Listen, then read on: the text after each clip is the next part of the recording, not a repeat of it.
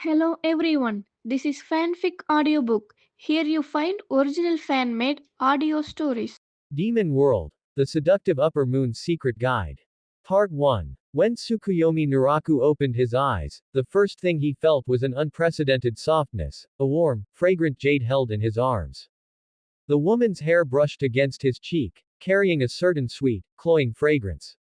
It took him a full 3 seconds to confirm that he was still alive. Memories flashed like broken film, the screech of brakes, the sensation of weightlessness as his body was thrown, the intense pain of shattering bones, and then there was this moment. He looked around, his consciousness gradually clearing. This was a room in the typical Edo period style, with sliding paper doors half open, revealing a dimly visible corridor outside. A few paper lanterns were lit inside the room, casting ambiguous, dim yellow shadows on the tatami mats. On the walls hung ukiyo-e-style erotic paintings, and the exquisite screen was embroidered with patterns of cherry blossoms and cranes. The air was filled with incense, alcohol, and a certain indescribable sweet, metallic smell. The bedding beneath him was made of expensive silk, cool to the touch. A guzheng was placed in one corner of the room, and on a small table beside it sat an empty wine flask and 2 cups. But the most striking thing was the woman in his arms. She was nestled against his chest, her kimono loosely opened, exposing her fair shoulders and neck.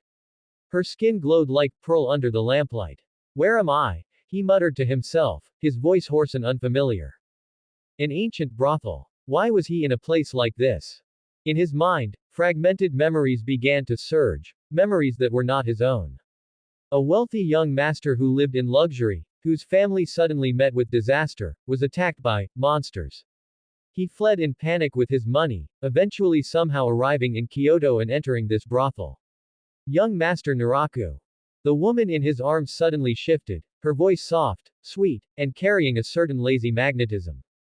She raised her face and looked at Tsukuyomi Naraku. It was a breathtakingly beautiful face. Her skin was like the finest white porcelain, delicate and flawless. Her slender eyebrows curved slightly upwards, and there was a tiny, crimson tear mole at the corner of her eye, like a drop of congealed blood. Her eyes were amber, glowing with a faint golden light under the lamp, and something seemed to flow deep within her pupils. Her nose bridge was high, her lip shape perfect, and her lip color a natural cherry pink, slightly moist. She looked at Tsukuyomi Naraku, her eyes holding a hint of confusion and amusement. Tsukuyomi Naraku was momentarily lost in contemplation. What a beauty, such looks were simply otherworldly. Why are you spacing out, young Master Naraku? The woman chuckled, reaching out to gently stroke his cheek. Perhaps the alcohol hasn't worn off yet. Her fingertips were icy cold, and the touch sent a shiver through Naraku Yuian. Tsukuyomi Naraku was momentarily stunned. He could even feel the warmth of her body through the thin kimono, and smell a unique fragrance in her hair. Not any kind of floral scent, but more like a spice mixed with a metallic odor. "Where am I?" he muttered, his voice hoarse. Then, something deep in his mind clicked, like a lock being opened. A door. A massive, bronze-colored door, suspended deep within his consciousness. The door was covered in runes he didn't recognize, but right in the center, there were 4 clear, unmistakable Chinese characters. Demon Slayer. Kimetsu no Yaiba. Naraku Yuian's heart suddenly leapt. Demon Slayer. Kimetsu no Yaiba, the anime he had followed in his previous life, that dangerous world filled with man-eating demons. Ordinary people were like walking snacks, and even members of the Demon Slayer Corps could not escape death, let alone the pillars who struggled against the upper-rank demon. Cold sweat instantly drenched his back. He looked around the Japanese-style room again, combining the sudden influx of non-native memories. The original owner was a wealthy young master whose family was devoured by monsters, and he fled in panic with his money, eventually arriving at this brothel for some reason. I transmigrated into the world of Demon Slayer, Kimetsu no Yaiba. This thought made Tsukuyomi Naraku feel dizzy. If that was true, his current situation was starting on hell difficulty. The survival rate for ordinary people in this world was pitifully low, not to mention that he was currently in a place of pleasure. Just then, the woman in his arms shifted. She stared at him curiously. Her eyes were beautiful, like polished glass, with a faint golden sheen in her pupils. "Young Master Naraku, what's wrong?"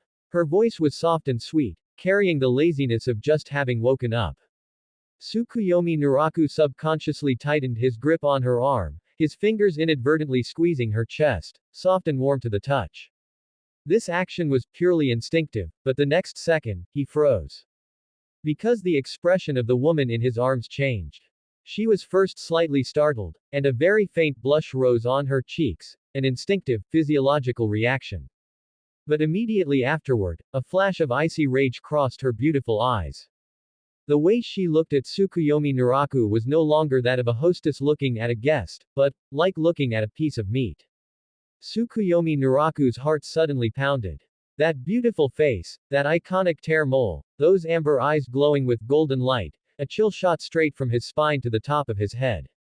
That face, he felt like he had seen it somewhere before. It was like in the anime, in the manga, in that bloody and cruel world overrun by man-eating demons. Daki. He almost silently whispered the name in his heart.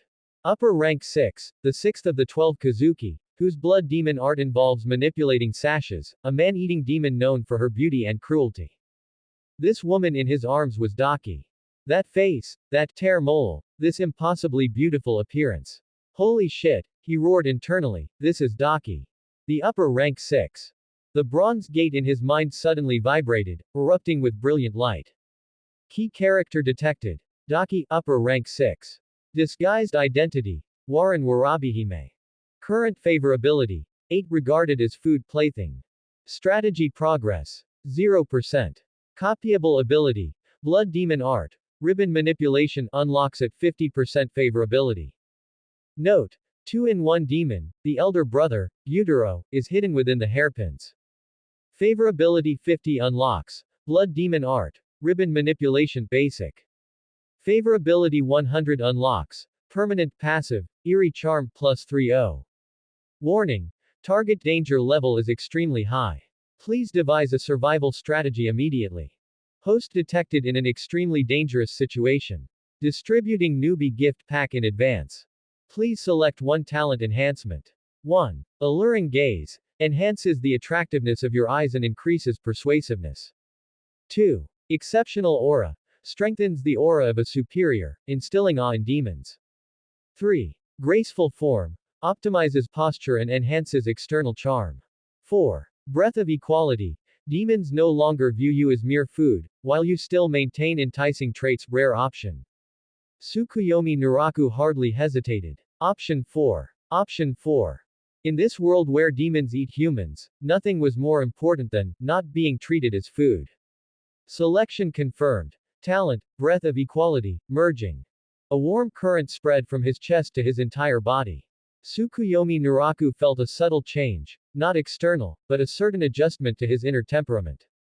He looked at Daki and found that the annoyance in her eyes had faded slightly, replaced by a sense of confusion. You. Daki frowned slightly, her finger pressing gently against Tsukuyomi Naraku's chest. You are quite bold, however. Her fingertip exerted a bit of force, and Tsukuyomi Naraku felt a sharp sting.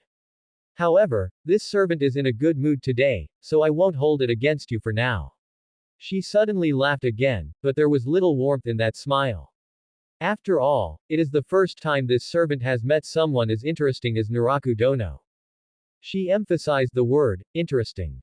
Tsukuyomi Naraku forced himself to calm down. He knew he had to say something, or he really might become a meal on her plate. Please forgive me, my lady, he said, trying his best to make his voice sound steady. It is truly because my lady is too beautiful that humble address could not help but be captivated. Daki's favorability. -2 current. 6. It can actually decrease. I overdid the flattery. Tsukuyomi Naraku quickly adjusted his strategy. According to the original story, Daki and Gyutaro were severely bullied because of their low birth and ugly appearance, so they might have a special resonance with those who are discriminated against. He took a deep breath, a hint of bitterness appearing in his eyes. Actually, humble address was not trying to be frivolous just now, I was simply reminded of some past events.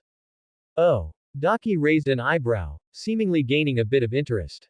What events? Does my lady know that humble address comes from the Tsukuyomi family of Kanto? Tsukuyomi Naraku began weaving a lie, combining the memory fragments of his original body with some of his own experiences.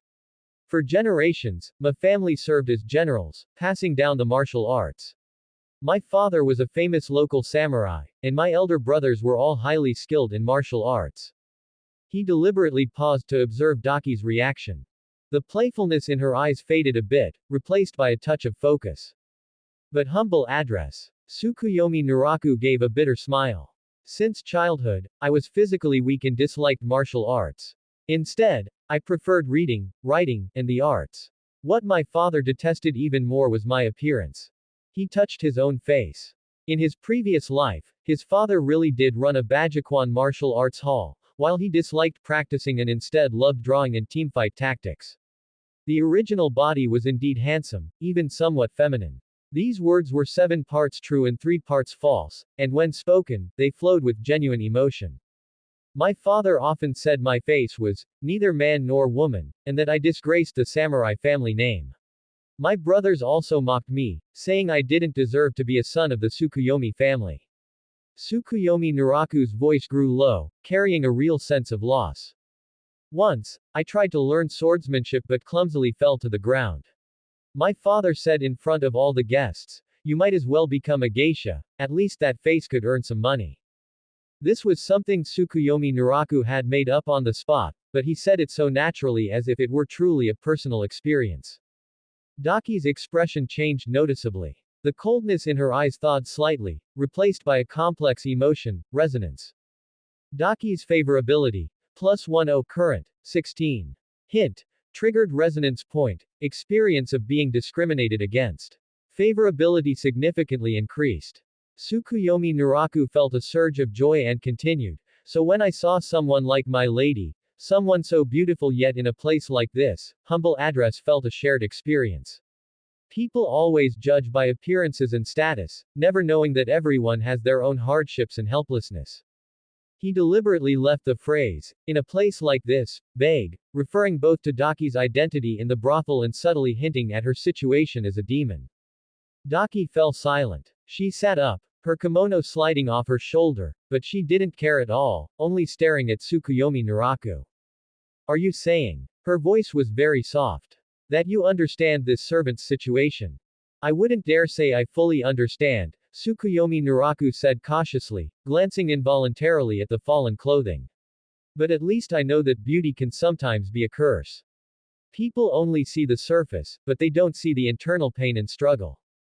These words struck almost directly at the deepest part of Daki's heart. As the daughter of a former courtesan, she had been pursued for her beauty, but also envied and bullied because of it. After becoming a demon, although she gained power, that feeling of being objectified never disappeared. In Lord Muzan's eyes, she was also just a tool.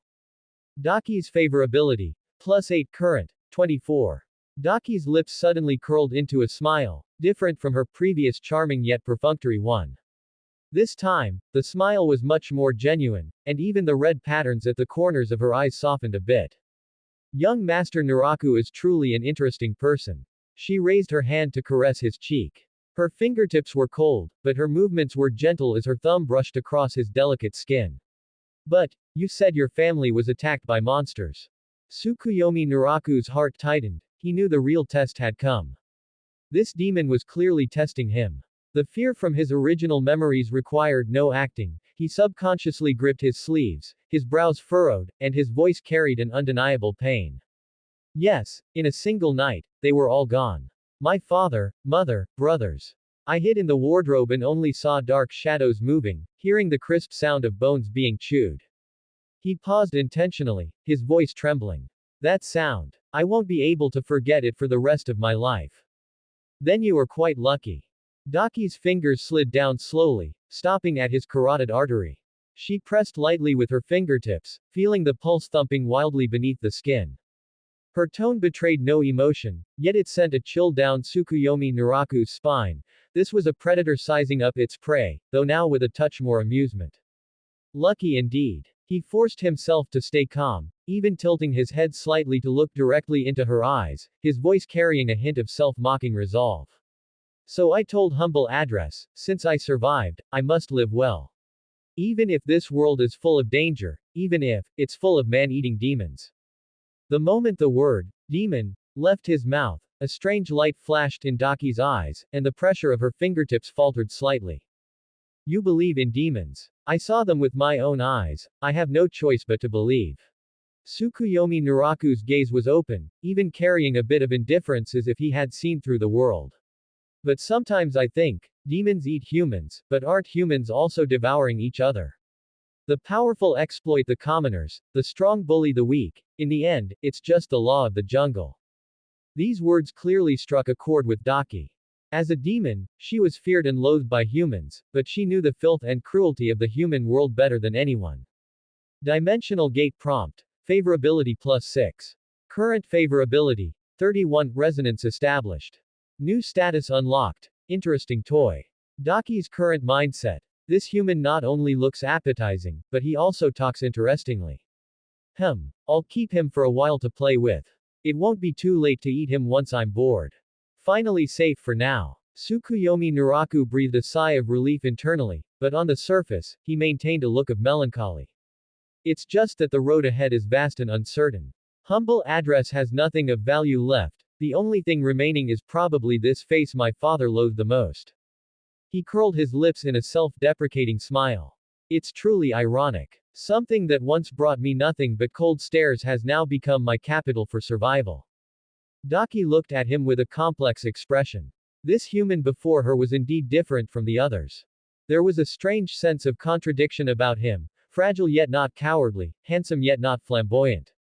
Especially that, non-food, attraction, it made her feel both curious and unable to resist getting closer. This contradictory feeling was something she had never experienced since becoming a demon. If Daki spoke suddenly, her voice as soft as moonlight. If this servant could give you a chance to survive, or even, gain power, would you be willing? Tsukuyomi Naraku's heart pounded wildly. He knew exactly what this implied, turning into a demon. But he couldn't agree immediately, it would be too suspicious. He feigned confusion and raised an eyebrow. What do you mean, miss? It's just a possibility. Daki didn't elaborate. She turned and walked to the window, the moonlight spilling over her, making her look as beautiful as a fragile bubble. Young Master Naraku, this servant gives you a suggestion, there's no need to wonder anymore. She looked back, her smile charming yet carrying an air of command. Stay here in this house. This servant will arrange a fine room for you. With this servant looking after you, no one in Kyoto will dare touch you. Tsukuyomi Naraku's heart stirred, the outside wasn't necessarily safer than here. But on his face, he maintained a perfect amount of surprise, which then dissolved into a smile that went with the flow. Oh. Then humble address is benefiting from Miss Warabihim's kindness. But wouldn't this be too much trouble for you? Trouble. Daki let out a soft laugh and walked up to him. She took out a silver hairpin from her sleeve, its head carved with an exquisite cherry blossom pattern. She personally tucked the hairpin into his lapel, her fingertips inadvertently brushing across his chest. Wear this. From now on, you are this servant's person. Her tone held a hint of possessiveness, yet she spoke as if treating a beloved toy. Come to this servant's room at this time tomorrow. Bring some interesting stories, this servant loves hearing stories the most. As you wish. Tsukuyomi Naraku nodded, his tone carrying the casualness expected of a young master from a wealthy family, neither overly respectful nor showing any resistance. He knew that this hairpin was both a protective talisman and a shackle. From then on, he was the demon's private property, but at least he didn't have to worry about becoming a meal for the time being. Just then, a maid entered and bowed. Lady Daki, the room is ready. Shall I take young Master Naraku there now? Yes. Daki waved her hand, her gaze lingering on Tsukuyomi Naraku's face for a moment with a touch of amusement. Go on, get some rest. Don't think about running away. Kyoto is vast, but you won't be able to escape. Tsukuyomi Naraku followed the maid out of the room without looking back. He could feel that gaze from behind, clinging to him like something physical. It was a predator's gaze upon its toy, filled with interest, yet hiding the danger of devouring everything at any moment. Stepping out of the main house, the Kyoto night enveloped the courtyard. Lanterns under the eaves swayed, casting mottled shadows. Tsukuyomi Naraku took a deep breath. Besides the scent of rouge and powder, there was a faint, lingering smell of blood in the air. He gripped the silver hairpin on his lapel. In his mind, the bronze gate floated quietly. Current status. Host. Tsukuyomi Naraku. Talent. Breath of Equality Beginner. Skills. None. Target. Daki. Favorability 31 100ths. Current identity. Daki's. Toy. Security level. Low. Survival countdown. Unknown. Being kept by an upper-rank demon, this is truly unprecedented. Tsukuyomi Naraku complained internally, yet his steps didn't falter. But it's fine. As long as I can survive, I don't mind being a toy or even a pet.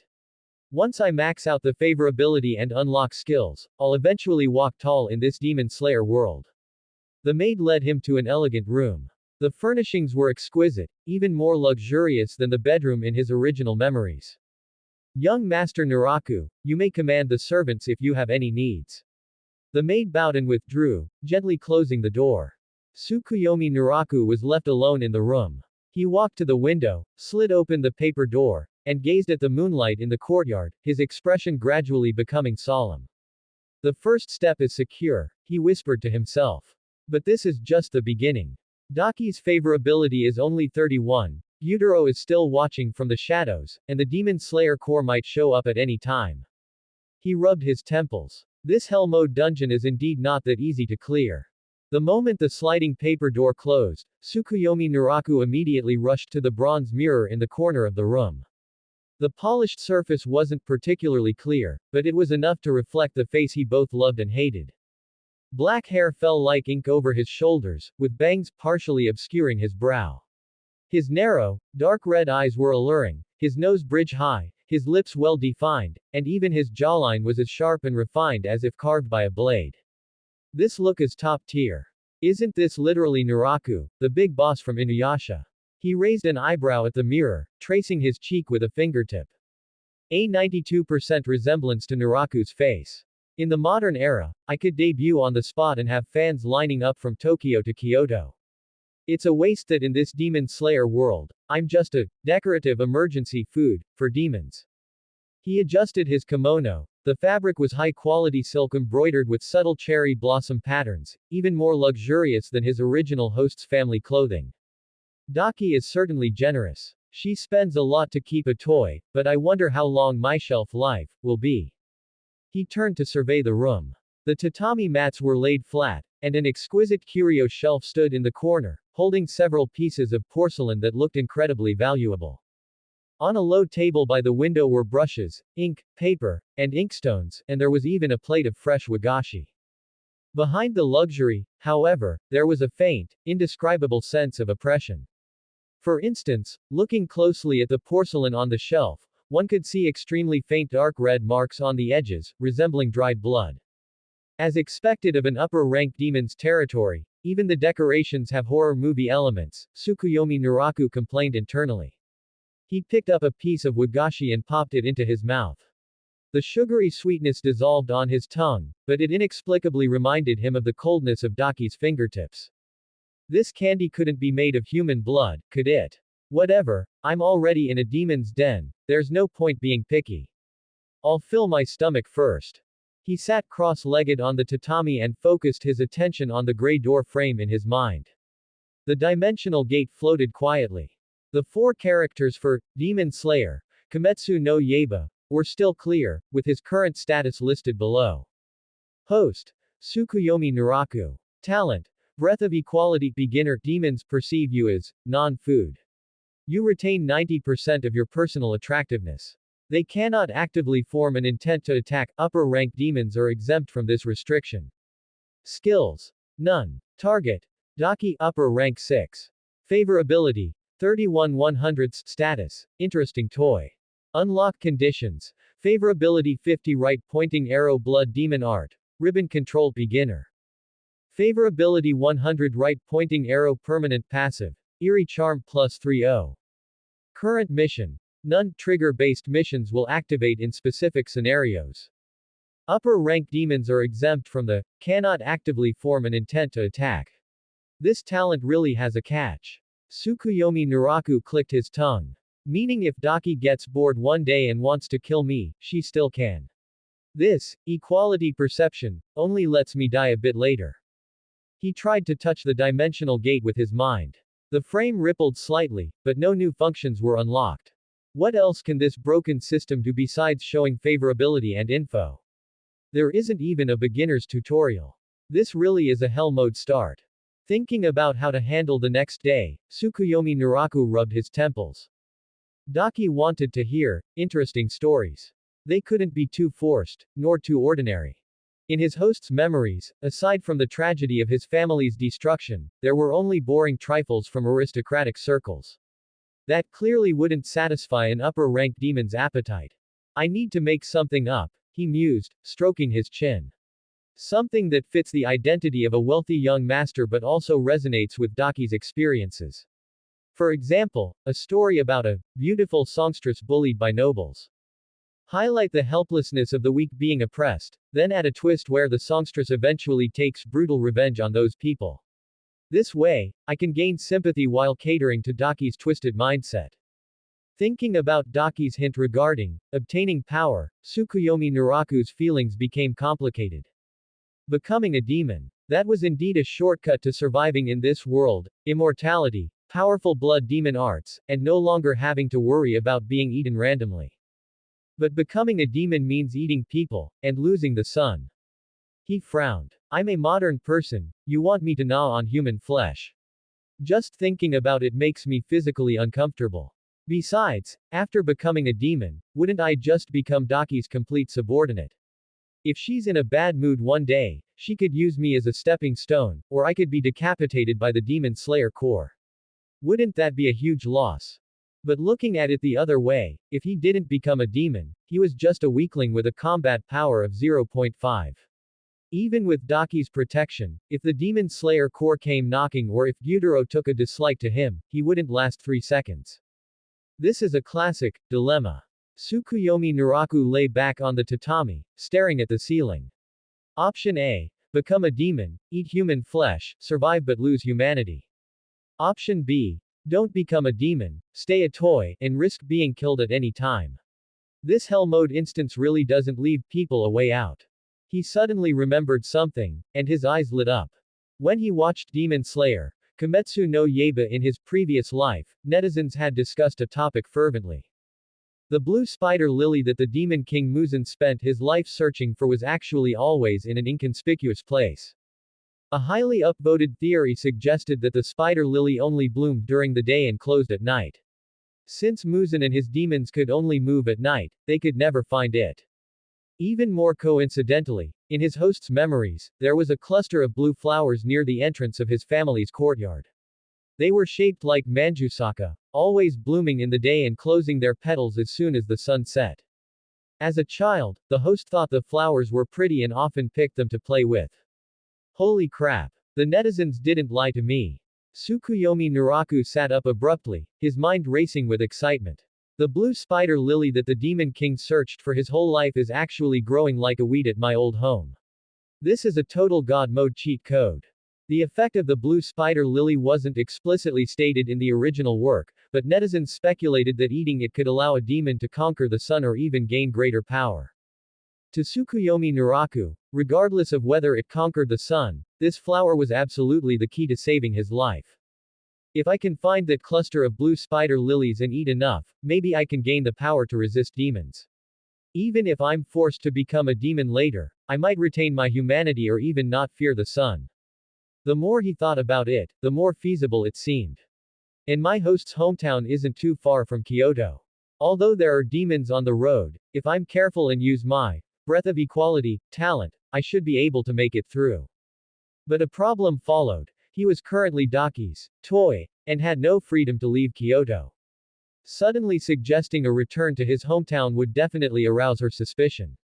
I have to take it slow. Tsukuyomi Naraku calmed down. First, I'll grind favorability to 50 to unlock the ribbon control skill so I have some self-defense capability. Then, I'll find a suitable excuse, like wanting to retrieve a memento from my mother, and slowly convince Daki. Since she finds me interesting right now, she shouldn't refuse easily.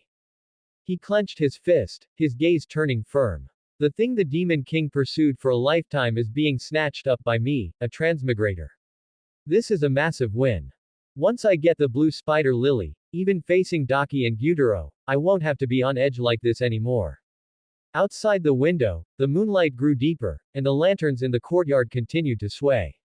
Tsukuyomi Naraku lay on the tatami, calculating his subsequent plans, complaining about the hell mode start while also being unable to help but feel expectant. After all, being able to survive in the Demon Slayer world relying on netizen theories and a Naraku face is an experience that's truly unprecedented. He yawned. Sleep first to recover my energy. Tomorrow, I'll give Daki a good story. As for the blue spider lily, it'll be mine sooner or later. In the night, the wagashi in the room emitted a sweet scent, and the porcelain on the curio shelf reflected a ghostly light. Tsukuyomi Naraku closed his eyes. In his ears, he could almost hear the faint wailing of demons in the distance, but he was no longer as terrified as before. He knew he had found the only shortcut to surviving in this man-eating world. As the morning light washed over the eaves of Kyoto, Tsukuyomi Naraku followed a maid through a deep corridor, the sliding paper doors tightly shut, isolating the daylight from the outside world. Arriving at Daki's courtyard, he pushed open the last heavy wooden door, and a warm, moist fragrance wafted toward him. There wasn't a hint of sunlight in the room, heavy, dark curtains hung on all four walls. A few whale oil lamps burned in the corners, their warm yellow light spreading across the tatami mats, making the furnishings appear even more exquisite and giving the cool air a somewhat viscous feel. He took a discreet glance around. The window cracks were sealed tight with dense velvet, preventing even a sliver of morning light from leaking in. He understood clearly in his heart. As expected of a demon, she truly cannot bear the sunlight. This thought only circled in his mind once before he suppressed it, his face maintaining that same casual, gentle smile. Good morning, Miss Warabihime. He raised his hands in a bow, his gaze sweeping over the figure sitting upright by the low table in the center of the room, and his heart couldn't help but skip a beat. Daki had changed into a smoky purple kimono today, the collar embroidered with dark gold vine patterns. Her black hair was loosely pinned up, secured only by a black jade hairpin, with a few stray strands hanging by her neck, making her face appear even fairer and more ethereal. The vermilion patterns on her left face glowed softly under the warm lamps. As her eyes flickered, a natural charm emanated from her, yet it carried a cold elegance that warned strangers to stay away. Tsukuyomi Naraku had to admit that, setting aside her identity as an upper-rank demon, this face was indeed breathtakingly beautiful. Even as a modern person who knew full well how dangerous she was, he couldn't help but feel a bit restless. Of course, that was provided he ignored the fact that she could tear him apart and devour him at any moment. Young Master Naraku is quite punctual. Daki looked up, her fingertips twirling a translucent grape, the warm yellow lamplight falling on her eyelashes and casting shallow shadows. Her voice was still soft and charming, but it held a bit more laziness than the previous night, clearly having just woken up. Tsukuyomi Naraku naturally sat down across from her, his gaze inadvertently sweeping across the four corners of the room. There were no gaps for light to pass through, and the flames of the whale oil lamps were steady without a hint of wind. Clearly, this room was a light-avoiding sanctuary specially arranged for her. He said nothing, simply taking the teacup handed to him by the maid. Only when his fingertips touched the warm wall of the cup did he slightly suppress the agitation rising in his heart from the close contact with such beauty. Thinking that I was to tell you an interesting story today, I naturally didn't dare to be negligent. He smiled warmly, his tone carrying a bit of sincere anticipation. I spent half the night pondering it and finally managed to straighten the story out a bit. Oh. Daki raised an eyebrow, her body leaning forward slightly as her vermilion lips curled into an alluring arc. Then the young master must tell it well, don't make this servant wait in vain. Tsukuyomi Naraku composed himself and began to detail the story he had already conceived. Once upon a time, there was a place called Chinglin Town. There lived a girl named Embroiderer. Although she came from a poor family, she was exceptionally beautiful. Many of the neighboring women were filled with envy, and rumors eventually reached the ears of a local powerful nobleman.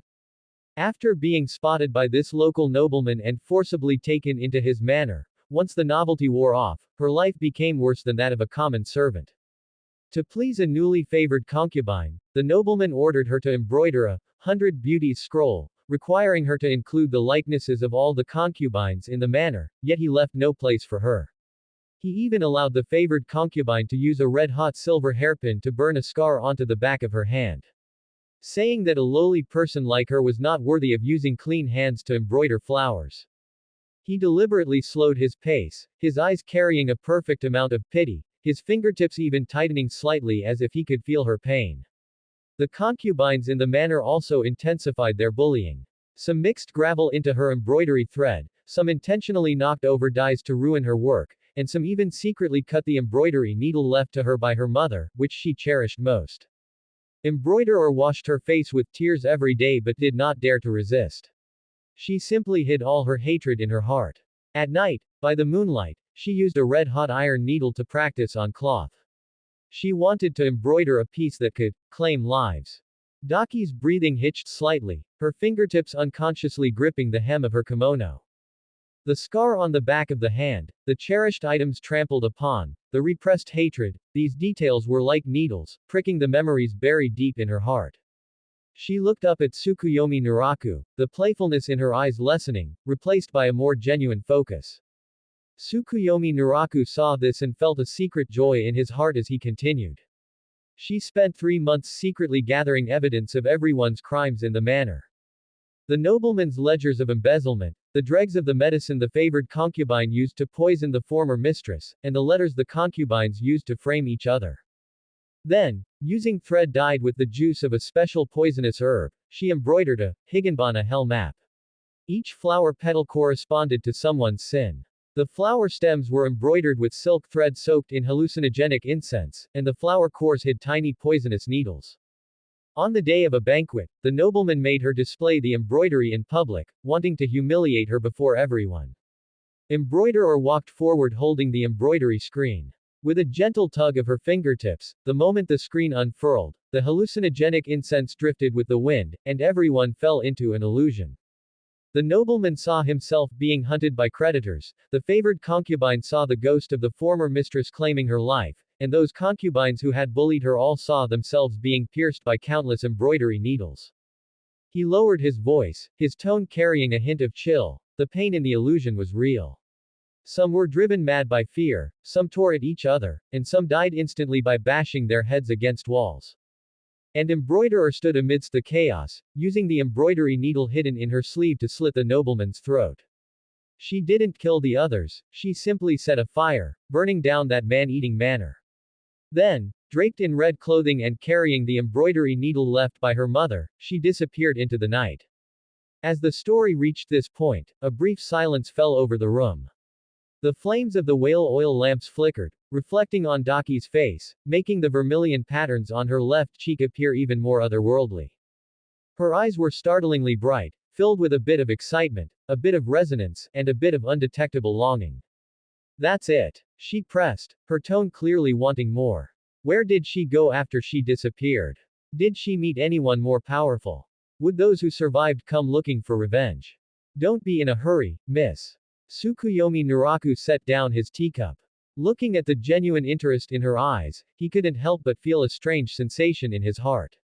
This demon was indeed breathtakingly beautiful, even her current appearance, tinged with hostility, held a fatal attraction.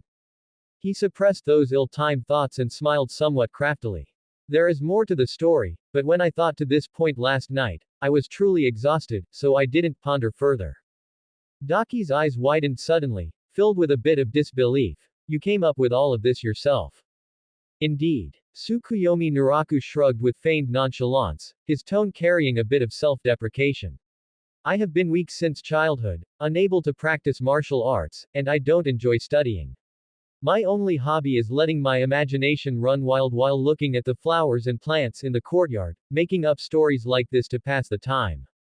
Inwardly, however, he was frantically thinking, this melodramatic revenge plot could be a 20-episode TV series in the modern world.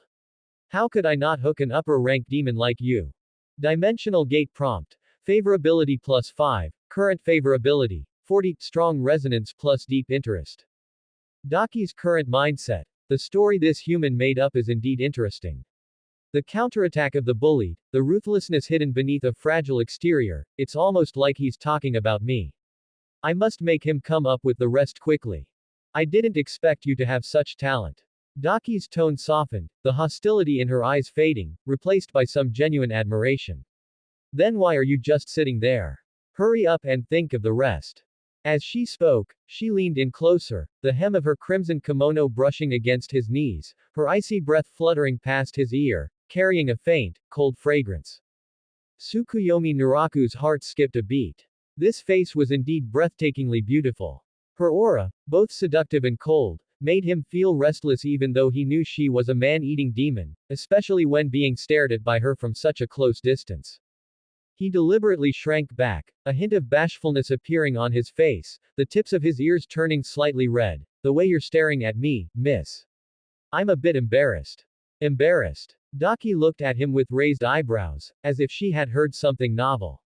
A flash of annoyance crossed her eyes, quickly replaced by playfulness. It's just making you tell a story, what's there to be shy about? She had lived for so long, and humans before her were either terrified or sycophantic. It was the first time she had seen someone dare to show such an expression in front of her. Yet, combined with his handsome face, she found it exceptionally interesting. It's not your fault, miss. Tsukuyomi Naraku lowered his gaze and lowered his voice, carrying a hint of sincere embarrassment. It's because you are simply too stunning. Looking at me from this close, I can't help but get distracted. I want to look at you properly, yet I also want to ponder the story. I'm truly failing to do both. These words were half true and half false. He was indeed afraid of being eaten, but he was also genuinely attracted to Daki's beauty. Being teased by her like this, he even felt a secret sense of enjoyment in his heart. Like dancing on the edge of a blade, dangerous, yet carrying a fatal thrill. Daki was clearly pleased by these words. She froze for a moment, then let out a low laugh. The red patterns at the corners of her eyes were tinged with mirth, and even the cold aura surrounding her softened a bit. You certainly have a way with words. She reached out her fingertip and lightly poked his cheek. The icy touch carried a hint of playfulness. But, is what you're saying true? Naturally, it is true. Tsukuyomi Naraku looked up at her, his eyes filled with undisguised admiration. In my life, humble address has never seen anyone as beautiful as you, miss. Even a glance feels like a desecration, let alone trying to think under your gaze. Internally, however, he was frantically ranting, Tsukuyomi Naraku, you shallow-face lover. Have you forgotten she's a man-eating demon? Once she gets bored, you'll be the first one she eats. Yet he couldn't control his mouth, thinking about waiting until his strength grew. This was likely the case of beauty leading one astray, even if the other party was a demon. Dimensional gate prompt. Favorability plus 4. Current favorability. 44 pleasure plus budding heartbeat. Daki's current mindset. This human is not only interesting but also knows how to appreciate this servant's beauty. He's much better than those fellows who only know fear or greed. I'll tease him more and see what other reactions he has. Daki suddenly leaned in close, almost trapping him between the back of the chair and herself. The crimson hem of her kimono draped over his legs, and her icy fingertips hooked a strand of his black hair, twirling it. Her face was extremely close to his, her vermilion lips almost touching the tip of his nose. Her voice was as soft as honey, carrying a fatal temptation. Since this servant makes you distracted, then why don't? She paused deliberately, watching Tsukuyomi Naraku's heart rate instantly accelerate, the smile in her eyes deepening. This servant gives you a kiss. Could you think of the sequel faster then? Cold sweat instantly broke out on Tsukuyomi Naraku's back, and his heart pounded as if it were about to explode. Fear and attraction intertwined, making his whole body tense. He feared this was Daki's way of testing him, feared that she would bite through his throat the next second. Yet looking at her peerless face so close and sensing the cold fragrance on her, he couldn't help but feel a hint of expectation. He feigned panic and turned his face away, the tips of his ears red enough to bleed, his voice stuttering slightly, Miss, don't be like this. Oh. Daki chuckled softly, her fingertips lightly pinching his earlobe. The icy touch made him shiver. What? This servant is being so good to you, and you're still unwilling. It's not that. Tsukuyomi Naraku's heart rate was so fast it made him dizzy. He wailed inwardly, how is this teasing? This is clearly a test of my willpower. The beauty of an upper-rank demon is indeed fatal. On the surface, he could only brace himself and act innocent. It's just that, such intimacy is too improper. Daki laughed even more happily, the playfulness in her eyes almost overflowing. She straightened up and sat back opposite him, but still stared at him with burning eyes. Her fingertips brushed across the low table, leaving a faint trail of chill. Then think of the sequel quickly. This servant doesn't have much patience to wait. If you can't think of it, she deliberately dragged out her tone, a hint of cunning flashing in her eyes, this servant will have to punish you in her own way. Tsukuyomi Naraku breathed a secret sigh of relief, yet couldn't help but feel a bit disappointed that hidden spark of expectation had ultimately come to nothing. He picked up his teacup and took a sip to calm his nerves, his mind rapidly constructing the sequel to the story. Don't be anxious, miss. After the embroiderer left the manor, she met a mysterious old woman. The old woman taught her even more powerful embroidery techniques that could turn the illusions within the embroidery into reality.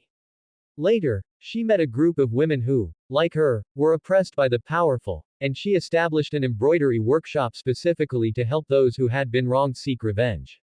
It's just that they've run into trouble recently. The workshop has been targeted by the local government, and I haven't thought of how they should respond yet. The government. Daki raised an eyebrow, clearly even more intrigued. How will they deal with the government? Will they use the embroidery to kill, or will they run away? It's a secret for now. Tsukuyomi Naraku looked at the expectation in her eyes, and the throb in his heart caused by her beauty became increasingly apparent. He knew he was likely crazy to actually develop a good impression of a man-eating demon. But he also knew that this favorability was built on the foundation of not being eaten for the time being. Once he lost his utility value, he would still be a plaything in the palm of her hand. He suppressed the complex emotions in his heart and smiled cunningly. I'll tell you once I've thought it through properly, miss. However, if you keep staring at me like this, miss, I'm afraid I won't finish the sequel in this lifetime. Daki let out a light laugh, the mirth in her eyes softening significantly. Fine, this servant won't stare at you. She rested her chin on her hand, her gaze still lingering on his face with a hint of lazy appreciation. Think slowly, this servant will wait. Tsukuyomi Naraku looked at her beautiful profile, listening to the faint sound of the whale oil lamp burning. A sudden, absurd thought surfaced in his mind. If she wasn't a demon, perhaps, this would be a nice encounter. But as soon as the thought appeared, he snuffed it out. He glanced at the tightly closed paper doors, remembering the fact that she couldn't stand sunlight, remembering that she was the upper rank 6 demon, and remembering the humans she had devoured. Dimensional gate prompt. Favorability +1. Current favorability. 45. Continuous attention, intense interest. New status unlocked. A boredom reliever worth anticipating. Daki's current mindset. This human not only has top-tier storytelling skills, but his looks also suit this servant's taste. After he finishes the story, perhaps, I can consider not killing him and keeping him by my side forever to relieve my boredom. Tsukuyomi Naraku looked at the system prompt, his heart settling slightly. With favorability breaking 45, he was getting closer and closer to unlocking the skill for ribbon manipulation. He knew that now was not the time to indulge in beauty, the matter of the Higanbana had to be put on the agenda as soon as possible. Only by obtaining that legendary flower could he truly possess the capital to contend with demons in this hellish dungeon, and only then could he enjoy this fatal beauty without fear. He looked up at Daki, his eyes still carrying a perfectly measured, gentle smile, while his mind was calculating. Next time he told the story, or perhaps if an opportunity arose later, he would mention going back to his hometown to fetch embroidery thread. After all, he could no longer wait to get his hands on that fate-changing Higanbana. Tsukuyomi Naraku picked up his teacup, his fingertips brushing against the warm porcelain. The warm yellow lamp light reflected on his eyelashes, casting faint shadows. He noticed Daki's gaze still lingering on his face, a gaze filled with obvious interest and anticipation. Just like a child staring at an unfinished bedtime story. Speaking of which, he suddenly spoke, his voice casual, does my lady ever feel bored in her daily life? Daki was slightly startled, clearly not expecting him to ask this. She tilted her head, her fingertips twirling a stray lock of hair, her tone languid, bored. Naturally, there are times of boredom. In this house, people come and go with the same faces, saying much the same things. It truly becomes tedious after listening for too long. Then what does my lady do when she is bored? Tsukuyomi Naraku leaned forward, his eyes as sincere as a curious student's. Surely you don't stay in this room all day long. Not necessarily. Daki raised an eyebrow, her gaze sweeping over the koto in the corner of the room. Occasionally I play the koto, or have the maids find some fresh novelties. A few days ago, someone sent a talking parrot, but it was so noisy that this servant threw it away after 2 days. She spoke nonchalantly, but Tsukuyomi Naraku caught a flash of irritability in her tone. Like a little princess locked in a magnificent cage, though she had fine food and clothing, she was restless with boredom. This discovery stirred his heart. Dimensional gate prompt. Target emotional fluctuation. Boredom. State confirmed. It seems my lady truly needs some new fun. Tsukuyomi Naraku smiled and set down his teacup. Humble Address happens to know an interesting game. It's simple and fun, and perfect for passing the time. Oh. Daki's interest was piqued, her body leaning forward slightly. What game? It's called treasure hunting at the fingertips. Tsukuyomi Naraku extended both hands, palms facing up. It's very simple. Humble Address will hide a small object in either hand, and my lady will guess which side it's in. If you guess right, you can ask Humble Address a question, anything at all. If you guess wrong, he paused intentionally, a hint of mischief flashing in his eyes. Then you must answer a question from Humble Address, and let Humble Address tease you a little. As for how to tease, the winner decides, but it must not hurt the other person. Daki was stunned for a moment, then burst into a sneer, the red markings at the corners of her eyes tinged with mockery. Naraku Dono, do you take this servant for a 3-year-old child? This kind of game. Don't be in a hurry, my lady. Tsukuyomi Naraku interrupted her, his gaze becoming serious. The interesting part of this game is that the rules must be followed. You cannot look while hiding, and you cannot use any abilities Toshi threw, when guessing. It relies purely on luck. Once improper means are used, the game loses its meaning. He observed Daki's expression and continued, Humble Address knows my lady's status is extraordinary, and seeing through Humble Address's tricks would be easy. But what would be the fun in that? The joy of a game lies in uncertainty, in that moment of anticipation and the surprise when the answer is revealed. Just like being unable to guess the ending when listening to a story. Daki fell silent for a moment, her gaze drifting over his face. She could sense this human's intention. It was both a test and a gesture of favor, but strangely, she didn't resent it. On the contrary, the feeling of being treated as an ordinary person was novel and somewhat attractive to her. She couldn't remember how many years it had been since anyone dared to play with her like this. Those humans were either trembling in fear, fawning with flattery, or were those demon slayer core fellows rushing forward with their swords. A relaxed, even slightly childish game like this. Fine. She suddenly spoke, her lips curling into an arc. This servant will play a few rounds with you. But let's be clear, if you cheat or intentionally let this servant win, this servant will be angry. That is only natural. Tsukuyomi Naraku was secretly delighted, but maintained a calm exterior. He pulled a small silver button from his sleeve. He had removed it from his kimono last night, its edges were rounded and wouldn't hurt the hand. Then, the first round begins. He put his hands behind his back and closed his eyes, moving slowly enough for Daki to clearly see the trajectory of his hands switching. From left hand to right, then back to the left, and finally extending his clenched fists in front of her. Yes, my lady, which hand is it in? Daki stared at the two identical hands. Her blood demon art could indeed easily detect the button's location, but she held back.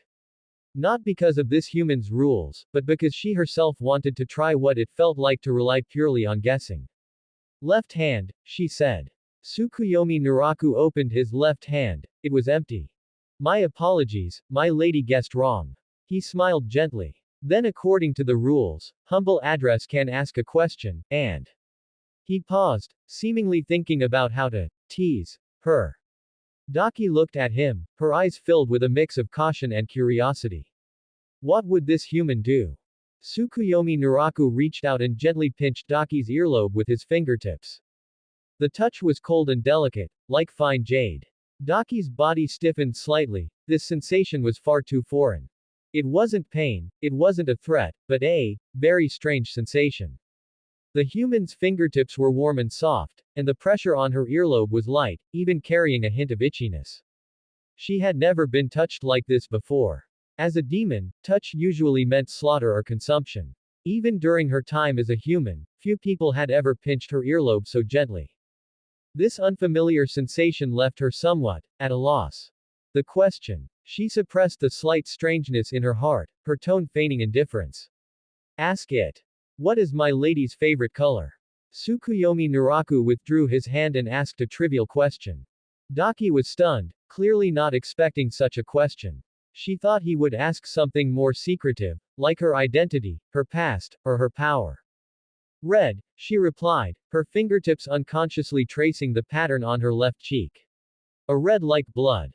Dimensional gate prompt. Favorability +2, current favorability 47.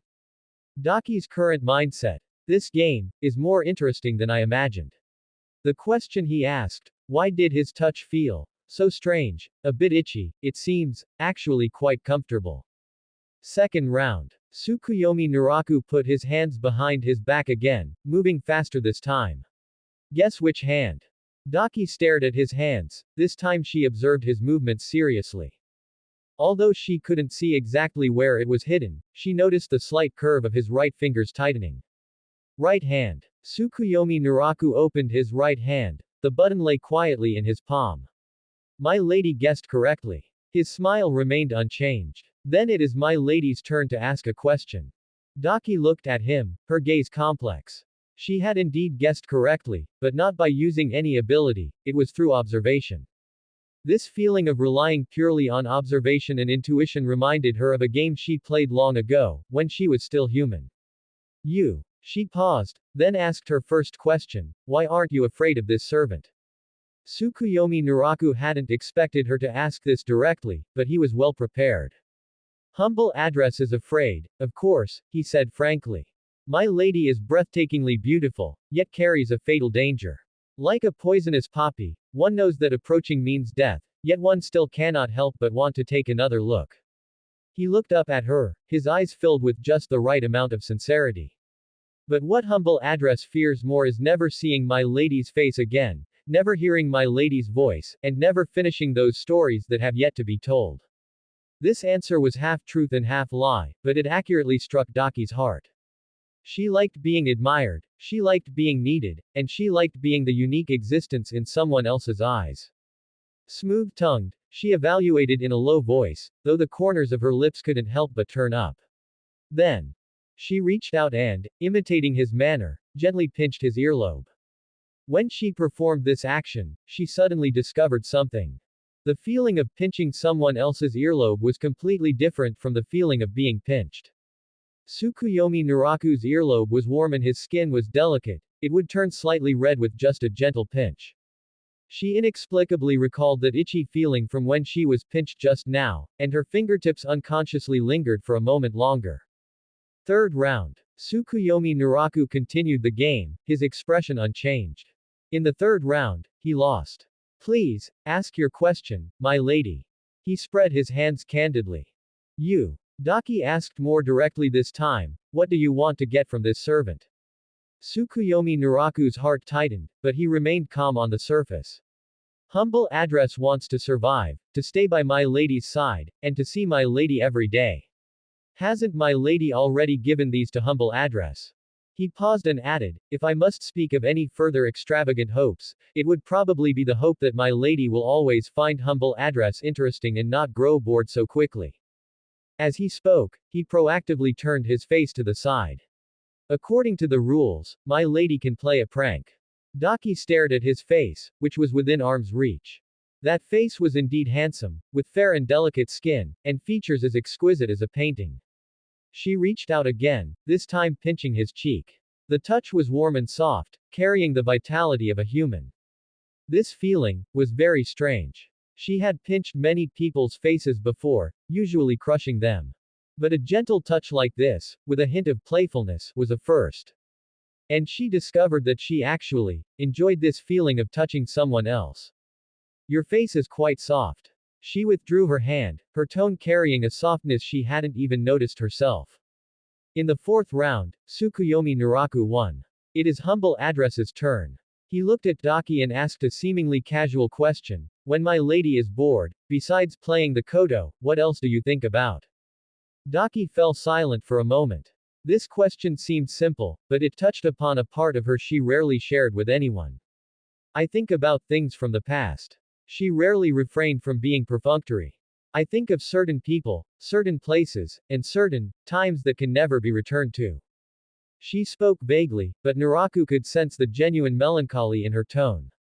Dimensional gate hint. Favorability +3, current favorability 50. Achievement unlocked. Blood Demon Art. Ribbon Control Basic. Skill description. Due to the special dual entity connection between Daki and Gyutaro, the origin Blood Demon Art obtained by the host is Ribbon Control, evolvable type. Currently can control up to 3 sashes for simple attack defense binding, consuming physical strength. After multiple uses, this Blood Demon Art has a chance to evolve into Gyutaro's Blood Scythe form. Note: evolution requires meeting the following conditions. 1. Favorability with Daki reaches 80 or above. 2. Blood Demon Art usage reaches 100 times or more. 3. The host's own understanding of negative emotions such as anger and resentment reaches a certain level. Tsukuyomi Naraku's heart jolted. Ribbon control. It can even evolve into Gyutaro's Blood Scythe. The rewards given by this system are simply too astonishing. I didn't expect to gather them so quickly. It seems I can change the plan a bit. But he remained calm on the surface, not showing even a hint of abnormality, only looking at Daki gently. It sounds like my lady is also a nostalgic person. Daki didn't respond, only giving a soft, In the fifth round, Daki lost. According to the rules, Tsukuyomi Naraku reached out, and this time he pinched Daki's other earlobe again. When his fingertips touched that cold skin, he could feel Daki's body visibly tremble. The reaction this time was even more obvious than the first. Daki herself was stunned. Just now, the sensation from her earlobe wasn't just an itch, but also a very strange tingling sensation that spread from her earlobe to the back of her neck, making her subconsciously shrug her shoulders. This feeling was so unfamiliar that she didn't even know how to describe it, she just felt that the sensation wasn't unpleasant. Humble Address's question is, Tsukuyomi Naraku withdrew his hand and asked a deeper question, what does my lady think is the most boring thing in this world? Daki thought for longer this time, seemingly calming that inexplicable feeling from just now. Pretense. She finally replied, her eyes turning cold. The pretense of humans, the pretense of demons, and the pretense of having to continue living. This answer caused Naraku's heart to jolt. He could hear the genuine exhaustion in those words. Can a demon who has lived for hundreds of years also feel that living is a burden? The game continued for several more rounds, and the questions gradually shifted from lighthearted to deep. Every time it was Tsukuyomi Naraku's turn to play a prank, he would choose to pinch Daki's earlobe. Because he noticed that Daki's reaction to this touch was becoming more and more obvious.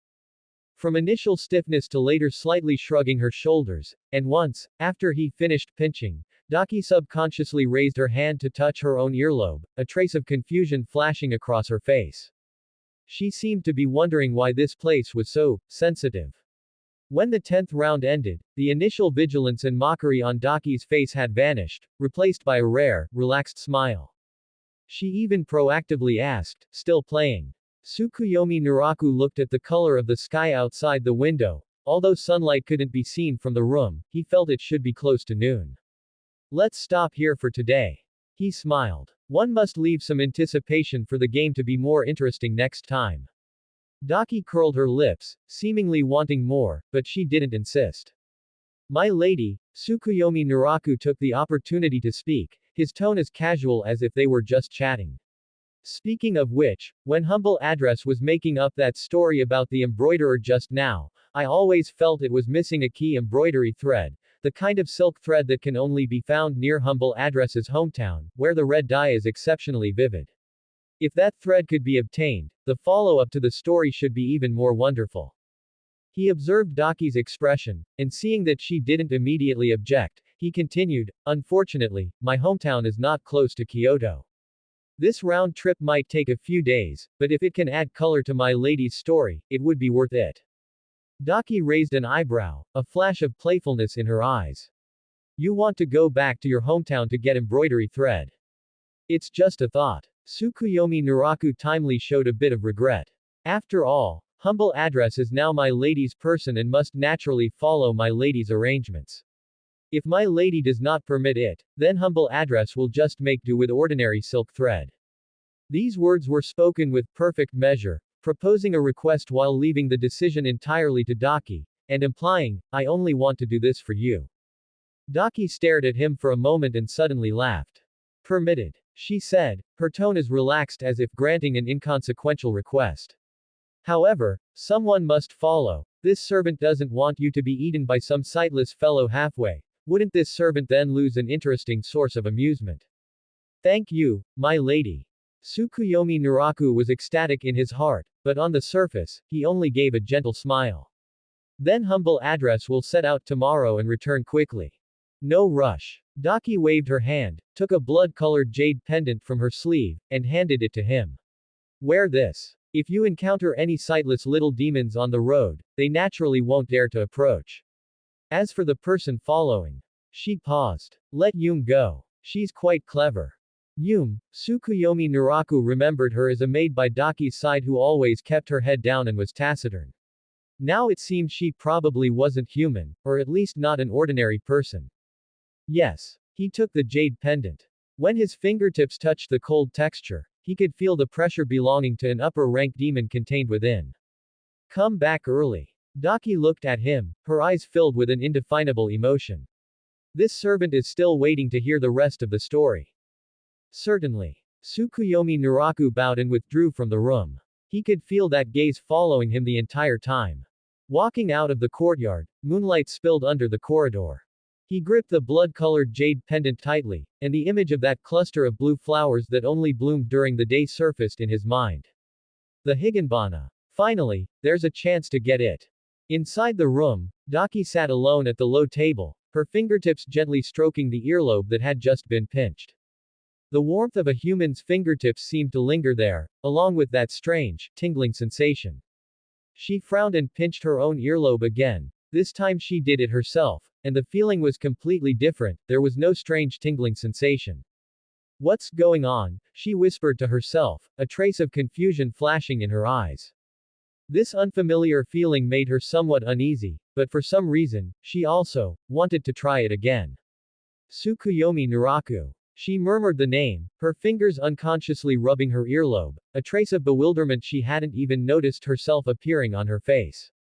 This human was indeed becoming more and more interesting, and along with it, even this strange touch had become interesting. As the first light of dawn spilled over the eaves, Tsukuyomi Naraku had already finished packing. He had specifically chosen to set out during the day. This was the safest time. Demons feared light, and even upper-rank demons would choose to be active at night. Putting on the dark blue kimono Daki had prepared for him and tying that blood-colored jade pendant to his waist, he carefully checked his luggage once more. Some gold and silver, dry rations, a water skin, and a bundle of embroidery thread samples for his cover story. When he pushed open the door, he was stunned. At the end of the corridor, that crimson figure stood quietly. Daki had actually come. Today she wore a light cherry blossom-colored overcoat, her long hair loosely pinned up, and the vermilion floral patterns on her left cheek looked exceptionally seductive in the morning light.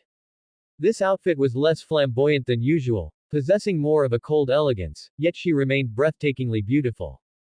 More importantly, it was currently daytime. Tsukuyomi Naraku's gaze swept past her side. The eaves of the corridor had been deliberately extended, casting deep shadows, and she happened to be standing in the thickest part of the shade, avoiding all direct sunlight. Even so, being able to appear in the daylight was enough to prove her strength. Why has Miss come? He stepped forward quickly, his tone carrying genuine surprise.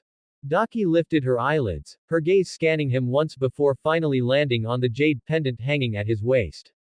To see how your preparations are coming along. Her voice was softer than it had been last night.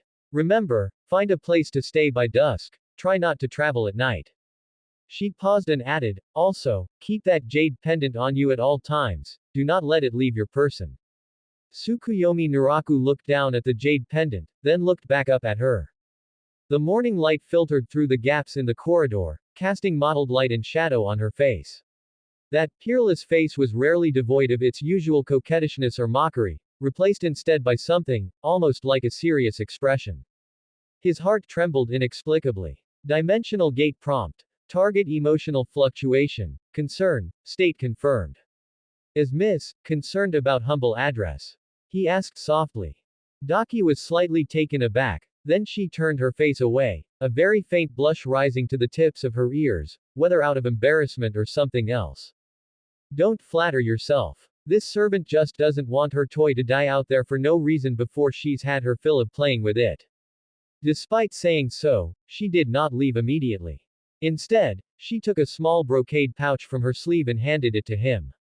Inside are some emergency medicines and a simple map of the Kyoto outskirts. If you run into trouble on the road, you can try giving this servant's name. Tsukuyomi Naraku took the brocade pouch, his fingertips brushing against her ice-cold hand, and that strange feeling in his heart grew stronger. This demon is actually quite cute. The moment this thought popped up, he startled himself. An upper-rank demon who lived on human flesh, an existence that could crush him at any moment, and he actually thought she was cute. He must be losing his mind over that face. But seeing that unnatural blush on Daki's profile in her act of coming specifically to see him off while feigning indifference, Tsukuyomi Naraku couldn't help but curl his lips.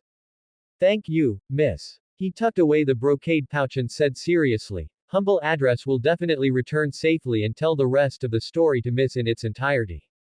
HMPH, it better be so. Daki waved her hand. Go quickly, don't miss the hour. May is already waiting for you at the entrance. She turned to leave but then stopped, looking back at him.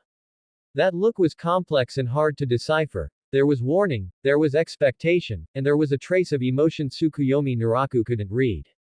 Remember, don't go out at night. Yes. Watching her crimson figure disappear into the depths of the corridor, Tsukuyomi Naraku stood still for a moment. His fingertips unconsciously rubbed the jade pendant at his waist. It seemed to still hold a trace of her aura, cold, yet carrying a strange sense of comfort. If she didn't eat people, perhaps she really would be a nice person. He shook his head, suppressing this dangerous thought. Now was not the time for idle thoughts. Obtaining the higanbana was the real business. Outside the side door of the brothel, a simple carriage had been waiting for a long time. The driver was a silent middle-aged man who merely bowed respectfully upon seeing Tsukuyomi Naraku, without saying a word. And the one standing by the carriage was exactly the May Daki had mentioned. She was a girl who looked no more than 14 or 15, wearing a dark blue maid's uniform, her hair neatly combed into a bun, and her face covered by a silver half mask that hid the area from her forehead to her right cheek. The exposed left half of her face was delicate and pale, her gaze so calm it was almost hollow. Lord Naraku. She bowed slightly, her voice flat and emotionless. Humble address is May, accompanying the Lord on his journey by order of Lady Warabihime. Tsukuyomi Naraku nodded, his gaze lingering for a moment on the mask on her face. The mask was exquisitely crafted with fine silver patterns along the edges, but it was clearly used to hide something. I'll be in your care, Miss May. The two of them boarded the carriage. The driver cracked the whip, and the wheels rolled over the bluestone road, slowly driving out of the streets and alleys of Kyoto. The space inside the carriage wasn't large, but it was arranged comfortably enough. Tsukuyomi Naraku sat by the window, watching the receding street scenery through the gaps in the bamboo blinds. May sat upright opposite him, hands folded on her lap, looking straight ahead like an exquisite doll. The silence lasted for about 15 minutes before Tsukuyomi Naraku decided to speak first. He needed to understand this traveling companion and also pave the way for the upcoming journey. How long has Miss May been following Miss Warabihime? May looked up at him, her eyes beneath the mask calm and rippleless. 3 years. 3 years, then Miss May must know Miss Warabihime very well. Tsukuyomi Naraku smiled, his tone casual. Humble address is a newcomer and does not understand the lady's likes and habits very well. If there are any offenses in the future, I hope Miss May can offer a pointer or two. May was silent for a moment before slowly speaking. Lady Warabihime likes quiet and hates noise. She likes red and hates hypocrites. She grants protection to the loyal, and to the betrayers. She didn't finish, but the meaning behind her words was already obvious. It sounds like Miss May respects Miss Warabihime very much. Tsukuyomi Naraku observed her expression. Though she wore a mask, he could sense from her eyes and tone that when Lady Warabihime was mentioned, a flash of light would pass through May's almost hollow eyes. Lady Warabihime saved humble address. May's voice remained flat, yet it gained a trace of a hard-to-detect fluctuation. This life of mine was given by the lady. Dimensional gate prompt. Target information probe. May. Identity. Daki's personal maid guard. Status. Die-hard loyal, loyalty 99 100ths. Remarks. Has severe facial scarring. Voluntarily followed Daki after being saved by her. Possesses basic combat abilities and can handle ordinary demons. Tsukuyomi Naraku's heart stirred. Saved by Daki. That was interesting. In the original work, Daki's name before becoming a demon was Yume, and now there was a girl by her side also called May, with a mask covering scars on her face. Was it a coincidence? Or was Daki deliberately looking for existences similar to her own past? He recalled Daki's expression last night when she mentioned remembering things from before, and that genuine sense of melancholy. Perhaps this girl named May was exactly a projection of some emotion of Daki's. A girl who had experienced a similar fate and needed to be saved. Miss May's face, he spoke tentatively, is it injured? May's body visibly stiffened for a moment, her fingers tightening unconsciously. After a moment, she said in a low voice, yes, but it's no longer important. Lady Warabihime does not despise it, and that is enough. The words were spoken flatly, but Tsukuyomi Naraku could hear the bitterness within. A young girl with facial scars severe enough to require a mask. In this era that valued appearance, she had likely experienced much bullying and discrimination. And Daki had saved her, giving her a place to belong and value. It was almost as if Daki was saving her former self. My apologies, I was being too forward. Tsukuyomi Naraku apologized at the appropriate moment and changed the subject. Speaking of which, the place we are going this time is my hometown, a small settlement called Tsukuyomi Village. Have you ever traveled far before, Miss May? Rarely, May relaxed slightly. I spend most of my time by Lady Daki's side. Then consider this trip a way to relax, Tsukuyomi Naraku smiled. The countryside may be simple, but the scenery is quite nice. Especially in this season, the mountain wildflowers are in bloom, and the air is much fresher than in Kyoto. May glanced at him, a flicker of confusion in her eyes, as if she didn't understand why he would be interested in things like scenery, or air. But she didn't ask further, only nodding her head. The carriage continued forward, its wheels making a rhythmic sound as they rolled over the dirt road. Tsukuyomi Naraku leaned against the window, watching the scenery gradually transition from town to fields, while his mind plotted something else. May's loyalty was high, it was almost impossible to turn her or bribe her. This meant she would report his every move truthfully to Daki throughout the journey. Therefore, the matter of obtaining the higanbana had to be done with extreme secrecy, so she wouldn't notice anything unusual. Fortunately, the original owner's hometown did indeed have a special kind of blue silk thread. It was dyed using a local plant called ghost grass, with a bright and long-lasting color that was somewhat famous even in Kyoto. Using collecting embroidery thread as an excuse was perfectly reasonable. As for the higanbana, according to the original owner's memory, the flower grew right at the entrance to his old home's courtyard, mixed in with a large patch of wildflowers and weeds, looking quite unremarkable. When the time came, he would just need to pick it secretly while May wasn't paying attention. It shouldn't be difficult. The problem lay in the fact that the flower only bloomed during the day and closed at night. And Daki had instructed him to settle down by evening, which meant he had to complete the collection within the limited daylight hours while avoiding May's gaze. Miss May, he suddenly spoke up, according to the itinerary, we should reach Tsukuyomi village around evening. Having traveled all day, Why don't we rest in the village for a night and start our business tomorrow? Mei thought for a moment and nodded. Very well, but the young master must promise me not to leave the lodgings after nightfall. Naturally, Tsukuyomi Naraku smiled. I did promise Miss Warabihime that I would never go out at night. When he mentioned Miss Warabihime, he noticed Mei's gaze soften for an instant. Clearly, this young girl's loyalty to Daki had reached a level bordering on religious faith. The carriage continued on, the afternoon sun spilling into the cabin through the bamboo blinds, feeling warm and cozy. Tsukuyomi Naraku closed his eyes to rest, but his mind was repeatedly rehearsing the upcoming plan.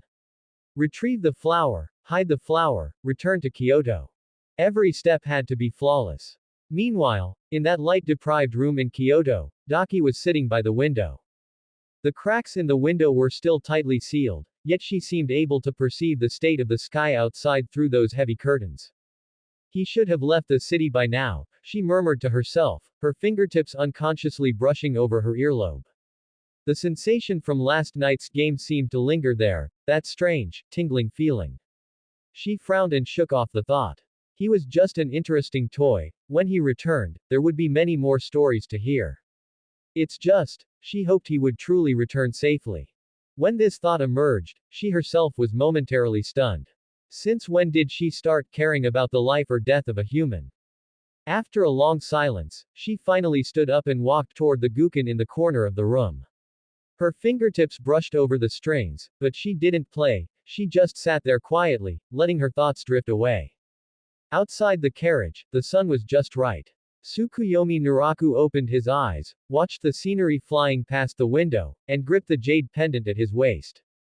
Higanbana, I'm coming. As the evening glow dyed Tsukuyomi village in a warm golden hue, the carriage slowly stopped at the village entrance. Tsukuyomi Naraku lifted the carriage curtain, gazing at this village that was both familiar and strange.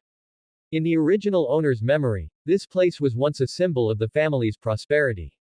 The main road, paved with bluestone, was flanked by neat courtyards with wind chimes hanging under the eaves. Every festival, the whole village would gather in front of the Tsukuyomi family estate to celebrate. Now, the main road remained, but most of the houses on either side were dilapidated, many courtyards were overgrown with weeds, and the wind chimes on the eaves were covered in rust. The most prominent feature was the largest mansion at the east end of the village. The Tsukuyomi ancestral home was now pitch black, its doors and windows broken, its walls crumbling, lying in the twilight like a massive skeleton. Young master, where shall we stay? Mei's voice came from behind him, calm and steady. Tsukuyomi Naraku withdrew his gaze and pointed to the only two-story wooden building in the village that still had its lights on. There, the only inn in Tsukuyomi village. He chose not to return to the ancestral home. Firstly, it was a haunted house and likely a place the villagers avoided. Secondly, if the demons that attacked the family years ago ever returned to check, staying there would be walking right into a trap. The carriage stopped in front of the inn. The innkeeper was a short, stout man in his 50s. When he saw Tsukuyomi Naraku, he was first stunned, then his eyes widened. You are young Master Naraku. Clearly, the original owner's face was highly recognizable in the village. Indeed, Tsukuyomi Naraku smiled gently. Uncle Tanaka, it's been a long time. It really is young Master Naraku. Boss Tanaka was so excited his hands were shaking. You're still alive. The heavens have eyes, the heavens have eyes. After the Tsukuyomi family was wiped out overnight, the whole village thought this most favored and delicate young master had died long ago. They hadn't expected him to actually survive and return. Uncle Tanaka, I need 2 guest rooms for one night. Tsukuyomi Naraku didn't dwell on the past and went straight to the point. Also, I'd like to ask for your help with something. Just say the word, young master. As long as I can do it, I definitely will. Boss Tanaka promised, patting his chest. I need some embroidery materials, specifically the blue silk thread dyed with ghost grass. I want the most vibrant kind. As Tsukuyomi Naraku spoke, he took out a silver ingot from his robe. This is a deposit. The more material, the better, I'll need it first thing tomorrow morning. Boss Tanaka took the silver and nodded repeatedly. Thread dyed with ghost grass. Yes.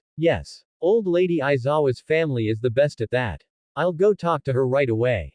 Thank you. Tsukuyomi Naraku paused, then added, by the way, I also need some floral materials for dyeing, the kind with particularly vibrant colors that can be used directly for fabric. I remember there seemed to be some near my old home, but I can't recall the exact location. Do you know, uncle? This was the groundwork he was laying for picking the higanbana. Boss Tanaka thought for a moment. Vibrant flowers, is the young master talking about that patch of wildflowers on the hill behind the village? They bloom so vividly every year in this season, red, yellow, blue, all sorts. But can those flowers be used for dyeing? Old Tanaka isn't quite sure. No matter, I'll go take a look. Humble address tomorrow, Tsukuyomi Naraku smiled. I'll treat it as a stroll. After arranging the accommodations, Tsukuyomi Naraku and Mei went to their respective rooms. The room was simple but fairly clean. Tsukuyomi Naraku placed his luggage on the tatami mat and immediately opened the window, looking toward the ancestral home. The twilight deepened, and the silhouette of the ancestral home loomed in the dim light. The courtyard entrance, it should be right there. He took a deep breath, suppressing the excitement in his heart. Tomorrow morning, he would be able to get the higanbana. Early the next morning, just as the sky was beginning to brighten, Tsukuyomi Naraku woke up. He changed into simple clothes suitable for movement, and when he pushed open the door, Mei was already waiting outside. Miss Mei, you're up quite early. He smiled. Have you had breakfast? I have. Mei was still wearing that silver half mask, her voice flat. Is the young master going to gather floral materials today? Yes, and I'll stop by my old home while I'm at it. Tsukuyomi Naraku's tone was casual. Though the house is abandoned, it's where I grew up, after all. I still have some sentimental attachment to it. After the two of them had a simple breakfast, they headed toward the hillside behind the village. On the way, Tsukuyomi Naraku intentionally slowed his pace, pretending to admire the scenery, while actually observing the terrain and comparing it to his memories. Speaking of which, Miss Mei's face, he suddenly spoke, his tone carrying a hint of probing and distraction. Is the injury very serious? Mei's body visibly stiffened, her fingers subconsciously reaching for the edge of her mask. Apologies, it was humble address being forward. Tsukuyomi Naraku apologized at the right moment, but continued, however, humble address feels that Miss Mei needn't worry too much about your appearance. People who truly matter won't change their minds because of looks. Just like Miss Warabihime, she has never looked down on you, has she? At the mention of Miss Warabihime, Mei's eyes softened for a moment, but then quickly returned to calm.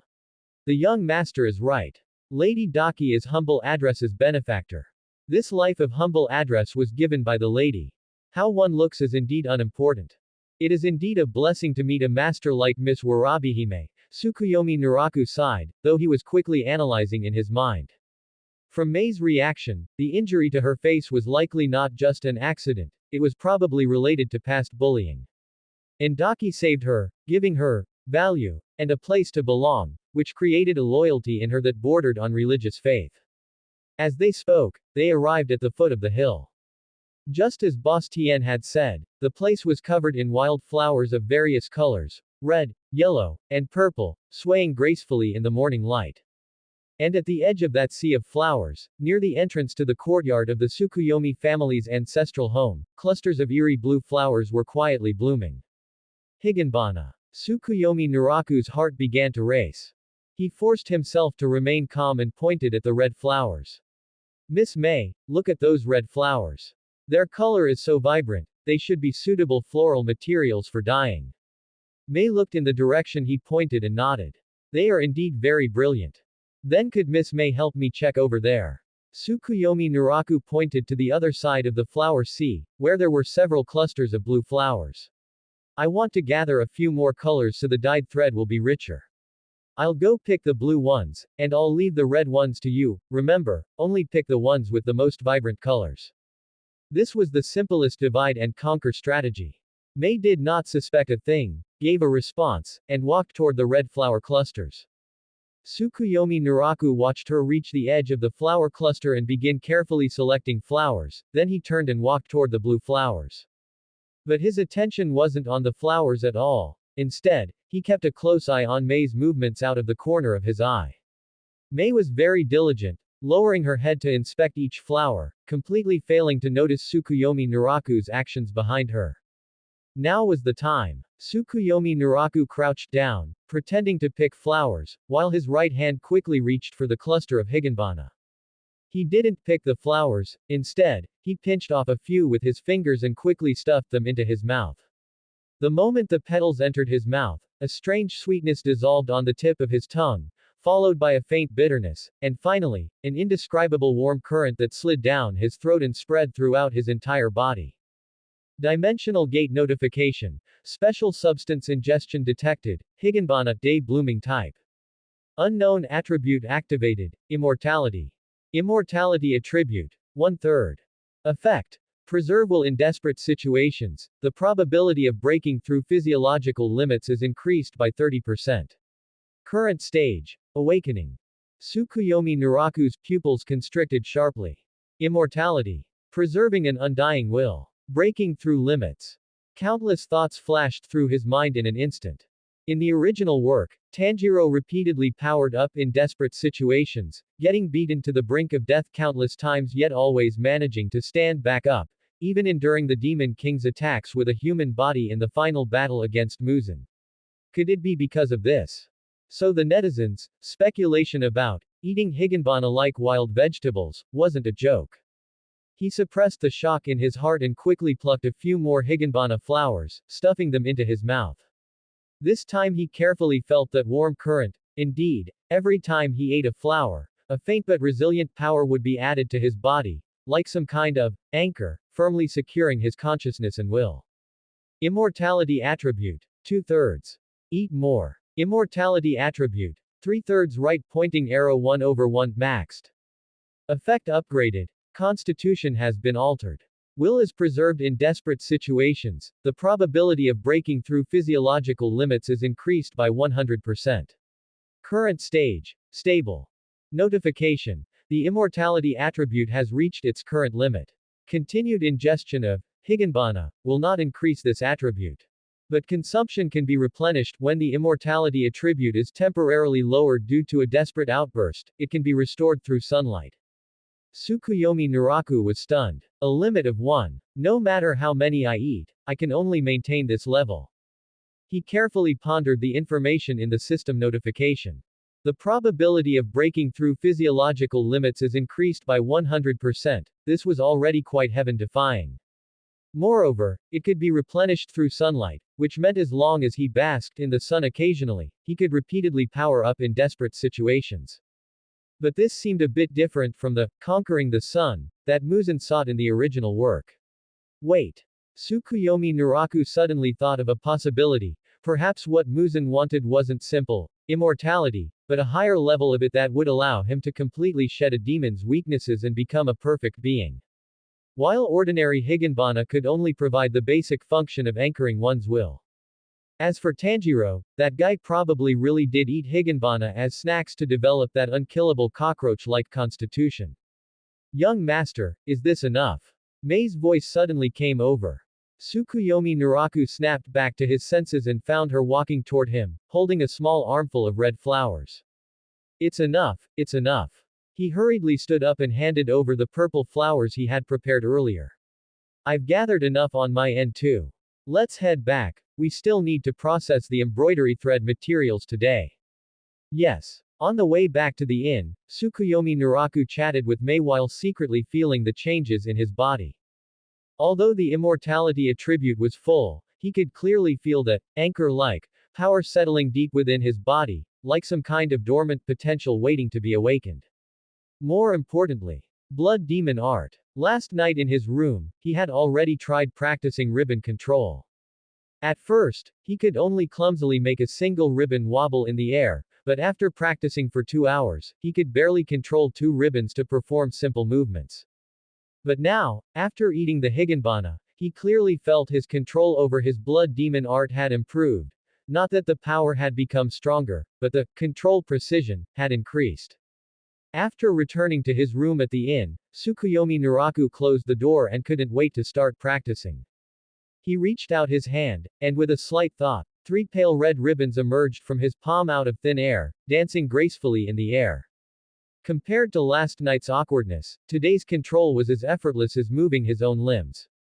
The ribbons could bend, rotate, and entwine according to his will, and could even precisely wrap around a teacup on the other side of the room and bring it over steadily.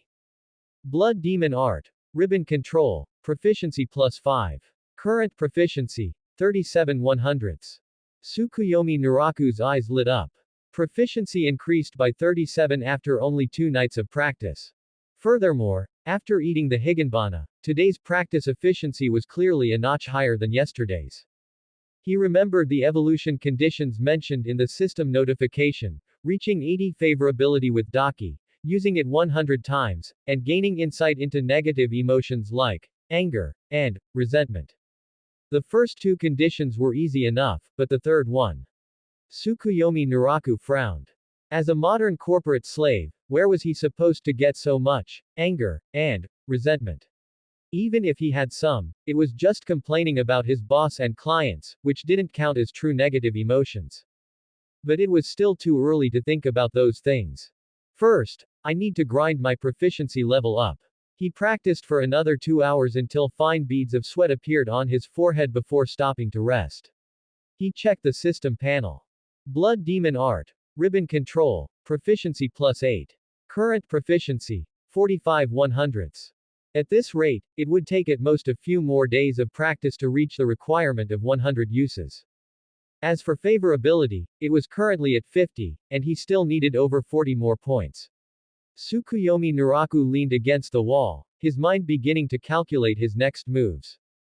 Outside the window, the moonlight was like water, spilling over his calm face. The blood-colored jade pendant at his waist shimmered faintly in the dark. It was Daki's scent marker, both a protection and a form of surveillance.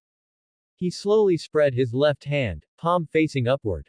With a slight flicker of thought, a faint wisp of red energy seeped from his palm, twisting and condensing in the air before finally transforming into a slender, translucent blood-colored ribbon. The ribbon was about 3 feet long, its edges blurred like mist, floating gently in the moonlight. He stared at the ribbon with a complex expression. This was the blood demon art rewarded by the system, the core ability of Daki and Gyutaro. Though it was only in its most basic form, the feeling of controlling the energy was incredibly clear, as if the ribbon were an extension of his own body. But a problem came with it. After I go back, I absolutely cannot practice this anymore. Tsukuyomi Naraku whispered to himself, flicking his finger as the ribbon dissipated into red mist. He couldn't let Daki sense that he possessed a power derived from the same source as hers. The perception of an upper-rank demon far exceeded that of ordinary people, let alone a blood demon art originating from her own essence. Once discovered, explaining it would be extremely troublesome. How could a human possess a demon's blood demon art? And her exclusive ability at that? Thinking of this, a bolder plan emerged in his mind. What if I actually become a demon? Once the thought surfaced, he could no longer suppress it. Daki had once hinted at the possibility of gaining power, and Tsukuyomi Naraku knew exactly what that meant, drinking her blood and turning into a demon. Possessing immortality, possessing great strength, possessing a long life. More importantly, if he became a demon, he could use the blood demon art openly, even claiming that his awakened ability just happened to be ribbon control. After all, blood demon arts were diverse and strange, having similar abilities wasn't too far-fetched. And, he subconsciously touched his chest. There, a strange sensation was slowly circulating, it was the immortality attribute brought by the higanbana. Though it was only 1 point, the perception of unyielding will in desperate straits was exceptionally clear, as if an unimaginable power would erupt at the brink of life and death. If I become a demon and combine it with the higanbana. Tsukuyomi Naraku closed his eyes, calculating the possibilities in his mind. In the original story, Tamayo and Nezuko, one overcame control, and the other not only overcame control but also the sunlight. Tamayo relied on centuries of research and her hatred for Muzan, while Nezuko relied on deep sleep and a constitution potentially from her family eating higanbana like wild vegetables. As for himself, with the immortality attribute from the higanbana, along with modern knowledge and system assistance, he might truly find a way to overcome sunlight in a short time. Once successful, he would become the first demon who didn't fear the sun. This would be the power Muzan dreamed of, and it would also be his greatest trump card for survival. Of course, the risk was also immense. Becoming a demon meant completely breaking away from the human camp. The Demon Slayer Corps would become his enemies, and the Hashira of the Demon Slayer Corps would not hesitate to slay him. And the demon camp was by no means a safe haven. The upper ranks plotted against each other, and Muzan was even more temperamental, viewing his subordinates as disposable pawns. Not to mention that after becoming a demon, one must eat humans. Tsukuyomi Naraku didn't know if he could accept that. But at least, on Daki's side. He opened his eyes, the moonlight reflecting a cold light in his pupils. Daki's favorability toward him had reached 50. Although he was still essentially an interesting toy, she was at least willing to protect him, give him the chance to tell stories, and even care about his safety. If he became a demon, perhaps he could truly integrate into her world and become her kind. At that time, favorability might increase faster, and more abilities might be unlocked. Furthermore, with the status of a demon, he could stay by her side legitimately without worrying about being eaten one day. As long as he remained useful and interesting. But I shouldn't rush it. Tsukuyomi Naraku stood up, walked to the window, and pushed it open a crack. The night breeze blew in with a chill. The distant mountains and forests were pitch black, with the occasional cry of a nocturnal bird. He was still human now, which was his greatest disadvantage and his greatest advantage. The disadvantage lay in being fragile, short-lived, and powerless to protect himself. The advantage was that Daki was interested in him, and this interest was largely built on his status as a human. If he suddenly became a demon, would she feel that he had lost that specialness? After all, to her, demons were everywhere, but interesting humans were rare. Therefore, the timing of becoming a demon had to be chosen carefully.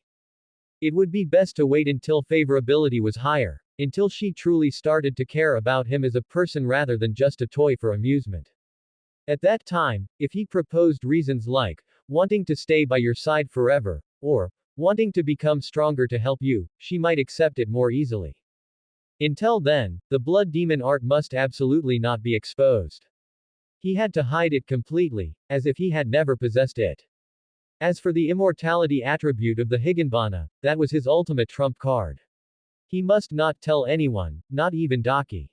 First, return safely. Tsukuyomi Naraku took a deep breath, closed the window, and went back to lie on the tatami mat. The icy touch of the jade pendant at his waist came through his clothes. It was Daki's scent and the bond between him and the most dangerous demon in this world. He closed his eyes, and in his mind appeared Daki's stunning face with its eerie floral patterns, the complex and unreadable look in her eyes when she pinched his earlobe, and the flash of concern during their farewell this morning. If I don't eat people. He repeated the thought from earlier that day in a low voice, but his lips couldn't help but curl into a bitter smile. How could that be possible? She was upper rank 6, an evil demon who had eaten countless people. She might have had sympathy when she saved Yume, and she might be interested in him, but none of that could change her nature of feeding on humans. But even so, Tsukuyomi Naraku could feel a small, inappropriate stir in his heart. Perhaps it was the noble aesthetic of this body's original owner at work, perhaps it was his own superficiality as a modern person, or perhaps, it was just that in this hellishly difficult world, having caught hold of the only life-saving straw that looked decent, he couldn't help but want to rely on it. What a hassle. He rolled over, his fingers unconsciously tracing the patterns on the jade pendant. The road ahead would require every step to be taken with extreme caution. Hiding the blood demon art, hiding the secret of the Higanbana, maintaining his persona, increasing favorability, finding the right timing, and the ultimate goal was to survive. Whether as a human or as a demon. Just survive. Outside the window, the night deepened. In the distant mountains and forests, there seemed to be the howling of wild beasts, or perhaps, not beasts. Tsukuyomi Naraku gripped the jade pendant and closed his eyes. Tomorrow, he would return to Kyoto. Returning to the side of that beautiful demon to continue this dangerous and subtle game. And the stake of the game was his life. The tranquility of the late night was torn apart by a piercing sound. Tsukuyomi Naraku jolted awake from a light sleep. His consciousness was still muddled, but he subconsciously cursed, "Who the hell is tearing the house down in the middle of the night?" As soon as the words left his mouth, he realized something was wrong. That sound, it wasn't the house being torn down. It was the sound of chewing. A sticky, slow chewing sound accompanied by the crisp crack of breaking bones came from the room next door. Separated only by a thin wooden wall, it was clear enough to make one's scalp tingle. Tsukuyomi Naraku was instantly wide awake, cold sweat soaking the back of his shirt. He froze on the bed, holding even his breath, while his ears strained to catch every movement outside. The chewing continued for about the time it takes to drink a cup of tea, then stopped abruptly. A deathly silence followed. It was too quiet, so quiet he could hear the frantic thumping of his own heart. Tsukuyomi Naraku slowly sat up from the bed, his movements so light they didn't make a sound. He reached into his robe and gripped the cold jade pendant. Daki's aura enveloped his fingertips, bringing a faint sense of security. Then, footsteps. Very light and very slow, they came from the end of the corridor, approaching his door step by step. They stopped at the door. Is anyone there? A soft female voice rang out, sounding somewhat panicked and helpless. My companion seems to have fallen ill. Could you help me? Tsukuyomi Naraku's heart sank. They're even role-playing. He held his breath and remained motionless, not even daring to blink. The woman outside the door waited for a few seconds. Hearing no response, she knocked gently again. Please, it's really urgent. I can't manage on my own. Her voice carried just the right amount of a sob. If it were an ordinary traveler, they probably would have opened the door. But Tsukuyomi Naraku only gripped the jade pendant tighter, while his other hand quietly reached toward the side of his pillow. There lay a short sword that Daki had Plum give him before they set out, saying it was for self-defense. The woman outside asked twice more, her tone growing increasingly anxious. Then, her patience ran out. Bang! The wooden door was smashed open from the outside by a massive force, sending wood splinters flying. A figure rushed in, moving so fast it was almost a blur. But Tsukuyomi Naraku saw it clearly. That was no woman at all.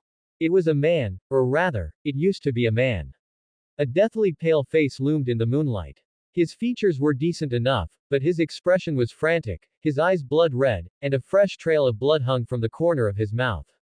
His body was hunched as if suffering from long-term malnutrition, yet his exposed arms and calves were knotted with muscle. His skin was a sickly grayish-white, covered in a network of blue-black veins. The front of his clothes was splattered with dark red blood, and a heavy stench of gore instantly filled the room. A demon. Tsukuyomi Naraku's heart nearly leapt out of his throat. This was the first time he had seen a real demon at such close range while fully conscious. Not Daki's beautiful and dangerous disguise, but a naked, man-eating monster. Fear poured over him like ice water, but he forced himself to stay calm. Don't panic, absolutely do not panic. His hand was still inside his robe, the texture of the jade pendant pressing into his palm. He slowly withdrew his hand and held the jade pendant out in front of him. The blood-colored jade pendant glowed dimly in the moonlight, faintly emitting the aura belonging to an upper-rank demon. Almost simultaneously, the door to the adjacent room was also burst open. Yume's figure flashed in like a ghost, a long, slender short sword in her hand, the blade glinting coldly in the moonlight. She stood in front of Tsukuyomi Naraku, her eyes behind the mask locked onto the demon. Stand down, Yume's voice was icy. This person is an important subordinate of Lady Daki.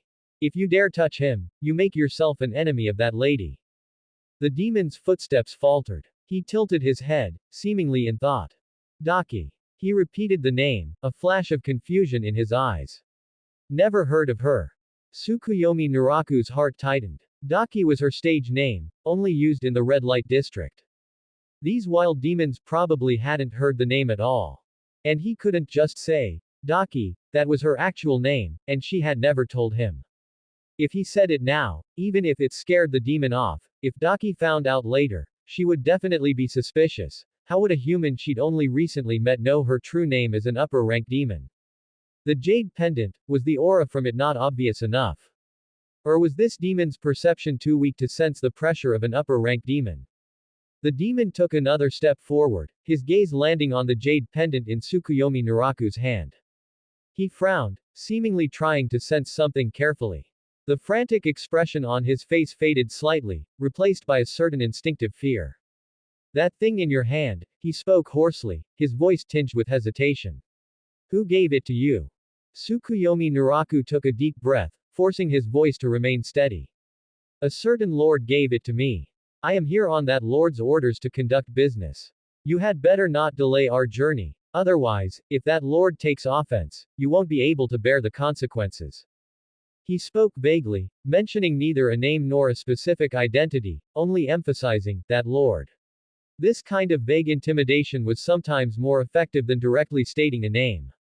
The demon indeed hesitated. He stared at the jade pendant for a few seconds, then at Yume standing in front, and finally his gaze landed on Tsukuyomi Naraku, a gaze filled with greed and struggle. This human had a strange attraction. It was that extremely rare scent of flesh and blood that seemed to contain a special energy, which held a fatal allure for him. Although he didn't know why, he didn't feel the same urge to eat as with previous humans he'd seen, but if he could consume this person, his power would surely increase significantly, perhaps even breaking through his current bottleneck. He was a demon with ideals and ambition, he wouldn't refuse to eat just because the food didn't seem appetizing. But, the aura on that jade pendant, though faint, carried a pressure that made his very soul tremble. That was the aura of a superior, an existence that a wild demon like him could never hope to contend with. To eat, or not to eat. His fangs glinted in the moonlight, his Adam's apple bobbing as he let out a low, beast-like growl. Yume gripped the hilt of her sword, her body leaning forward slightly, ready to attack at any moment. She could sense that this demon's strength wasn't particularly great, but demons in a state of frenzy were often more dangerous. They would lunge at their prey regardless of the cost, even if it meant mutual destruction. Tsukuyomi Naraku's palms were slick with sweat. He could feel the demon's struggle, feel that greed was almost on the verge of overwhelming fear. If this demon really did lunge forward recklessly, could Yume stop him? Would the intimidation of the jade pendant fail? Time seemed to freeze. Every second felt as long as a year. Finally, the demon took a step back. Consider yourself lucky, he said through gritted teeth, the greed in his eyes nearly overflowing. But next time, if I catch you alone in the wild. He didn't finish, but the implication was clear. With that, he turned and his figure flickered like a ghost, vanishing out the door and into the darkness of the hallway. The sound of footsteps faded until they disappeared entirely. Mei maintained her guard for another dozen seconds before slowly relaxing. She turned around and looked at Tsukuyomi Naraku. Are you alright, young master? Only then did Tsukuyomi Naraku realize his entire body was trembling slightly. He took a deep breath, forcing himself to calm down. I'm fine, thank you, Miss Mei. Mei nodded, walked to the smashed door to check the situation outside, then looked back and said, this place isn't safe to stay. Though that demon retreated, he might still be lingering nearby. We should leave right now. Now. Tsukuyomi Naraku glanced out the window, the night was deep, and there were at least 4 hours until dawn. Yes, Mei's voice was firm.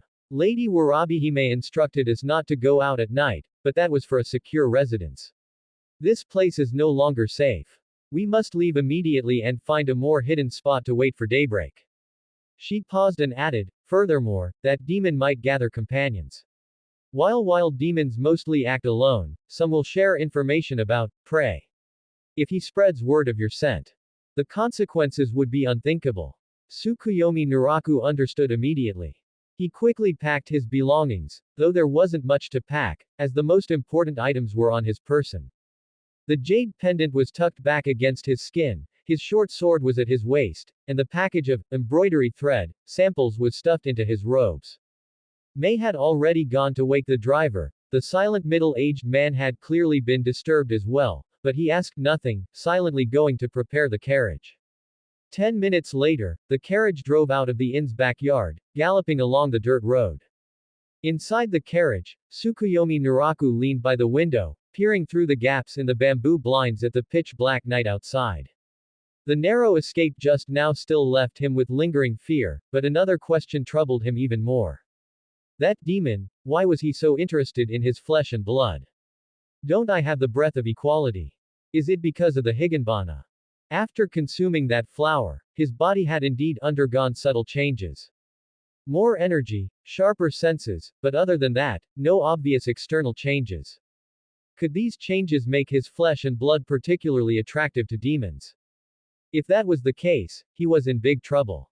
It meant he not only had to hide his secrets from Daki, but also watch out for every wild demon that caught his scent. And, would Daki also notice the specialty of his flesh? The thought made a chill run down his spine. Miss May, he suddenly spoke up, that demon just now, have you encountered a similar situation before? May was sitting opposite him, wiping her short sword. Hearing him, she looked up, her eyes behind the mask calm and rippleless. I have. Wild demons are mostly undiscriminating, they'll pounce as long as they sense a human aura.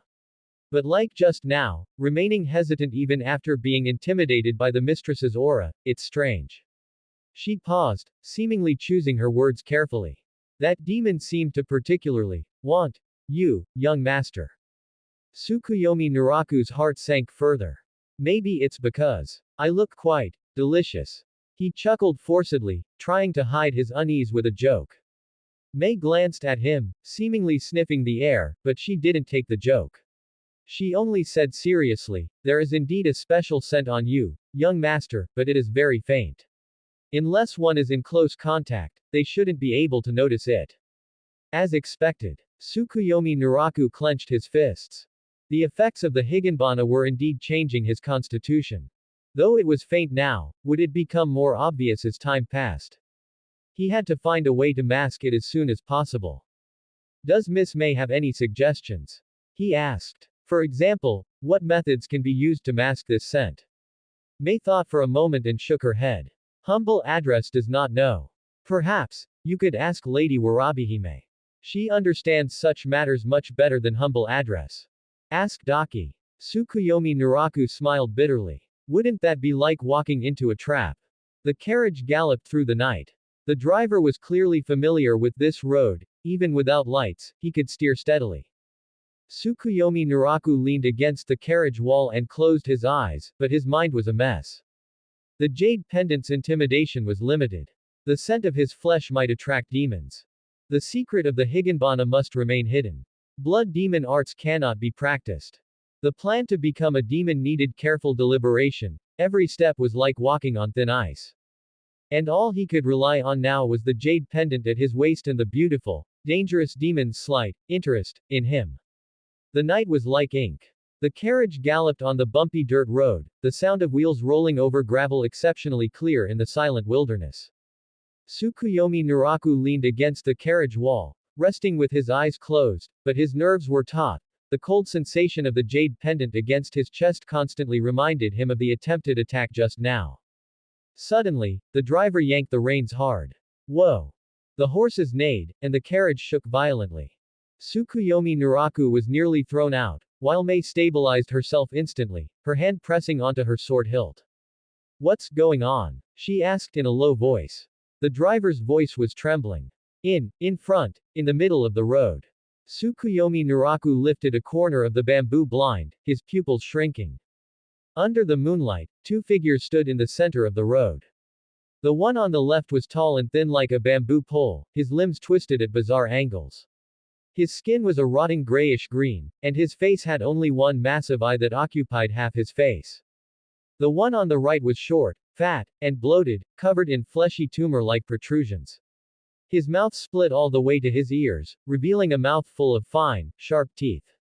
Two demons. And they were clearly coming for this carriage. Yo, the information was correct after all. The one-eyed demon's voice was hoarse and unpleasant, like sandpaper rubbing against iron. There really is a very special scent. The fleshy tumor demon sniffed, greed flashing in his single eye. It smells different. It should be quite delicious. May had already jumped off the carriage, her short sword unsheathed, blocking the front of the carriage. Her voice was as cold as ice. Stand down. This person is under the protection of Lady Warabihime. If you dare touch him, you make an enemy of that lady. Warabihime. The one-eyed demon tilted his head, seemingly trying to remember. Never heard of that name. Which mountain is she from? The fleshy tumor demon sneered. Little girl, don't try to scare us with some lady. Out here in the middle of nowhere, once we eat him, we eat him. Who's going to know it was us? May's breathing became visibly hurried. Tsukuyomi Naraku could feel her anger. But what made him even more speechless was, had Daki not even told her loyal maid her true name. He pushed aside the carriage curtain and slowly stepped down. He held the jade pendant in his palm, and that aura belonging to an upper-ranked demon faintly emanated out. The two demons' gazes immediately focused on him. The one-eyed demon narrowed his eye, while the fleshy tumor demon frowned. This is him. The one-eyed demon's tone carried obvious disappointment. He doesn't look like anything special. His meat looks tender, but the smell. No, the fleshy tumor demon interrupted him, sniffing carefully. The scent is indeed special. I've never smelled it before, but why do I feel like I don't really want to eat him? This contradictory feeling left both demons somewhat confused. As demons, their appetite for humans was instinctual, but the human before them caused their instincts to clash, feeling both that he should be delicious, and yet unaccountably, not wanting to eat him. Tsukuyomi Naraku understood in his heart. This was likely the result of the breath of equality talent and the Higanbana scent working together. The talent made demons view him as non-food, but the special energy of the Higanbana made his flesh and blood exert a certain attraction to them. The conflict between the two effects resulted in this contradictory reaction. But the problem was that this contradiction only weakened their appetite, it didn't eliminate their malice. Whatever. The one-eyed demon shook his twisted arms, cruelty flashing in his eye. Even if I don't really want to eat him, killing him for fun is fine too. I love hearing the screams of humans before they die. The fleshy tumor demon grinned, his mouth full of sharp teeth glinting under the moonlight. Then, let's play. Mei gripped her sword and whispered to Tsukuyomi Naraku, young master, I'll hold them off. Run toward the east, there's a forest there. Before she could finish, the one-eyed demon moved. His speed was startlingly fast. His twisted body crawled on the ground like a spider, and in the blink of an eye, he was in front of Mei, one arm whipping out like a lash. Mei dodged to the side, her short sword tracing a cold arc as it aimed precisely at that arm. But the one-eyed demon's arm was eerily flexible, it actually curved in midair, avoiding the blade while sharp bone spurs popped from his fingertips, lunging straight for Mei's throat. Clang! The crisp sound of clashing metal rang out. Yum parried the bone spikes with the blade of her knife, but the immense force forced her back 2 steps. At that moment, the fleshy tumor demon also moved. It didn't attack directly, but instead opened its wide mouth, which split all the way to its ears, and a foul-smelling green mist erupted forth. Poison mist. Yum's expression changed. She immediately held her breath while pulling Tsukuyomi Naraku back in a rapid retreat. But the mist spread too quickly, instantly enveloping an area of several dozen feet. Tsukuyomi Naraku felt a pungent stench rush straight to his head, his vision went dark, and his throat burned with an agonizing pain. Young master, cover your nose and mouth. Yum's voice was already becoming faint. Tsukuyomi Naraku covered his face with his sleeve, but the poison mist was pervasive, and his consciousness began to fade. Meanwhile, the two demons approached with sinister grins through the fog. The poison had no effect on them, instead, it served as perfect cover. It's over. Just as this thought surfaced, Tsukuyomi Naraku heard another voice. Water breathing, first form, water surface slash. The cool male voice sounded like an icy spring striking stone. The next second, an azure arc of sword light tore through the poison mist, pouring down from midair like a waterfall. Wherever the sword light passed, the poison mist was sliced clean open, revealing the stunned faces of the two demons behind it. The one-eyed demon reacted the fastest, its twisted body retreating rapidly, but the sword light was faster. One of its arms was severed at the shoulder, and black blood sprayed out. Ah! The one-eyed demon let out a shrill scream. And the master of that sword light had already landed. It was a young man who looked to be about 20 years old, wearing the black uniform of the Demon Slayer Corps, with a deep blue houri over it embroidered with wave-like patterns. He had short, deep blue hair with slightly curled tips, a handsome face, and eyes as cold and sharp as a blade. Most striking was the Nichiren blade in his hand. The blade was an azure blue like water, with shimmering light flowing across it under the moonlight. Demon Slayer Corps. The fleshy tumor demon's voice was tinged with wariness. The young man didn't waste words, his figure vanished again. No, it wasn't a disappearance, he was just too fast. Tsukuyomi Naraku only saw a series of afterimages and arcs of azure sword light blooming along with them. Water breathing, second form, water wheel. The young man spun in the air, the sword light expanding like a wheel, enveloping both demons at once. The one-eyed demon barely managed to parry with its remaining arm, but the sword light easily severed its bone spikes and left a deep wound on its chest. The fleshy tumor demon tried to block with its tumors, but those seemingly tough growths were like paper before the sword light. They were sliced open instantly, black blood gushing like a fountain. Madness flashed in the one-eyed demon's single eye. Attacked together. The two demons lunged at the young man simultaneously. The one-eyed demon opened its mouth to spit a stream of black acid. The fleshy tumor demon bloated its body, firing off tumors like cannonballs. But the young man's expression didn't change in the slightest. He took a deep breath, and the blue light on the Nichiren blade suddenly surged. Water breathing, fourth form, striking tide. The sword light poured out in layers like a tide. Not one arc, not two, but dozens, even hundreds. Each arc precisely struck the acid and tumors, shattering and evaporating them in midair. And the tide of sword light didn't lose its momentum, instantly submerging both demons completely. No. The screams were cut short. When the sword light dissipated, only two disintegrating bodies remained on the spot.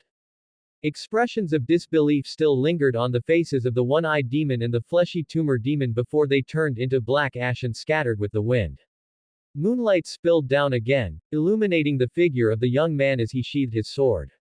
He turned around and looked toward Tsukuyomi Naraku and Yume. His gaze lingered for a moment on the short blade in Yume's hand, then fell upon Tsukuyomi Naraku, more accurately, on the jade pendant gripped tightly in his hand. Are you two all right? The young man's voice was slightly softer than before, but still carried a sense of detachment. Yume looked at him warily, not letting down her guard. Tsukuyomi Naraku took a deep breath. The poison mist had cleared, but his throat was still burning. He coughed twice before managing to speak. Thank you for your help, sir. Before he could finish, he suddenly froze. Dark blue short hair, water breathing, a handsome face, the wave pattern on the Haori. This image, this breathing style.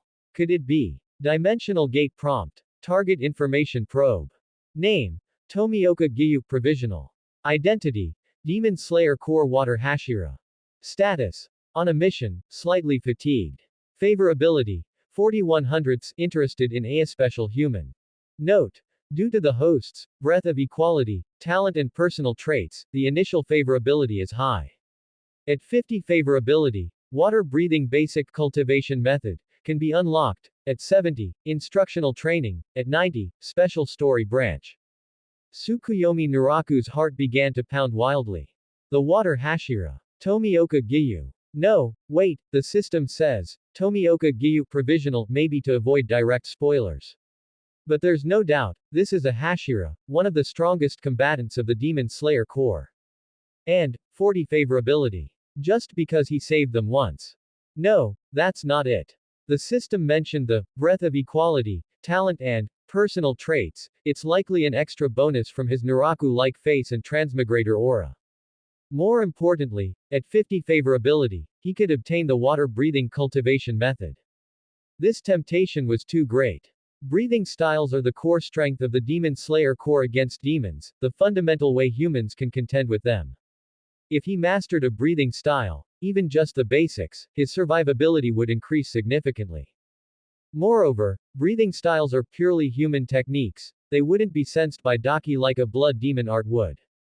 But, Tsukuyomi Naraku looked at the jade pendant in his hand, then at Tomioka Giyu before him. If he chose the breathing style, it meant he had to lean toward the Demon Slayer Corps, or at least maintain some level of contact. And that was something Daki would absolutely never tolerate. She was an upper-rank demon, and the Demon Slayer Corps was the mortal enemy of her and all demons. Once he was discovered to be involved with the Demon Slayer Corps, one could imagine the consequences. Furthermore, could he really learn it? If it depended on grinding favorability, how long would it take? They weren't exactly dumb beauties, after all. Humble address. Tsukuyomi Naraku, and this is Yume. Tsukuyomi Naraku suppressed his thoughts and bowed. Thank you for saving our lives, sir. May I ask your esteemed name? Tomioka. The young man replied succinctly, his gaze still sizing him up. Why are you here in the middle of the night? Demons often appear in this vicinity, it's dangerous. We. Tsukuyomi Naraku's mind raced. We are members of a merchant caravan. We were originally staying at an inn, but we encountered a demon attack and were forced to travel through the night. We didn't expect to run into these two. He explained with a mix of truth and lies while observing Tomioka Gyu's reaction. The water Hashira's expression was flat, making it impossible to tell if he believed it or not, but at least he showed no hostility. Merchant caravan. Tomioka Gyu glanced at the carriage, then at the knife in Yume's hand. Would a caravan guard use a blade of that design? Yume's body visibly tensed. Tsukuyomi Naraku, however, smiled, his expression carrying a perfectly measured helplessness. To be honest, we are no ordinary caravan. My lady has a special status. This trip is for a private matter. As for the details, I'm afraid it's inconvenient for me to say more. He spoke vaguely on purpose, explaining why he possessed combat power while avoiding exposing Daki's existence. The phrase, a lady of special status, also fit the setting of a daughter from a noble or wealthy merchant family, so it wouldn't arouse too much suspicion. Tomioka Gyu fell silent for a moment and nodded.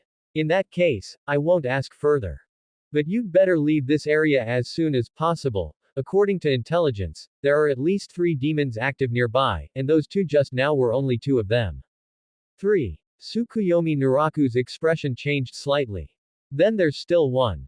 Before he could finish his sentence, a shrill, piercing shriek suddenly came from the distance. The sound was sharp and ear-splitting, like nails scratching glass, instantly piercing the silence of the night sky. Immediately after, a black shadow darted out from the woods, rushing toward them at an incredible speed. It was a monster completely different from the 2 demons before. It had a female silhouette, but its body was covered in black feathers, its arms had turned into massive wings, and its legs were sharp bird claws. There were no features on its face, only a giant mouth filled with serrated teeth, which was currently wide open, letting out a tooth-grinding shriek. The third one. Tomioka Gyu's gaze sharpened, and his Nichiren blade left its scabbard once more. But the bird-shaped demon's target wasn't him. It lunged straight at Tsukuyomi Naraku. Young master, watch out. Yume tried to block it, but the bird-shaped demon was too fast. A single flap of its wings whipped up a gale, blowing her back stumbling. Tsukuyomi Naraku wanted to dodge, but his body felt as if it were nailed to the spot. That shriek contained some kind of mental attack, throwing his consciousness into chaos. Just as the giant serrated mouth was about to bite down, an azure blade light flared up again. Water breathing, third form, flowing dance. Tomioka Gyu's figure turned into a stream of flowing water light, cutting between the bird-shaped demon and Tsukuyomi Naraku at an incredible speed. The Nichiren blade drew several intersecting arcs in the air, each strike accurately severing the bird-shaped demon's joints. Peesh. Black feathers and blood splattered everywhere. The bird-shaped demon let out a pained hiss and tried to strike with its wings, but Tomioka Gyu's movements were as smooth as flowing water. The blade light coiled around it like a stream, each slash taking away a part of its body. 3 seconds. In just 3 seconds, that seemingly fierce bird-shaped demon was hacked into several pieces, turning into black ash and dissipating. Tomioka Gyu sheathed his sword, his breathing as steady as before, as if that intense battle just now was merely a warm-up. He looked at Tsukuyomi Naraku, a hint of scrutiny in his eyes. You attract demons. It wasn't a question, but a statement. Tsukuyomi Naraku gave a bitter smile. Humble address doesn't know why either. A special constitution, Tomioka Gyu interrupted him. While this situation is rare, it's not unheard of. There are similar records within the Demon Slayer Corps. Some people's flesh and blood have a special attraction for demons, or contain special power. He paused and continued, if you are willing, you can come back to the Demon Slayer Corps headquarters with me. There is a safer environment there, as well as physicians who specialize in researching such constitutions. Dimensional gate notification. Tomioka Gyu favorability +5, current favorability, 45. Triggered choice. Accept invitation, decline invitation. Tsukuyomi Naraku's heart pounded wildly. The Demon Slayer Corps headquarters. There, he could find the complete heritage of breathing styles, knowledge on fighting demons, and a relatively safe environment. At least it was much safer than staying by Daki's side as a toy. But, he glanced at Yume. The maidservant was staring intently at him, the gaze behind her mask complex and unreadable. If he agreed to go with the Demon Slayer Corps now, what would Yum do? Turn against him immediately? Or go back and report to Daki? Could he really learn a breathing style quickly? What if he died to a demon while grinding favorability? Furthermore, once he went to the Demon Slayer Corps, he would be completely on the opposite side of the demons. Daki would absolutely never let him go, and Muzan might also notice this human with a special constitution. At that time, he would face pursuit from the entire demon camp. More importantly, he had already eaten the Higanbana, already possessed the immortality attribute, and was already planning for the possibility of becoming a demon. If he went to the Demon Slayer Corps, how long could these secrets remain hidden? Thank you for your kindness, Mr. Tomioka. Tsukuyomi Naraku finally took a deep breath and made a decision. But humble address still has important matters to attend to and must return to Kyoto as soon as possible. The lady is still waiting for us. He chose to decline. But not a complete rejection. However, he changed his tone, showing a sincere expression. If there is an opportunity in the future, humble address truly hopes to ask Mr. Tomioka for some methods of self-preservation. After all, this encounter has made humble address realize that without power, it is hard to even survive in this world. Tomioka Giyu looked at him and remained silent for a long time. Then, he took out a small wooden plaque from his robe and handed it to Tsukuyomi Naraku. This is my contact token. If you change your mind or need help, you can take this to any place with the wisteria flower crest, and they will contact me. Tsukuyomi Naraku took the wooden plaque. It was an ordinary wooden plaque with the character for water carved on the front and a simple wave pattern on the back, but when held in his hand, he could feel the unique aura of a breathing style contained within it. Thank you. He solemnly put away the wooden plaque. Tomioka Giyu nodded, said no more, and turned to leave. Mr. Tomioka. Tsukuyomi Naraku suddenly called out to him. What you used just now, was that a breathing style? Tomioka Giyu stopped in his tracks and looked back at him. Yes. It's incredible. Tsukuyomi Naraku lamented sincerely. That humans can actually master such power. Breathing styles were created hundreds of years ago by the first swordsman. They are techniques honed by mortals to combat demons. Tomioka Giyu's voice was calm. It isn't magical, it is simply a method to push the human body's potential to its limit. Anyone can learn it, as long as they have enough perseverance and resolve. After he finished speaking, his figure flickered and disappeared into the night. Tsukuyomi Naraku stood on the spot, clutching the wooden plaque in his hand, speechless for a long time. Young master. Yum's voice came from behind him. It's time to go. Dawn is coming. Tsukuyomi Naraku snapped back to his senses and glanced toward the east. The horizon was already turning pale. He took one last look in the direction Tomioka Giyu had disappeared, then turned and boarded the carriage. Inside the carriage, he leaned against the wall and closed his eyes. In his mind, the system notifications were still clear. Tomioka Giyu favorability, 45/100. 5 more favorability points needed to unlock, water breathing basic cultivation method. 25 more favorability points needed to unlock, guided training. 45 more favorability points needed to unlock special story branch. And another notification. Detected that the host has established connections with both the demon faction, Daki, and the human faction, Tomioka Giyu. Triggered hidden achievement. Double life. Achievement description. Survive in the cracks, dance on the edge of a blade. Maintain relationships with both sides without being discovered by either to obtain special rewards. Tsukuyomi Naraku gave a bitter smile. A double life. This is full well like walking a tightrope. On one side is a beautiful and dangerous upper-rank demon, and on the other is a powerful and upright pillar of the Demon Slayer Corps. And he, a weakling with a combat power of only 0.5, had to maneuver between the two while hiding his secrets. The Higanbana, the blood demon art, and that full special constitution. But, he tightened his grip on the wooden plaque Tomioka Giyu had given him and felt the jade pendant at his waist. Breathing styles, he wanted them. The power of demons, he wanted that too. The secret of the Higanbana, he had to keep it safe. To survive, he had to do it. Am I greedy? He whispered to himself, a complex curve hooking the corner of his mouth. Perhaps, but in this man-eating world, if you aren't a little greedy, how can you survive? The carriage continued forward, heading toward Kyoto. There, Daki was waiting for him. There were unfinished stories to tell, and a dangerous game to continue. But this time, Tsukuyomi Naraku's state of mind was different.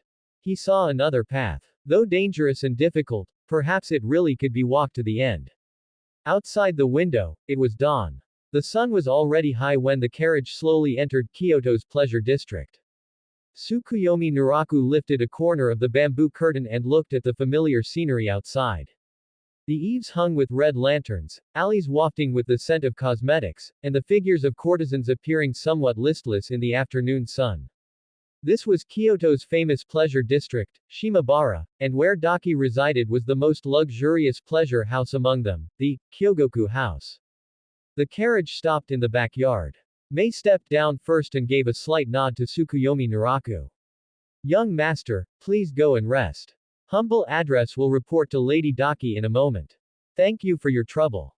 Tsukuyomi Naraku nodded, watching Mei's figure disappear into the depths of the corridor. Carrying the bundle of embroidery thread samples, he walked inward along the familiar corridor. During the day, the Kyogoku house was much quieter than at night. Most of the courtesans and guests were still resting, with only a few maid-servants moving lightly under the eaves. When Tsukuyomi Naraku reached the section of the corridor where Daki's room was located, he paused for a moment. It was daytime, so Daki should be in her light-shielded room.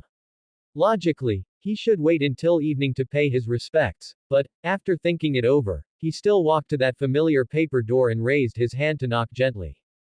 Come in. Daki's voice came from inside the room, sounding less seductive and more listless than usual. Clearly, she had also just woken up. Tsukuyomi Naraku pushed the door open and entered. The room was still tightly covered by heavy curtains, and a whale oil lamp in the corner burned with a warm yellow light. Daki was sitting at the dressing table, her black hair cascading over her shoulders like a waterfall. She wore only a thin, cherry-colored nightgown, the collar slipping loosely to the side of her shoulder, revealing a large expanse of fair skin and delicate collarbones. She held a jade comb in her hand, leisurely combing through her long hair. Hearing the door open, she turned her head. The moment she saw Tsukuyomi Naraku, those dark red pupils suddenly lit up. You're back. There was a faint hint of relief in her voice, but she quickly returned to her usual lazy tone. How was it? Was the journey smooth? Tsukuyomi Naraku closed the door and bowed. Thanks to you, lady, there were a few scares, but I am safe in the end. A few scares but safe. Daki raised an eyebrow, put down the jade comb, and turned around to face him. Tell me about it. Tsukuyomi Naraku chose his words carefully, recounting his experiences on the road with a mix of truth and lies. He omitted Tomioka Gyu's name and the wooden plaque he had given, only mentioning that he encountered a demon attack at an inn, escaped overnight, and was later besieged by 2 demons on the road, finally escaping by luck with the help of a passerby. He spoke calmly, but Daki's expression gradually darkened as she listened. When she heard about the demon breaking through the door, the jade comb in her hand snapped with a loud crack. Daring to touch my person, she whispered, her voice laced with cold killing intent. Those blind fools must truly be tired of living.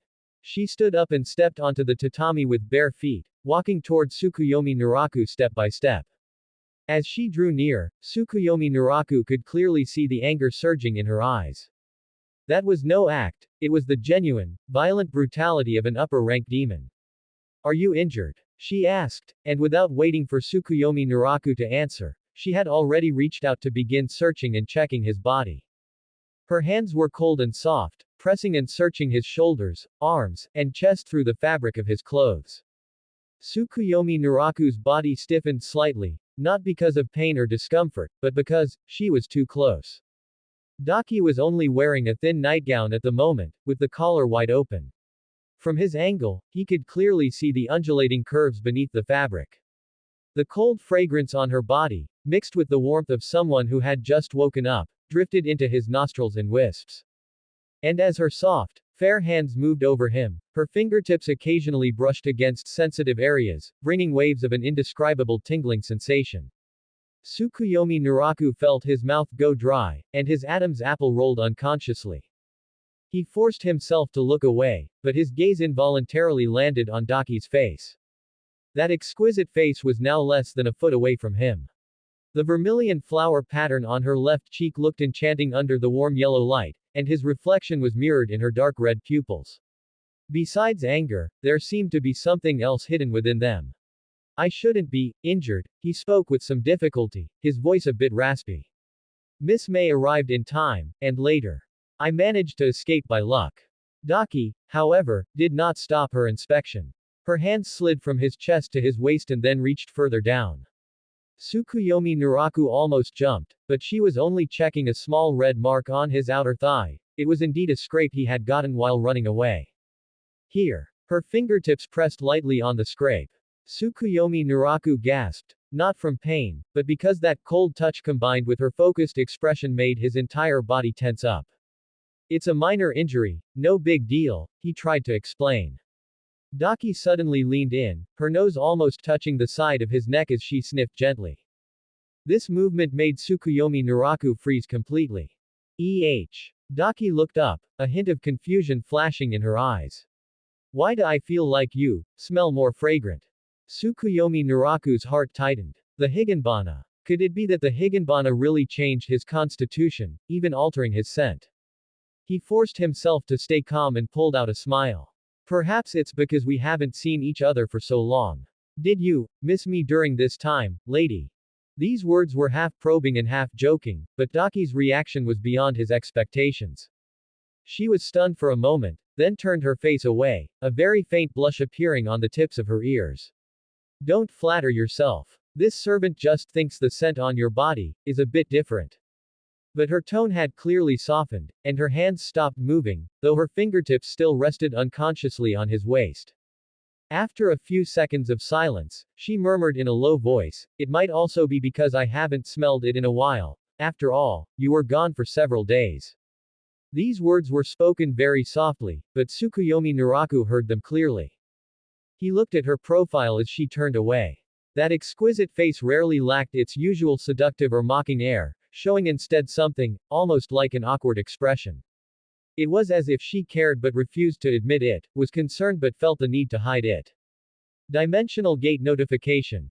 Daki favorability +5, current favorability 55. Status unlocked. Evidence of longing. Daki's current mindset. Actually, I've been regretting letting him go out all this time. I was afraid of an accident, or that he might just run away. Luckily it's just a minor injury, but, as expected, it's safer to keep him by my side. And the scent on him seems to smell even better now. Tsukuyomi Naraku was stunned. Favorability 55, breaking past the 50 mark, but that wasn't what he was focused on right now. What he cared about was the sentence in the system notification. Actually, I've been regretting letting him go out all this time. That's the end of part 1. Part 2 is coming soon. Thanks for watching. Please subscribe and support our channel for more stories. Hello everyone, this is Fanfic Audiobook. Here you find original fan-made audio stories. Demon World. The Seductive Upper Moon's Secret Guide. Part 2. There was also Daki's current awkward expression, the faint red at the tips of her ears, and the words she had just blurted out, "It's been too long since I smelled it." This upper-ranked demon who lived on human flesh, this glamorous and dangerous demon, was, actually worried about him. This realization caused a strange warmth to well up in Tsukuyomi Naraku's heart. In this world filled with demons and hidden dangers, in this situation where he had to constantly wear a mask and walk on thin ice, there was actually a person who would worry about his safety. Even if the other party was a demon, even if this concern was perhaps just out of a possessiveness toward a toy.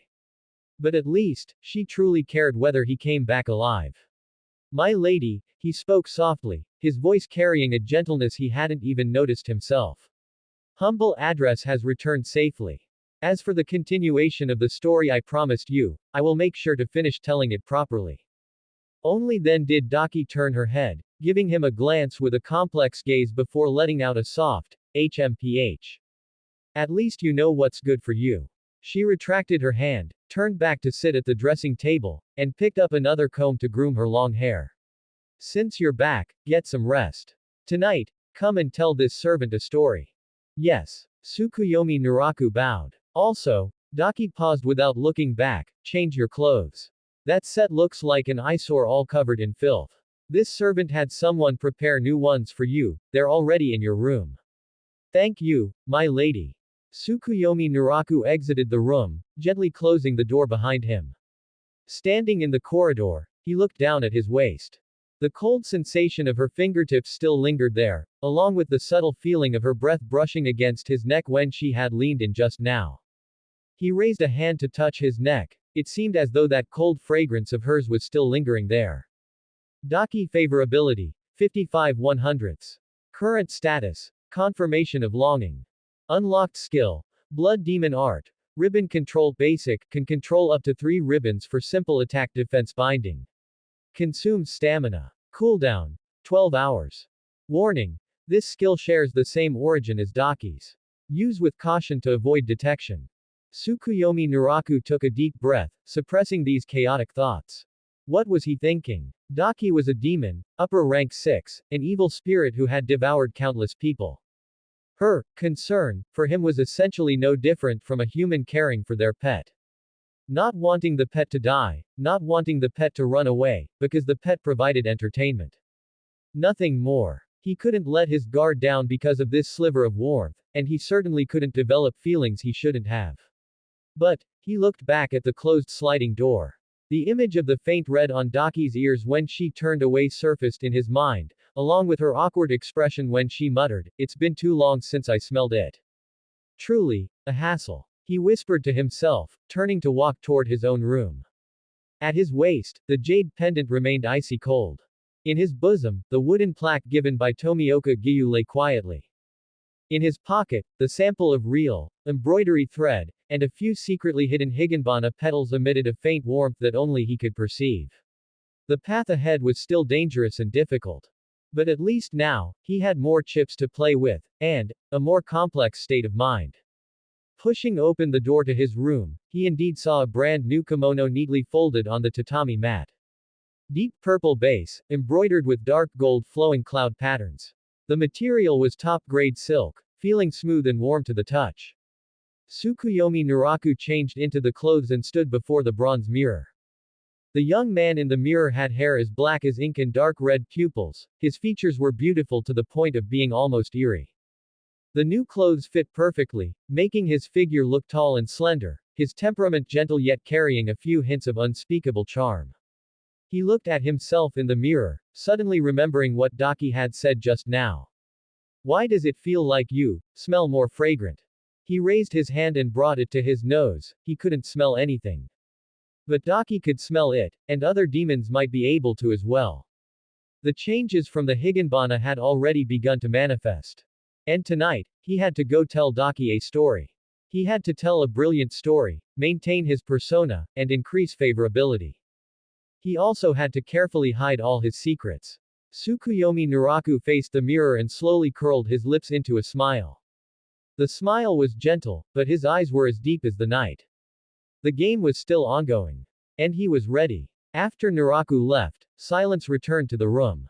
Daki still sat at the dressing table, her jade comb rhythmically yet mindlessly stroking through her long hair, while her dark red pupils stared at her own reflection in the mirror, her gaze somewhat vacant. Her fingertips unconsciously brushed over the comb she had just snapped. The break still held the residual force that had leaked out when she lost control. That human had returned safely.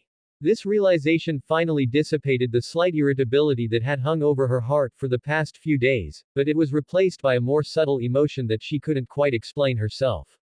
The temperature her fingertips touched when checking his body just now, the scent she caught at his neck, and the slight rasp in his voice when he spoke. TCH. She let out a soft huff, tossing aside these messy thoughts. He was just an interesting toy. Once he finished the story, once she grew bored, she would just eat him. But, was she really going to eat him? The moment this question popped up, she herself was stunned. Since when did she actually hesitate about whether to eat a human? Just then, a soft knock sounded at the door. Come in. Yoon pushed the door open and entered, still in that same deep blue maid outfit, her silver half mask glinting coldly under the whale oil lamp. She bowed in greeting, her posture impeccably respectful. Warabihime-sama. Daki didn't turn around, her gaze still fixed on the mirror. Speak. Tell me everything that happened on the road, down to the last detail. Yes. Yume's voice was calm and flat as she began her detailed report. From the departure to Tsukuyomi village, how the protagonist collected red grass to make embroidery thread, how they encountered a demon attack at the inn, how they fled through the night, and how they were besieged by two more demons on the road. Hearing about the protagonist facing the demon breaking through the door alone in the inn room, Daki's hand holding the comb tightened slightly. Even though she already knew Tsukuyomi Naraku had returned safely, and even though she had personally checked that he only had a small scrape, she still couldn't help but frown upon hearing this detail. It was as if she could imagine the scene. In the dead of night, behind a thin wooden door, was a man-eating demon, while he sat alone in the darkness, clutching a jade pendant, waiting for an unknown fate. Foolish. He was clearly so weak, yet he had to put on a calm front. But, it was precisely this foolishness that she found interesting. Yume continued the report, describing how the protagonist responded calmly during the second attack, how he tried to use the jade pendant and words to intimidate the demons, and how he barely held on amidst the poison mist. Daki's frown deepened. Then, Yume mentioned the Demon Slayer Corps. Just then, a member of the Demon Slayer Corps appeared and slew those two demons. Daki's gaze suddenly turned cold. Demon Slayer Corps. Her voice was laced with ice. Which squad? A Hashira. Judging from his breathing style and strength, he should be Hashira level, Yume answered truthfully. He used water breathing, his blade was deep blue, and his haori had a wave pattern. He appeared to be around 20 years old, with dark blue medium-length hair and a handsome face. Water breathing, a Hashira. Information about several water Hashira of the Demon Slayer Corps flashed through Daki's mind. Based on this description, it was likely the current water Hashira. What did he say after saving Tsukuyomi Naraku? Daki's tone was calm, but Yume could feel the danger surging beneath that calm. He asked about the young master's identity and why he was there late at night. The young master brushed it off by saying he was a member of a merchant caravan that encountered a demon attack. After that, Yume paused. That Hashira said the young master has a special constitution that attracts demons. He invited the young master to the Demon Slayer Corps headquarters, saying it would be safer there and that they have physicians specializing in such constitutions. The temperature in the room seemed to drop to freezing point instantly. Daki slowly turned around, her dark red pupils shimmering with an eerie light under the warm yellow glow. She didn't speak, just quietly watched Yume, but the pressure in her gaze made even the loyal Yume subconsciously tense up. And then, Daki asked, her voice as light as a feather yet sharp as a blade. Tsukuyomi Naraku, how did he answer? Yume lowered her head. The young master refused. He said he had important matters to attend to and must return to Kyoto as soon as possible because the mistress is still waiting for him. Silence. A long silence. The flame of the whale oil lamp flickered slightly, casting swaying shadows on the wall. Daki sat there with no expression on her face, but Yume could feel that the cold pressure was slowly dissipating. Then, she saw the corners of Daki's mouth slowly, bit by bit, curl upward. It wasn't her usual seductive or mocking smile, nor was it a faint charming laugh. It was a very light, very faint, yet genuine smile that made one's heart tremble. Is that so? Daki said softly, her tone carrying an indescribable softness. That's what he said. Yes, Yume answered respectfully. All right, you may leave. Daki waved her hand. Do not mention today's events to anyone. As you command. Yume bowed and withdrew, gently closing the door. Silence returned to the room. Daki sat before the dressing table, looking at the lingering smile on her lips in the mirror, her eyes somewhat vacant. The mistress is still waiting for him. That fool, he clearly had a chance to go to a safer place, clearly had a chance to learn breathing styles to gain the power to protect himself, yet he refused for such a reason. Stupid. But, for some reason, that inexplicable irritability in her heart had completely vanished, replaced by a warm feeling that was somewhat unfamiliar to her. Just then, the shadows in the corner of the room suddenly writhed. A hunched figure slowly emerged from the shadows, a man who was skin and bones yet tall, his shoulders rising above Daki's head.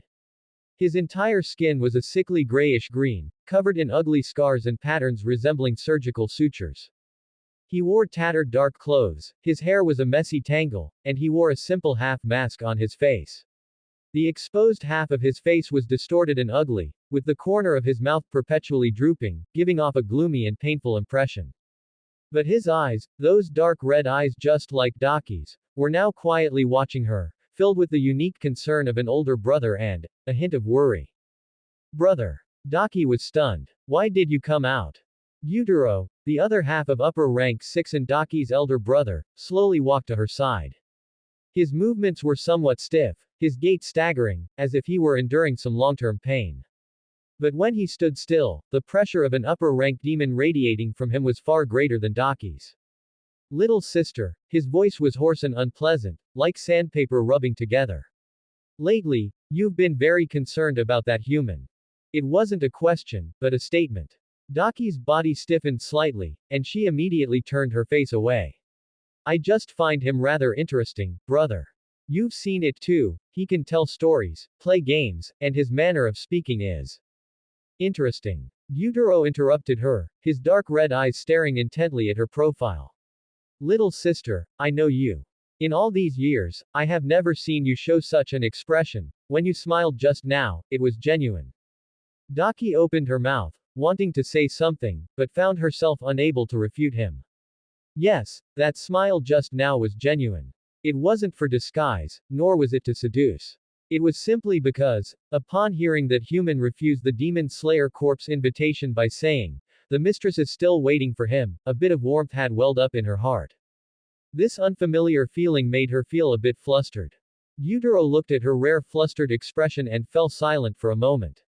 Then, he spoke slowly, his voice a bit softer than before. Little sister, if you really care about him this much, why not turn him into a demon? Daki snapped her head around.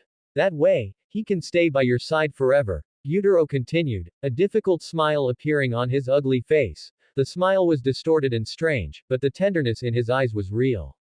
I want to see you happier. Over these years, you've rarely been truly happy. Turn into a demon, stay by her side forever. Daki stared blankly at her brother.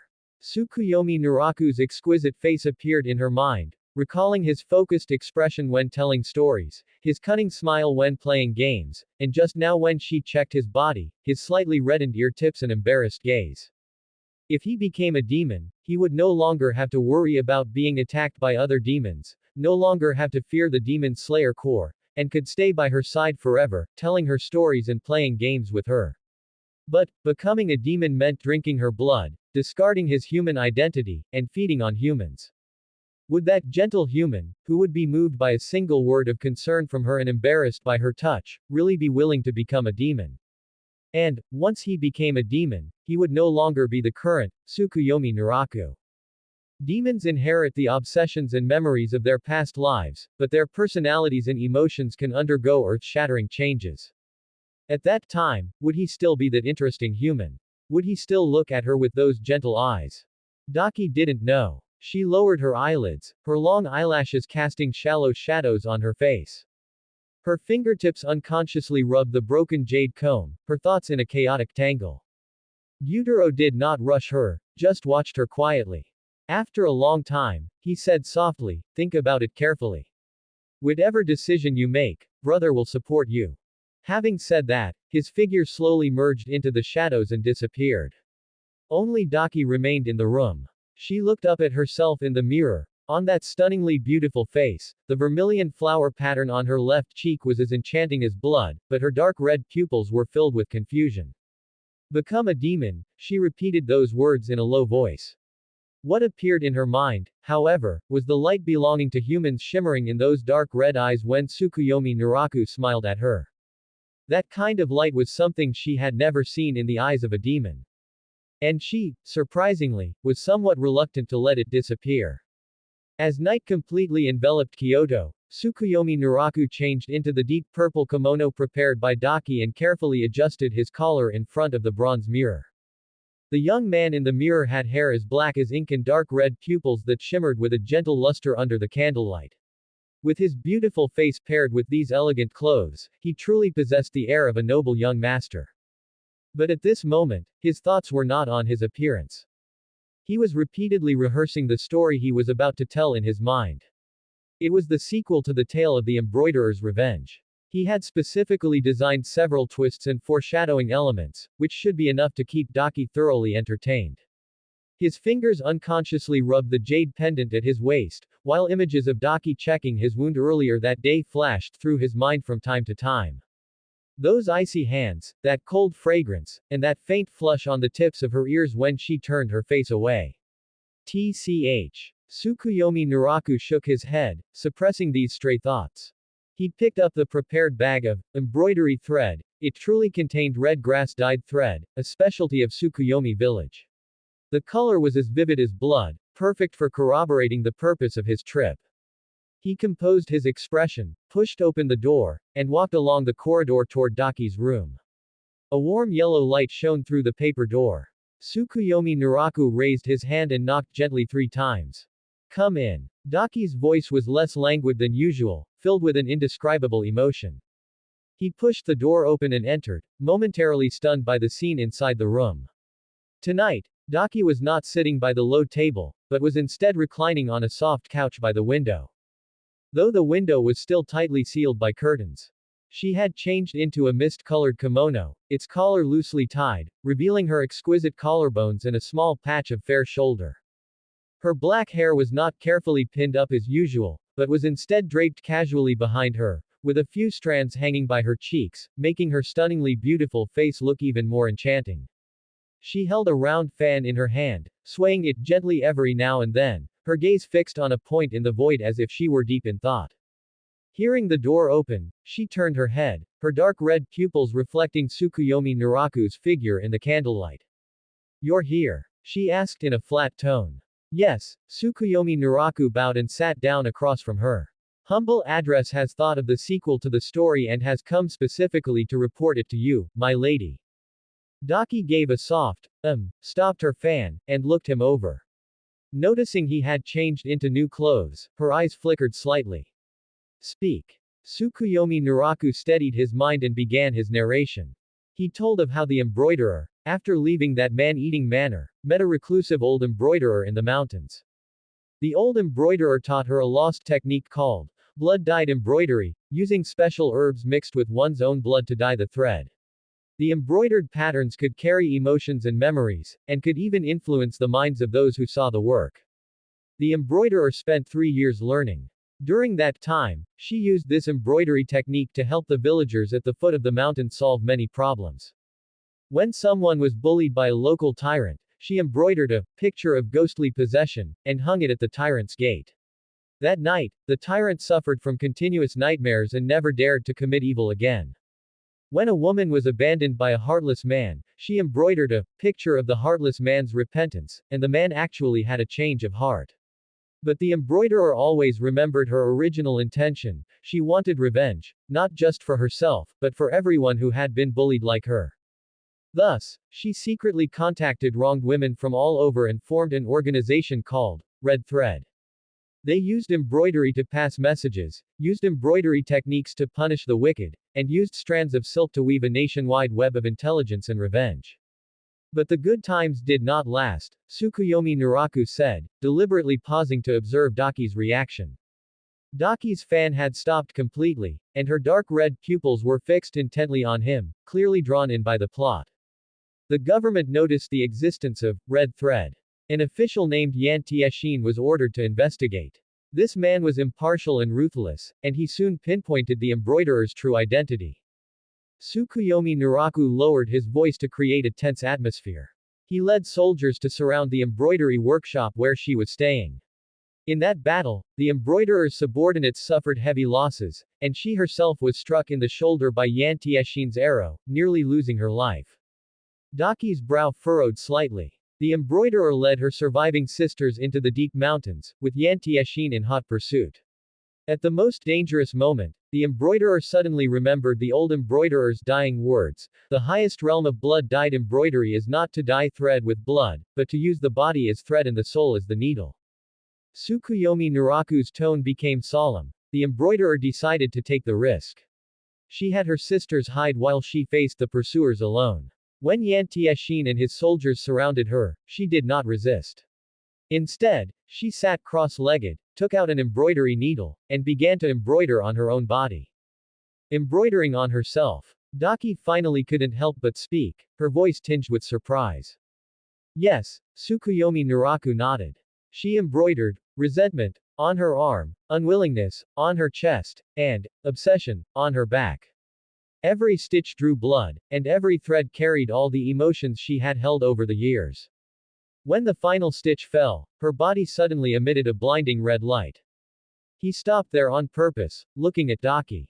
And then, Daki leaned forward slightly, her tone urgent.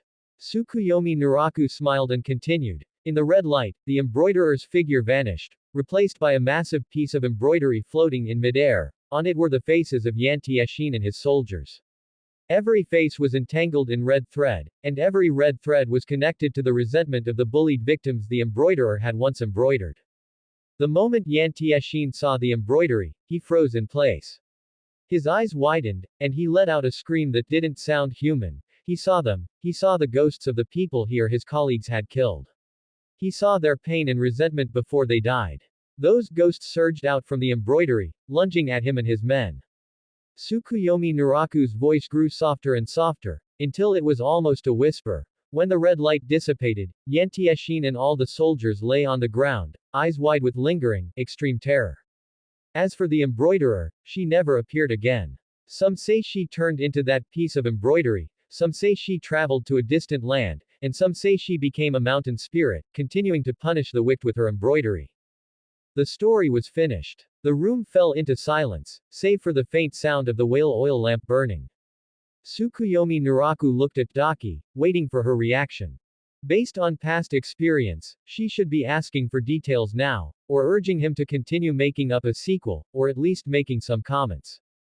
But Daki did not. She remained leaning on the couch, her fan resting on her lap, her dark red pupils staring into the void.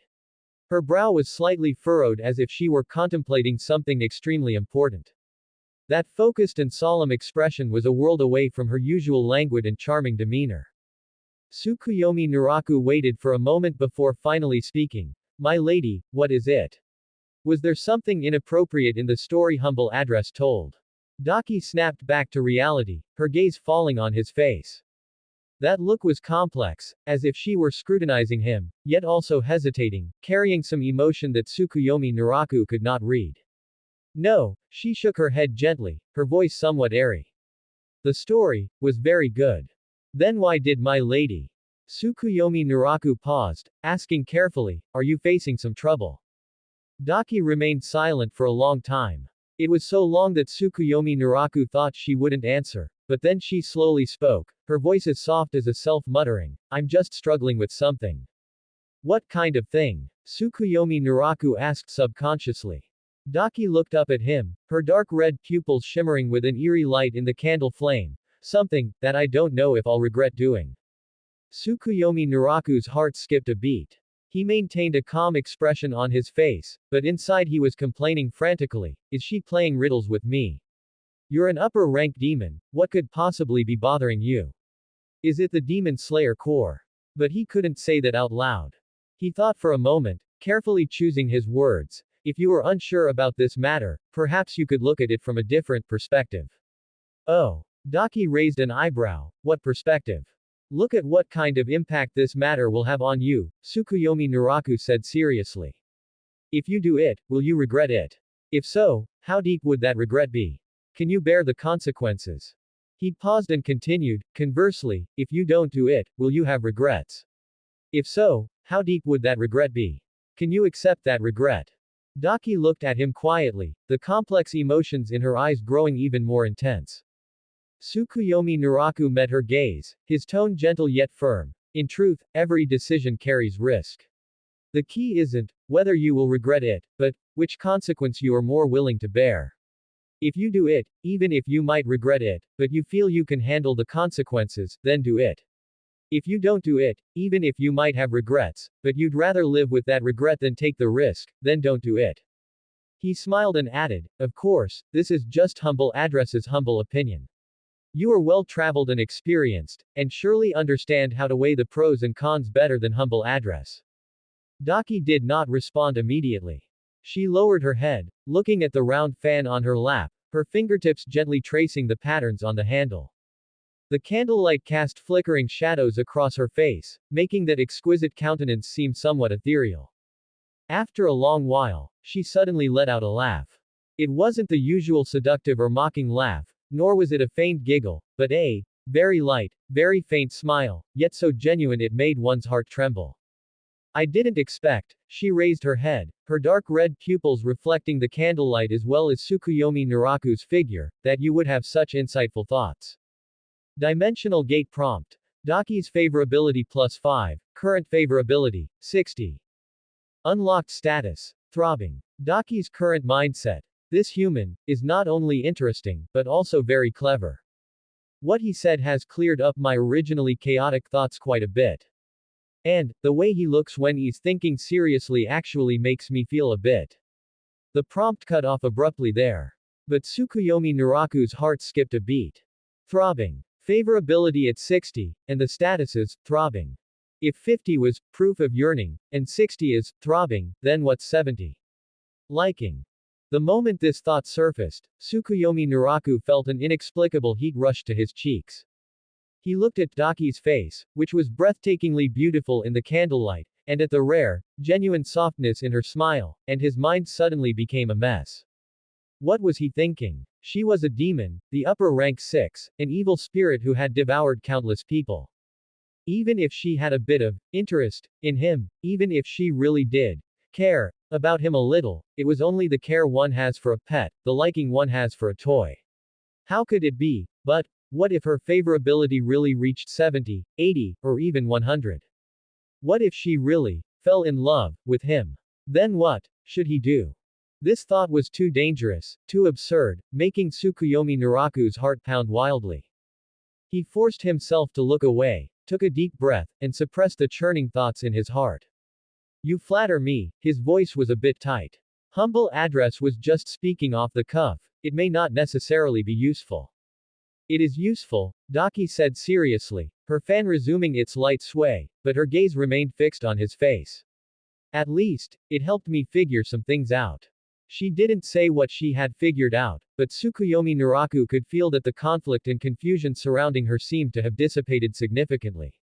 It's getting late. Daki suddenly stood up and walked to the window, though there were only heavy curtains outside. Go back and rest. Tomorrow, come and tell me stories again. Yes. Tsukuyomi Naraku bowed, preparing to leave.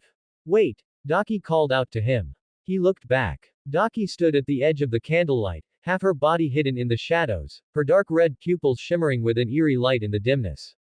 She looked at him for a long time before saying softly, "Tonight, thank you." Tsukuyomi Naraku was stunned. Thank you. This upper-rank demon who lived by eating humans, this beautiful and dangerous evil spirit, was actually thanking him. You are too kind. In the end, he only bowed and exited the room. The sliding door closed behind him, cutting off the candlelight and that exquisite figure inside the room. Tsukuyomi Naraku stood in the corridor, the night wind blowing through and bringing a hint of chilliness. He raised a hand and touched his cheek, it was still burning hot. Throbbing. Favorability 60. He took a deep breath, forcing himself to calm down. He couldn't lose his composure, absolutely not.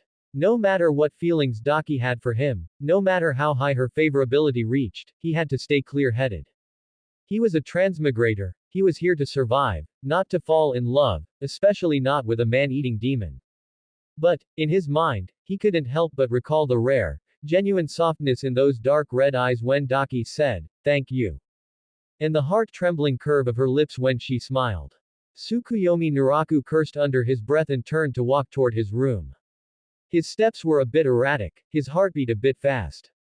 He knew that some things had already begun to spiral out of control. And the price of losing control might be his life. The moment he returned to his room and closed the door, Tsukuyomi Naraku nearly collapsed against the doorframe in exhaustion. His heart was still pounding, the heat in his cheeks hadn't faded, and Daki's expression when she said, "Thank you," replayed repeatedly in his mind. The rare softness in those dark red eyes, the genuine curve of her lips, and the way she stood at the edge of the candlelight with half her body hidden in the shadows. Crazy. I'm truly going crazy, he whispered to himself, pressing a hand to his chest, trying to steady his abnormally violent heartbeat. But just then, the gray doorframe in his mind suddenly lit up. Dimensional gate prompt. Target, Daki's favorability has broken through 60, reaching the throbbing stage. Stage reward unlocked. Please choose one from the following options. Option 1. Charm enhancement passive appearance plus 10, temperament plus 10, extra 15% attraction toward demon kind. Option 2. Physical fortification passive base constitution plus 20, stamina plus 15, recovery plus 10. Option 3. Perception enhancement passive intuition plus 15, danger perception range expanded by 30%, increased sensitivity to negative emotions like malice and bloodlust. Note: rewards will be adapted and optimized based on the host's current state and future development direction. Tsukuyomi Naraku was momentarily stunned, then he quickly calmed down. The reward for 60 favorability came at just the right time. He carefully examined the three options. Charm enhancement sounded nice. After all, this Naraku face was already eye-catching enough, and adding another 10 points to appearance might make him truly beautiful enough to incite divine wrath. But for him now, the advantages brought by appearance were close to saturation. Daki was already interested in his looks, further enhancement might not bring a qualitative change. Perception enhancement was also very tempting. Intuition and danger perception were practically life-saving skills in the Demon Slayer world. Being able to detect malice and bloodlust in advance meant he could respond before danger arrived. Especially in his current situation, caught between demons and the Demon Slayer core. But in the end, his gaze fell on option 2. Body strengthening. Base constitution plus 20, stamina plus 15, recovery plus 10. This was exactly what he needed most right now. Although Blood Demon Art, Ribbon Control had been unlocked, it was, after all, a skill that required physical stamina. With his current trash body, which had a combat power of 0.5, he would probably collapse from exhaustion after using it only a few times. Moreover, without a sufficiently powerful body, even the most formidable Blood Demon Art wouldn't be able to exert its true power. More importantly, he recalled Tomioka Gyu's fluid breathing style from earlier today, and the superhuman physical capabilities shown by those Demon Slayer core members while battling demons. To survive in this world, to master power, to no longer be just a toy that needed protection, the body was the foundation. I choose option 2, body strengthening, he murmured in his heart. Selection confirmed. Adapting reward. Detected that the host already possesses the special attribute, immortality, 1 point, optimizing strengthening direction. Optimization complete. Obtained passive ability, indestructible body beginner. Effect. Each time the body suffers severe damage or is on the verge of collapse, if the host's will remains unextinguished, the body's strength will receive a small overall increase, including but not limited to strength, speed, stamina, recovery, resistance, etc. Current stage. Can withstand near death damage up to 3 times per day and complete strengthening. Note 1. This ability complements the immortality attribute. The tougher the will, the more significant the strengthening effect. Note 2. The strengthening process will be accompanied by intense pain, please use with caution. Note 3. The upper limit of body strengthening is unknown, theoretically, growth is infinite. Tsukuyomi Naraku was completely stunned. Indestructible body. He would get stronger, every time he was seriously injured. He looked down at his hands, feeling the warm current quietly surging within his body. It wasn't a simple increase in strength, but some deeper level of transformation starting from the cellular level. He could feel his muscle fibers trembling slightly, his bone density slowly increasing, and his blood flow becoming more powerful.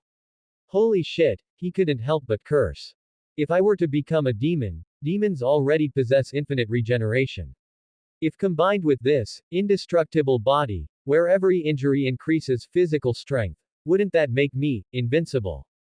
This thought made his heart race, but he immediately followed it with a bitter smile.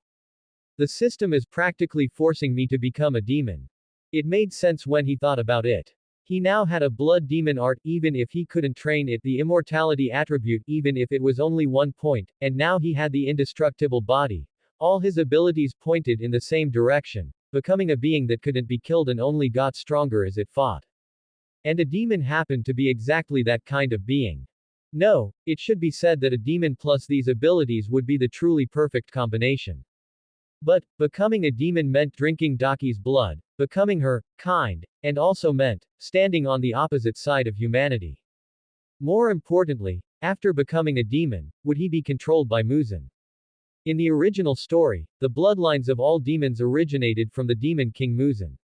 Muzan could sense the existence of any demon at any time, and could even remotely control their bodies or read their thoughts. Even more terrifyingly, he could plant a curse inside a demon's body. If a demon spoke of his secrets or betrayed him, they would die instantly. If Tsukuyomi Naraku became a demon, could he escape this control?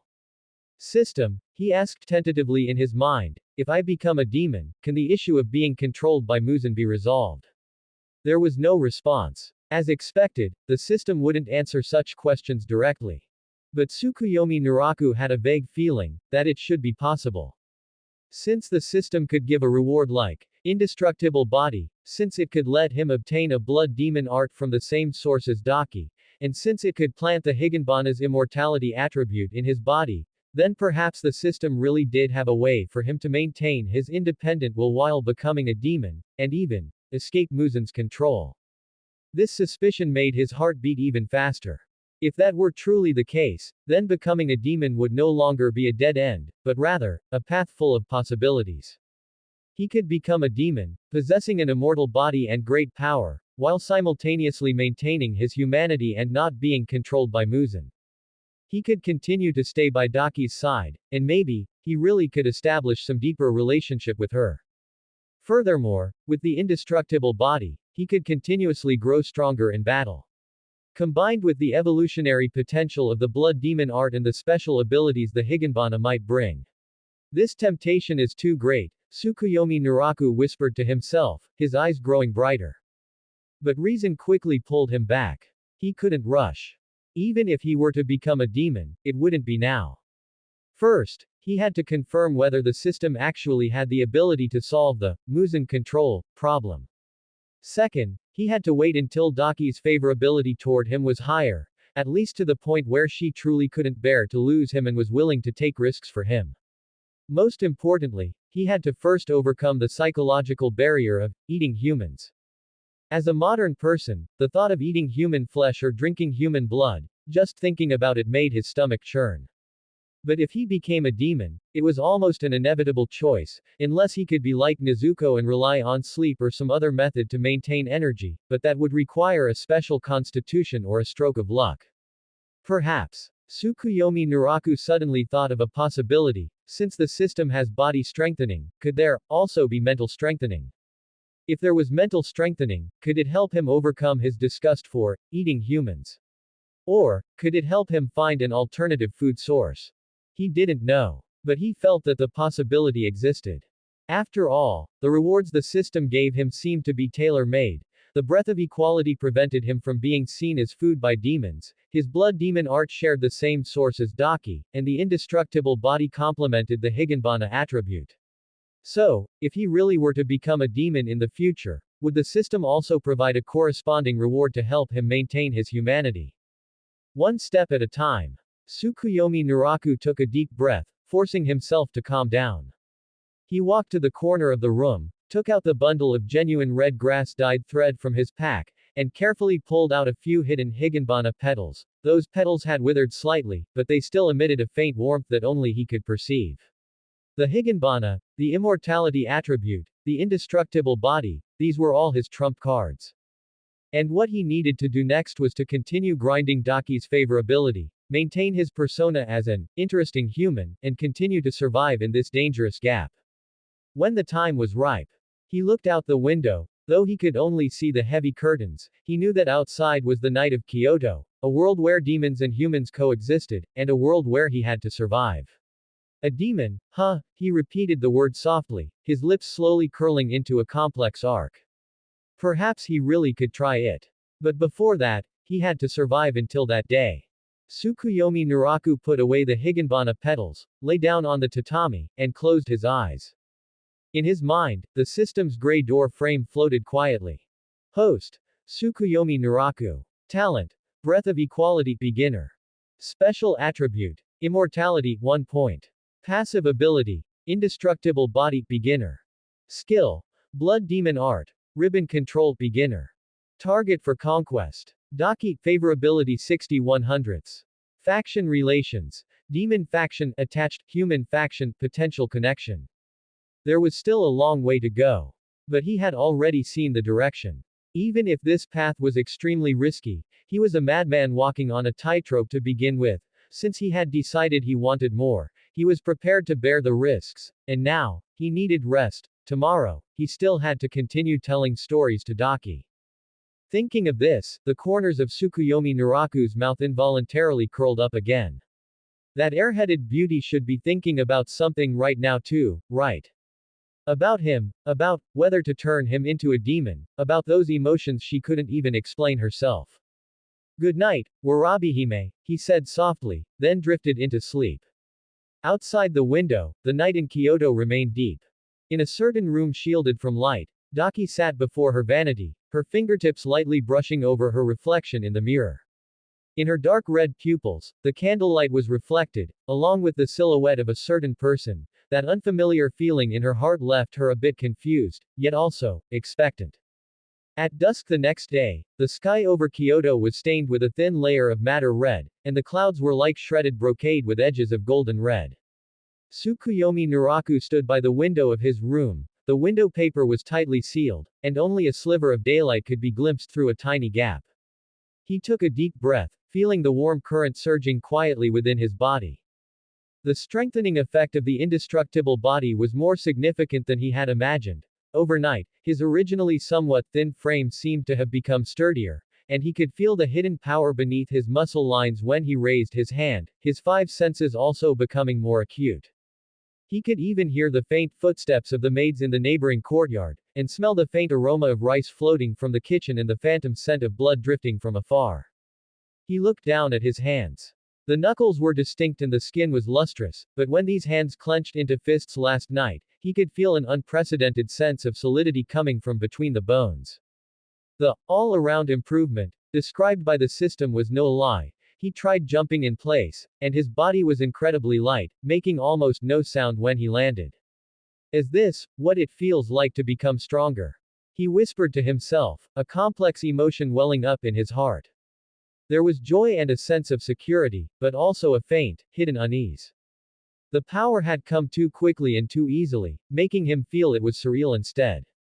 Moreover, the trigger condition for this indestructible body was actually near-death level damage. This meant he had to walk on the edge of life and death to continuously grow stronger. But at least, he now had a bit of capital for self-preservation. Composing himself, Tsukuyomi Naraku began to tidy his appearance. He changed into the deep purple kimono Daki had sent yesterday. The material was high-quality Nishijan ori, and the dark gold flowing cloud patterns shimmered with a subtle luster under the twilight. His belt was tied meticulously, and he fastened that carefully wrapped bundle of red grass-dyed thread to his waist. This was the evidence of this trip, and also a prop for him to conceal his true purpose. Finally, he carefully placed a few somewhat withered higanbana petals into a hidden pocket in his sleeve. Whenever his fingertips touched those cool petals, a strange sense of warmth and stability would always well up in his heart. Everything was ready. He walked to the bronze mirror. The young man in the mirror had hair as black as ink, with only a portion tied up with a simple silver hairpin, the rest draped over his shoulders. His dark red pupils appeared even deeper in the dim light, and that beautiful face had lost some of its initial pale frailty, replaced by a few hints of restrained brilliance. He deliberately adjusted his expression, letting a perfectly measured amount of gentleness and melancholy touch his brow. This was the Tsukuyomi Naraku Daki was familiar with, and also the disguise he relied on for survival.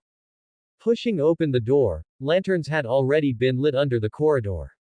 The paper lanterns diffused circles of warm yellow light, forming a winding ribbon of light in the deepening twilight. The air was filled with the scent of cosmetics, wine, and the cloyingly sweet fragrance of the late-blooming gardenias in the courtyard. The sound of shamisen music and women's flirtatious laughter could be heard faintly in the distance. The night of the red light district was awakening. Tsukuyomi Naraku walked along the corridor toward the private courtyard where Daki lived. The closer he got, the quieter the surroundings became, as if an invisible barrier isolated the hustle and bustle of the mortal world. Only the sound of his own footsteps was exceptionally clear in the silent corridor. Arriving before that familiar paper door, which was thicker than the others, he stopped. The light shining through the door was brighter than usual, and there was even the faint sound of a koto. The koto music gurgled like flowing stream water, yet it carried an indescribable loneliness and emptiness. It was not the kind of tune commonly heard in pleasure quarters to liven things up or flirt, but more like a solitary person's whispers and confessions. Tsukuyomi Naraku was somewhat surprised. He knew Daki could play the koto, but in the few days he had been here, she hadn't played in front of him, let alone played such emotionally charged music. He stood silently for a moment, waiting until the piece ended and the lingering charm was about to dissipate, before raising his hand and lightly knocking on the door. Knock, knock, knock. 3 light taps, steady in rhythm. The koto music inside stopped completely. After a moment of silence, Daki's voice came through, a few degrees colder than the koto's notes, but lacking some of her usual lazy seductiveness. Come in. Tsukuyomi Naraku pushed the door and entered. The scene inside the room made his footsteps pause slightly. Today, Daki was not reclining on the soft couch as usual, nor was she leaning lazily by the window. She sat upright before a low table in the center of the room, with an ancient 7-stringed koto placed in front of her. The body of the koto was made of deep rosewood, and the strings glinted with a cold silver light under the candlelight. She wore an extremely formal scarlet tomasode kimono. The base color was a deep red as intense as blood, and the collar, cuffs, and hem were embroidered with intricate higanbana and vine patterns in gold thread, shining brilliantly under the light. Her long jet black hair was not carefully styled into a bun as usual, but cascaded behind her like a waterfall, with only a few strands near her ears loosely pinned back by a long hairpin carved from red jade in the shape of a higanbana. Her demonic and beautiful features, in contrast to such grand attire and simple hair, appeared even more breathtaking. She slightly lowered her eyelids, her long and thick eyelashes casting a small shadow on her lids, her fingertips still lightly resting on the strings, as if the lingering resonance had not yet faded. The candlelight flickered on her face, brightening and dimming, making that exquisite face lose some of its usual flamboyant seductiveness and gain a bit of calm, almost solemn beauty. Sit. She did not look up, but merely pointed to the spot opposite the low table. Tsukuyomi Naraku did as he was told and sat upright opposite her. His gaze involuntarily fell on the ancient koto again. You are in high spirits today, my lady. Daki finally raised her eyes, her dark red pupils looking at him with a deep gaze, as if scrutinizing him, or as if looking through him at something else. I suddenly felt like playing. I haven't touched it for a long time, so I'm a bit out of practice. Her tone was very flat, but Tsukuyomi Naraku keenly captured a very subtle anomaly. It wasn't the annoyance brought by being out of practice, but rather more like a diversion under a restless state of mind. You are too modest, my lady, he said gently. Listening from outside the door just now, it was like hearing celestial music. Daki curled her lips noncommittally, the smile very shallow and not reaching her eyes. She reached out and plucked a string, producing a clear, vibrating sound. What story have you prepared for today? She asked, her gaze falling back on his face with her usual, yet seemingly more focused than usual, scrutiny. Tsukuyomi Naraku composed himself, temporarily pushing down that bit of doubt in his heart. The story Humble Address has prepared today might be a bit unusual, he said, weighing his words. It is a story about yokai and humans. Yokai. Daki arched an eyebrow, her fingertips unconsciously brushing across the strings. Like Oni. Somewhat similar, yet different, Tsukuyomi Naraku said slowly. In that world, there are complete yokai clans, half-demons, and also humans with powerful spiritual power like priestesses and monks. What I'm going to tell today is a story between a half-demon, a young girl from 500 years in the future who traveled through time, and a priestess who had long since passed away. Half-demon, traveling through time. Daki repeated in a low voice, a very bright light flashing in her dark red pupils, a sign of pure curiosity and interest being ignited. Sounds very interesting. Speak. Tsukuyomi Naraku took a deep breath and began to tell the story. His voice was not loud, but his articulation was clear and his pace steady, carrying a rhythm like that of narrating an ancient legend. He began by speaking of the turmoil of the Sengoku period, depicting a world where demons ran rampant and people lived in constant fear. He told the story of Kikyo, the priestess who guarded the powerful, Four Souls jewel. She was powerful, holy, and lonely, burdened with the mission of protection and purification, yet bound by fate because of it. He spoke of Inuyasha, the half-demon rejected by both humans and demons alike. He was unruly and craved power, yet deep within him lay a hidden loneliness and a longing for acceptance. The Four Souls jewel is said to grant any wish of its possessor, yet it also contains endless malice and curses. Tsukuyomi Naraku's voice lowered. Kikyo and Inuyasha, one wanted to use the jewel's power to turn Inuyasha into a true human, while the other wanted to use it to become a full demon. Two lonely souls drew close amidst misunderstanding and conspiracy, only to be completely torn apart just as they were about to reach each other. He described Naraku in detail, the scheming, insidious demon formed from the aggregation of countless demons and a human's malice, and how he disguised himself as the other to sow discord, leading Kikyo to pin Inuyasha to the sacred tree with a sealing arrow before she herself passed away with the shattered jewel and endless resentment. 50 years later, Tsukuyomi Naraku continued, an ordinary middle school girl named Kagome Higurashi traveled through time to the Sengoku period via the Bone Eater's well in her home.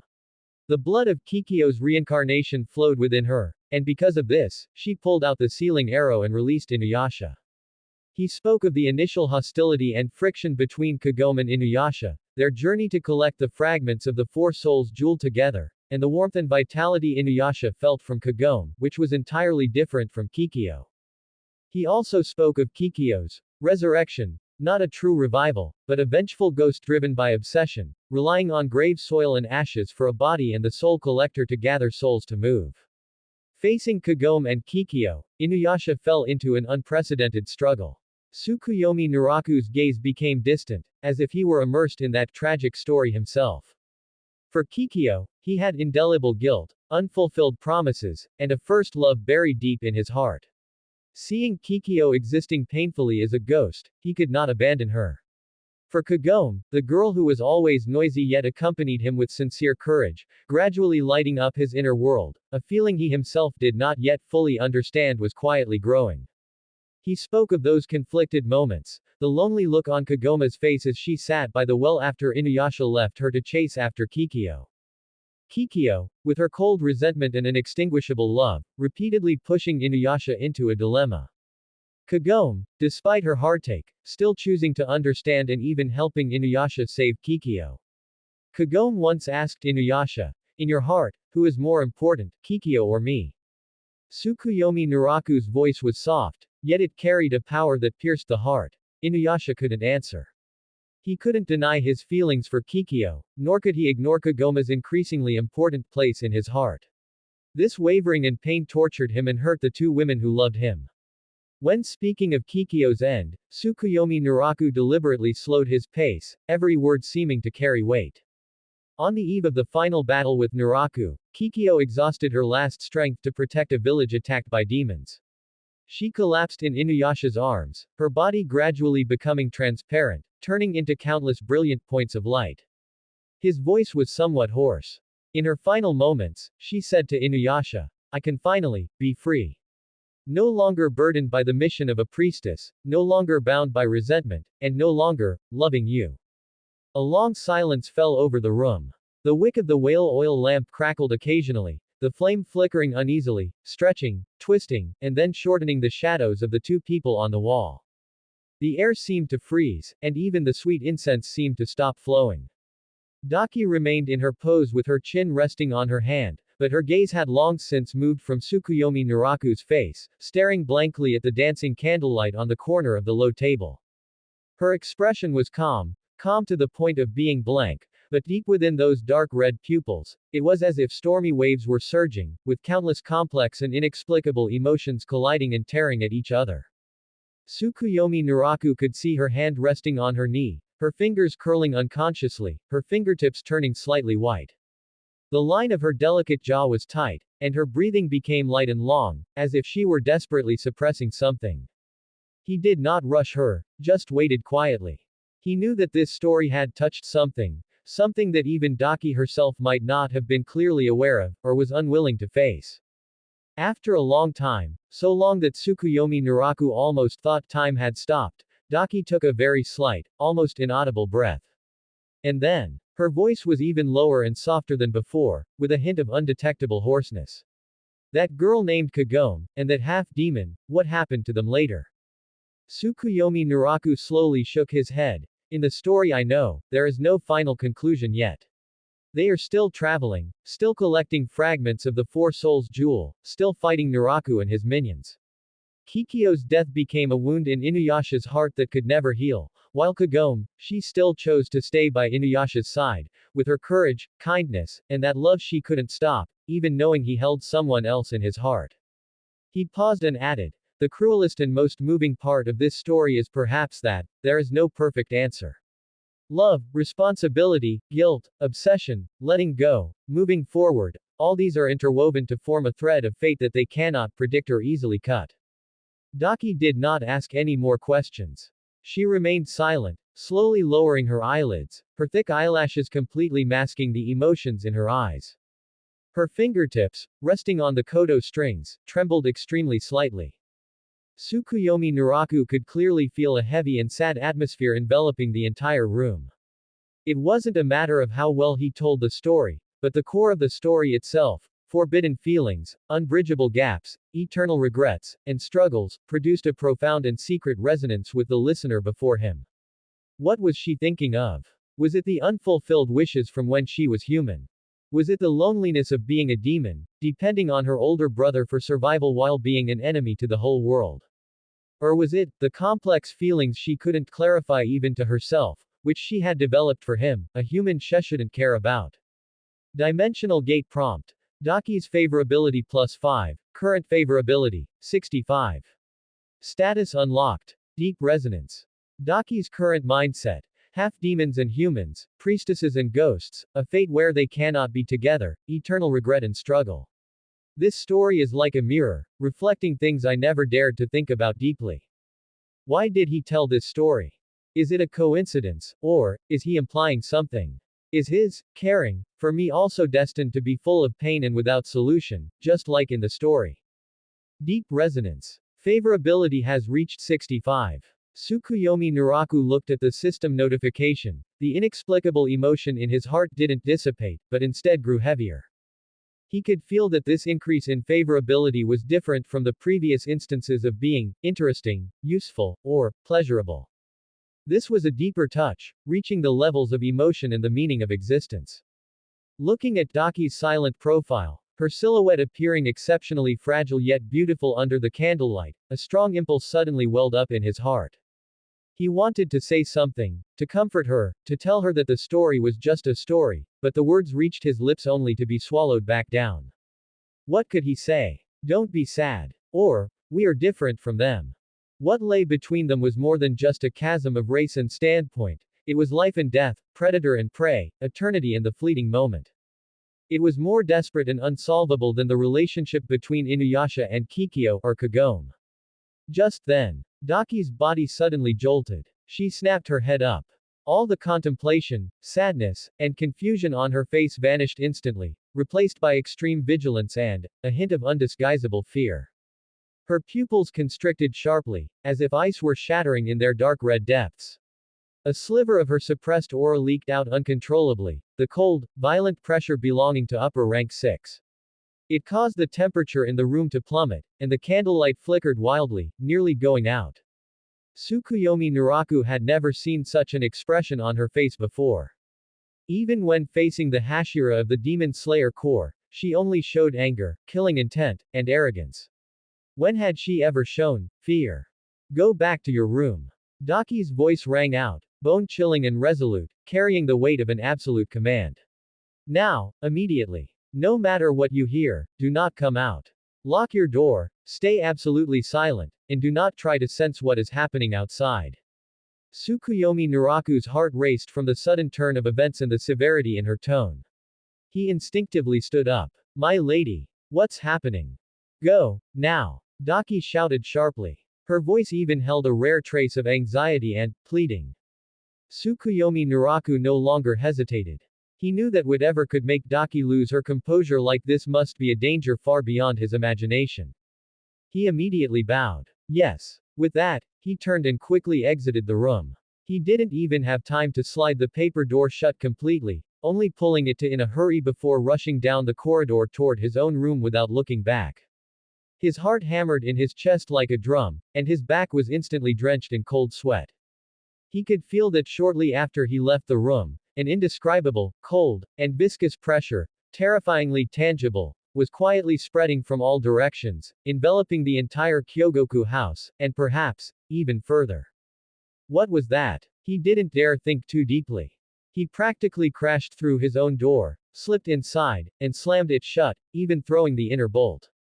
Leaning against the cool door panel, he gasped for air, trying to calm his heart which felt like it was about to burst. Meanwhile, inside Daki's room. After the sound of Tsukuyomi Naraku's hurried footsteps faded, the last trace of human emotion on Daki's face vanished completely. She quickly straightened her collar and hair, then walked to the center of the room. With an incredibly respectful, even humble posture, she slowly knelt and prostrated herself deeply, her forehead pressed against the cold tatami mat. Her body trembled uncontrollably, not entirely out of fear, but more from an instinctive awe and submission toward an absolute superior, branded deep within her soul.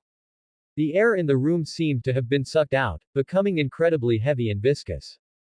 The once warm, dim candlelight twisted and dimmed strangely, as if suppressed by an invisible force. Shadows surged wildly from every corner of the room, the gaps in the cabinets, the folds of the curtains, the seams of the floorboards. They were no longer just the absence of light, but had transformed into a darkness so thick it was almost liquid, churning and gathering before Daki. The darkness gradually condensed and took shape, finally manifesting as a tall, slender figure. It was a man dressed in a well-tailored, expensive black Western-style suit. His smooth black hair was combed back meticulously, revealing a handsome face that bordered on the supernatural.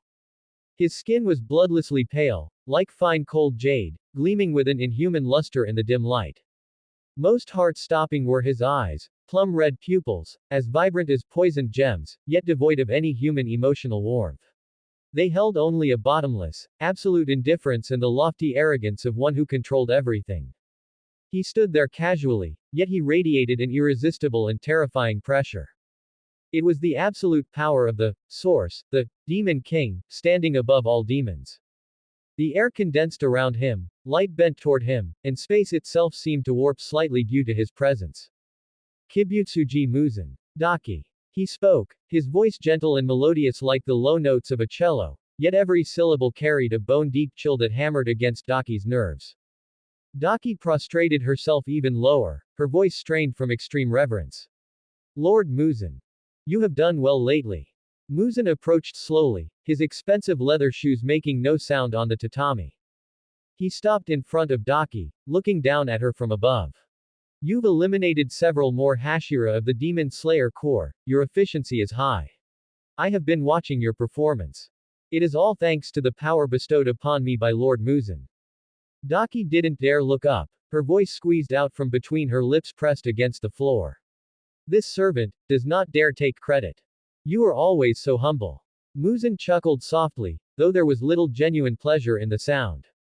He reached out with fingers so pale they were almost transparent.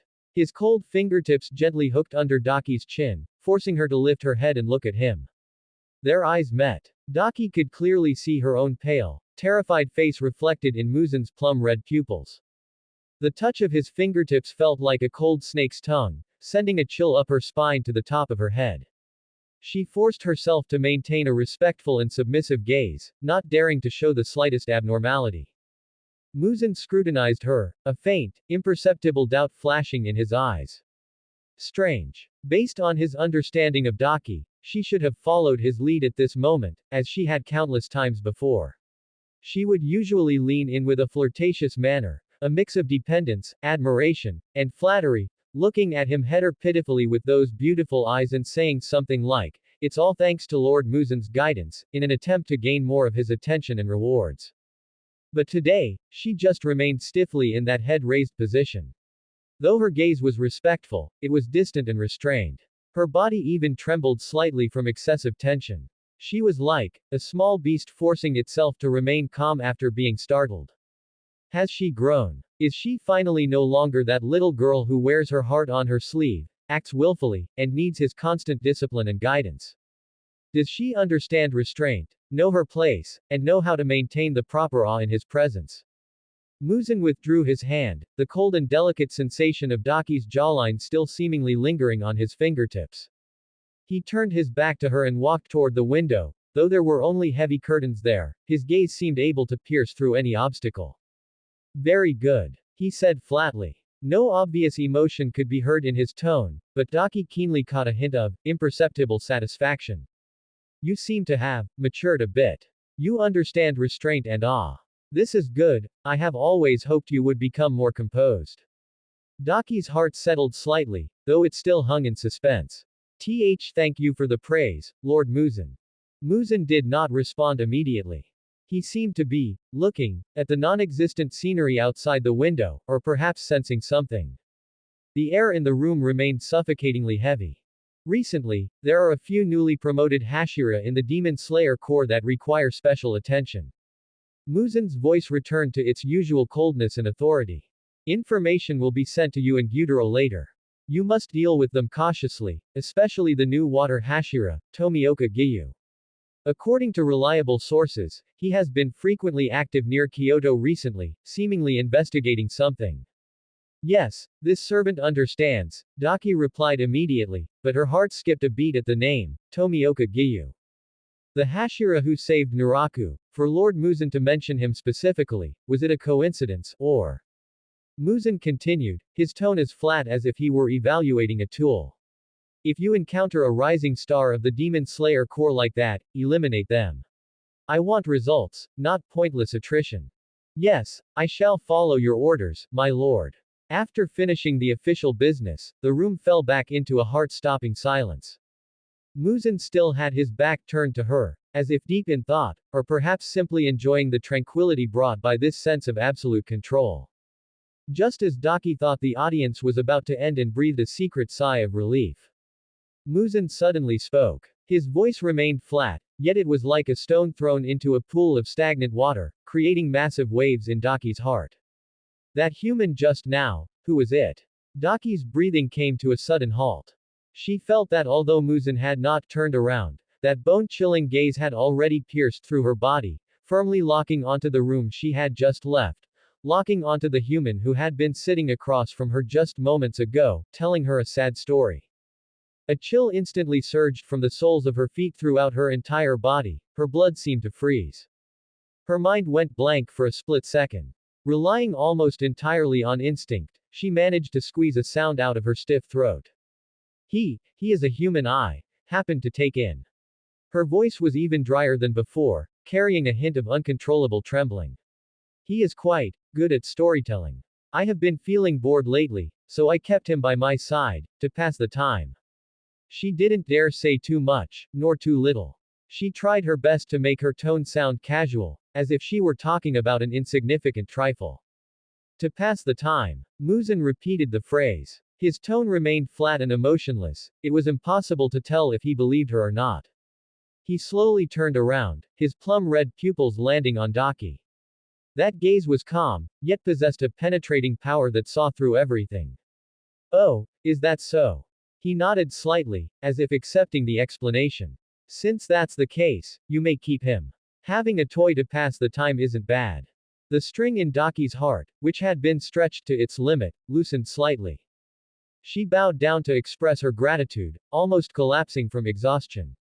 However, Muzin's next words were like a poisoned ice pick, ruthlessly piercing through her heart. However, Muzin's tone suddenly took on a very subtle, almost playful interest. For a human to be so interesting that even my Daki is willing to keep him around to pass the time. I've become somewhat curious myself. Daki jerked her head up, all color draining from her face. Muzan looked at her instantly pale face, a flash of genuine, intrigued light appearing in his plum-red pupils. He walked slowly back to Daki and leaned down slightly. That peerless handsome face was very close to her, close enough for her to see the curve of his eyelashes and feel the soul-freezing chill radiating from him. Bring him to see me. The 4 words were light as a feather, yet they fell with the weight of a mountain. Daki felt as if her heart had been seized by a cold hand, tightening suddenly. The pain was so intense she could barely breathe. Blood rushed to her head and then instantly receded, her ears ringing. She opened her mouth to say something, but her throat felt as if it were blocked by a red-hot iron, unable to make a sound. Why would Lord Muzan be interested in an ordinary human? Was it because he had detected her momentary loss of composure? Or was it because Tsukuyomi Naraku possessed a special, indefinable attraction that even she couldn't explain, and it had ultimately failed to escape the Demon King's perception? Or, was this merely a cruel, whim-driven game of Lord Muzan's? No. Regardless of the reason, she knew that once Tsukuyomi Naraku was brought before Muzan, everything would be over. Given Lord Muzan's personality, he would never let such an interesting and special existence go. Either he would turn Tsukuyomi Naraku into a demon, making him another pawn to be manipulated at will, at which point Naraku would no longer be himself, his will, memories, and emotions all potentially twisted and controlled. Or, he would treat Tsukuyomi Naraku as a novel plaything, and after playing with him enough, he would casually crush and devour him, just as he did with countless other humans. In either case, the Tsukuyomi Naraku who would smile warmly, tell stories earnestly, whose ears would turn red when she got close, and who would say, "The young lady is still waiting for me," would cease to exist. What is it? Muzan raised an eyebrow slightly. The hint of interest in his plum-red pupils turned into clear surprise, followed by a cold touch of displeasure. You refuse. That surprise was not feigned. He was truly taken aback. This child, who had always been obedient to his every word, even somewhat excessively dependent and fawning, this upper-rank 6 whom he had personally shaped and granted power and appearance, would actually hesitate. Resist. For the sake of an insignificant human. This exceeded his expectations and provoked the nerves of his absolute desire for control, which allowed for no disobedience. Daki felt Muzan's gaze suddenly become as sharp as a blade. That terrifying pressure, like a physical mountain, crashed down upon her body and her soul. The air grew thin. Her bones made faint sounds as they struggled under the burden, and her soul felt as if it were about to be crushed by this pure, evil, and power. She knew that if she dared to say no, at this moment, not only would Tsukuyomi Naraku die a miserable death immediately, but she and her brother Gyutaro would also face unimaginable punishment, or perhaps, be completely erased. In the face of absolute power and the threat of life and death, her budding, strange emotions, which she hadn't even sorted out herself, seemed so fragile, so laughable, so pathetic. Despair, like the coldest tide, instantly submerged her. She closed her eyes, her long eyelashes trembling violently. Her nails dug deep into her palms, sending sharp stabs of pain. Black blood, with the unique scent of a demon, slowly seeped from between her fingers and dripped onto her crimson hem, blooming into darker stains. When she opened her eyes again, all the struggle, pain, and fear in them had been forcibly suppressed, leaving only a deathly silence of obedience and emptiness. Slowly, and with great difficulty, she squeezed broken syllables through her teeth, every word carrying bloody compromise and despair. Yes, my lord. Muzan stared at her for a few seconds, looking at her paper-pale face, her hollow and vacant eyes, and her clenched fists dripping with black blood. Suddenly, he smiled. That smile was extremely beautiful, like a poison-drenched poppy suddenly blooming in the night, yet it only brought a bone-chilling cold and made one's skin crawl. Very well. He straightened up and elegantly adjusted his cuffs, as if the suffocating confrontation from a moment ago had never happened. Then let it be tomorrow. Tomorrow night, bring him to that abandoned shrine on the outskirts of the city to see me. His figure began to blur, gradually turning into surging shadows. I am quite curious. His voice dissipated into the air along with his figure, leaving only one last lingering echo that haunted the silent room like a curse. Exactly what kind of human could make my Daki so reluctant to let go? The voice completely faded away. The terrifying pressure receded like a tide. The candlelight in the room resumed its normal flicker, the light became warm again, and the air seemed to flow once more. But Daki remained kneeling on the spot, motionless. Slowly, extremely slowly, she lifted her head. There was no expression on her face, and her eyes were so hollow it was as if she had lost her entire soul. Only her clenched, still bleeding fists and her slightly heaving chest, suppressing heavy breaths, betrayed the colossal, yet unventable despair and turmoil within her. She turned her head, her gaze piercing through the walls, staring fixedly in the direction of Tsukuyomi Naraku's room. What should she do? What on earth should she do? That foolish, gentle human who told sad stories. Tomorrow night, he was to be sent before Kibutsuji Muzan. That was almost equivalent to a death sentence. No, perhaps worse than a death sentence. She remembered the earnestness and gentleness shimmering in those dark red eyes when Tsukuyomi Naraku told the story just now. She remembered the natural trust when he mentioned, "The young lady is still waiting for me." She remembered the wisdom and concern that transcended status when he seriously analyzed how to make a decision for her last night. These images now felt like red-hot irons, searing her heart. She slowly stood up and walked to the dressing table.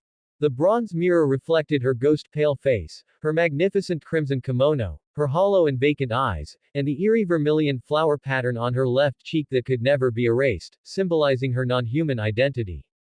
She thought of Kikyo in that story, and her final words, "I can finally be free." Free. Could she ever have a day of freedom? And Tsukuyomi Naraku, toward what kind of a redeemable abyss would his fate head, because of her incompetence, because of her hesitation, because of her reluctance to let go? She began to laugh lowly and brokenly, her laughter echoing in the silent room, so mournful it was heartbreaking. Inuyasha. Kagome. Kikyo. She murmured these unfamiliar names, her fingertips brushing the cold surface of the mirror as if trying to grasp something, yet only touching a void. So, is this what they call resonance? Outside, the night of Kyoto had completely descended, thick as ink, swallowing all light. Daki knelt on the cold tatami, maintaining that humble posture until she confirmed that Muzan's presence had completely vanished from the Kyogoku house and this entire area. Only after the last trace of his lingering pressure had dissipated did she slowly and stiffly straighten her body, like a puppet drained of its strength. A rhythmic, numbing sting shot through her knees, but she was completely oblivious to it. The wounds on her palms, pierced by her nails, had stopped bleeding, leaving only a few dark red scabs and deep, crescent-shaped marks. She looked down at her slightly trembling hands, which were still stained with the cold, black blood belonging to a demon. Lord Muzan wants to see him. Tomorrow night. This realization was like the heaviest of shackles, locked tightly around her neck. Every breath she took felt like suffocating on rust. Countless images flashed uncontrollably through her mind, the way the tips of Tsukuyomi Naraku's ears turned slightly red when she touched him. His focused, gentle profile when he told stories, the unvarnished trust in those dark red eyes. Even that empathy and sorrow he showed earlier when telling the story about the half-demon and the human, filled with regret and struggle, which had drawn even her in deeply. These images now turned into sharp shards, slicing through her nerves. What should she do? Send a message to let him escape. Setting aside how far Lord Muzan's perception could reach, where could Tsukuyomi Naraku, a human, possibly flee in this world overrun by demons? Moreover, Muzan's blood flowed within her. Any thought of betrayal could bring about total destruction, even involving her brother, Yutaro. Defy the orders. That was even more of a dead end. She and her brother would be personally erased by Lord Muzan, and Tsukuyomi Naraku would likely die even faster and more miserably. It seemed, only one path remained. Obedience. Bring Tsukuyomi Naraku before Muzan, and then, leave it to fate. The thought made her feel a wave of nausea-like disgust and despair. She could already see the ending. Either she would personally push him into the abyss, watching him be transformed into a strange, controlled demon. Or she would watch him be used as a plaything by Muzan, dying in extreme terror and pain. Neither outcome was something she could bear. But, what could she do? In the face of such an absolute power gap, her budding care, which she couldn't even sort out herself, seemed so laughable and powerless. After an unknown amount of time, the faint sound of a night watchman's clapper came from outside. It was already late at night. Daki finally moved. Supporting herself against the low table, she stood up somewhat unsteadily and walked to the dressing table. The woman in the bronze mirror was as pale as paper, only the vermilion flower pattern on her left cheek remained enchantingly vivid, making the emptiness and despair in her eyes even more shocking. She raised her hand, her fingertips trembling as they brushed her cheek. The cold touch made her shudder slightly. She had to tell him. No matter what, he had the right to know, at least, a part of it. Taking a deep breath, Daki forced down her churning thoughts, straightened her slightly disheveled collar and hair, and used a damp cloth to wipe away the dried blood on her palms. Having done this, the expression on her face returned to a state of calm, a calm that was nearly deathly still. Only deep within those dark red pupils did traces of unhideable exhaustion and struggle remain. She pushed open the door and stepped into the silent corridor. The glow of the lanterns cast flickering shadows across her body, her footsteps so light they were almost inaudible. It was a short distance, yet at this moment, it felt like a journey without an end. Arriving before Tsukuyomi Naraku's door, she stopped. It was pitch black and silent inside the paper door. Clearly, the person within had already gone to sleep, or was feeling uneasy because of the previous disturbance. Daki raised her hand, her fingertips pausing in midair for a moment before lightly landing on the door. Knock, knock. Two very soft sounds. Rustling movements immediately came from inside, along with the sound of deliberately lowered breathing. Clearly, the person inside was not asleep and had remained alert. Who is it? Tsukuyomi Naraku's voice came through the door, carrying a hint of tension. It's me, Daki said, her voice sounding even more raspy and low than she had expected. There was a moment of silence inside, followed by the sound of the bolt being drawn back.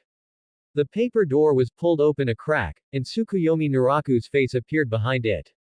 He had obviously changed out of his outdoor kimono and was wearing only a plain-colored sleeping robe. His black hair was somewhat messy and loose, but his eyes were clear and sharp. The moment he saw her, that sharpness turned into surprise and a faint, barely perceptible worry. My lady. He quickly pulled the door open and stepped aside to let her in. It's so late, why are you? He stopped mid-sentence. By the faint light filtering in from the corridor, he could see Daki's current state clearly. Though her clothes were still ornate and tidy, her face was terrifyingly pale, and there was an unhideable exhaustion in her eyes along with a heavy emotion he couldn't quite read. Her presence was also colder and more unstable than usual. Come in and talk, Daki said without many words, walking straight into the room. Tsukuyomi Naraku immediately closed the door and lit the oil lamp on the table. The warm yellow light dispelled the darkness, illuminating the space between them. He turned around and looked at Daki, who was standing in the center of the room with her back to him. Her back was straight, yet it somehow exuded a sense of tension and loneliness. My lady, has something happened? Tsukuyomi Naraku's heart sank. The ominous feeling from earlier that day surged within him once more. For Daki to come personally in the middle of the night and show such an expression, it could not be a small matter. Daki slowly turned around, her dark red pupils watching him under the lamplight. That gaze was incredibly complex. There was scrutiny, struggle, a flash of pain, and a hint of a heavy weight, almost like a final farewell. Tomorrow, she began, her voice dry, you are coming out with me. Tsukuyomi Naraku's heart skipped a beat. Out. Where to? To see a certain Lord. Daki avoided his gaze, looking instead at the flickering flame of the lamp. Lord. In this world, someone who could be so respectfully called Lord by Daki, the upper rank 6, a name instantly flashed through Tsukuyomi Naraku's mind, and an icy chill immediately shot from the soles of his feet through his entire body. Combining Daki's abnormal reaction during the day, that sudden terrifying pressure, and her current state of being on high alert and near despair, the answer was almost obvious. But he still needed to confirm. He took a deep breath, forcing himself to remain calm, his voice as steady as possible. My lady, who is it we are going to see? Daki's lips moved, but that name seemed to weigh 1,000 pounds, pressing down on the tip of her tongue so she couldn't utter it. How could she tell him? Directly say, we are going to see Kibutsuji Muzan, the source and ruler of all demons, and the existence who could kill you or turn you into a monster at any moment. She couldn't say it. Seeing the unhideable struggle and pain in Daki's eyes, and her slightly trembling fingertips, the last bit of hope in Tsukuyomi Naraku's heart vanished. He already had the answer. As expected, it was the Demon King, Muzan. The most terrifying, most unpredictable final boss of the original story. The being who viewed all living things as ants, who was fickle, and who controlled the life and death of every demon. Tomorrow night, he would have to face him directly. Was he afraid? Of course. His heart was currently pounding like a drum, and his back was instantly drenched in cold sweat. But strangely, besides the fear, there was also a sense of the dust having settled, even, a slightly absurd feeling of, it's finally here. After all, from the moment he transmigrated into this world and chose to stay by Daki's side, he knew that one day he would cross paths with that ultimate horror. He just hadn't expected this day to come so quickly and so suddenly. He looked at Daki's troubled expression and the pain of her not knowing how to speak, and the chill in his heart from the confirmation of the answer was oddly diluted by another warm current. She was troubled, she was in pain. She was worrying for him. Even when facing Muzan's orders, even when she herself might fall into danger because of it, what she cared about most at this moment seemed to be how to speak to him, how to lessen his fear. This realization made Tsukuyomi Naraku's heart tremble. Tsukuyomi Naraku suddenly took a step forward, closing the distance between them. Daki seemed startled by his movement and instinctively raised her eyes to look at him. It's all right, Tsukuyomi Naraku said, looking at her with a reassuring, even somewhat open-minded smile, interrupting her struggle. There's no need for you to be troubled, my lady.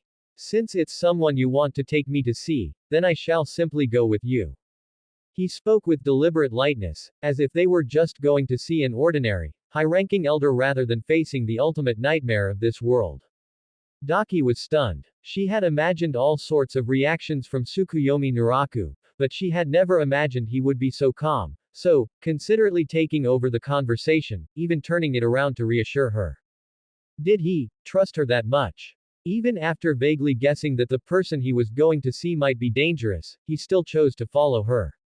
This unreserved, almost blind trust was like a red-hot dull knife, stabbing ruthlessly into Daki's heart, bringing a wave of suffocating, dull pain.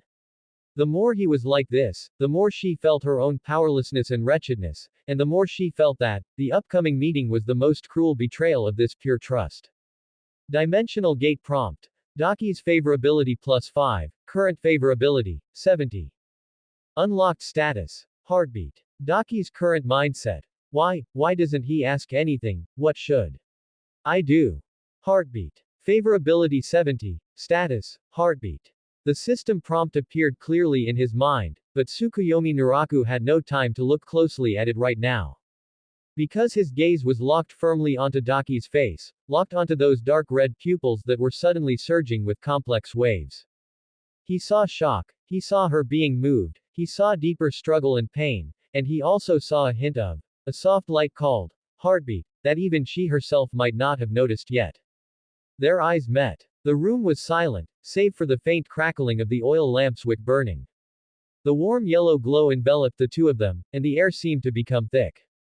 Tsukuyomi Naraku could clearly hear the sound of his own heart racing in his chest, thumping like a drum, as if trying to break free from its restraints. Blood rushed to his cheeks, bringing a wave of warm, tingling sensation.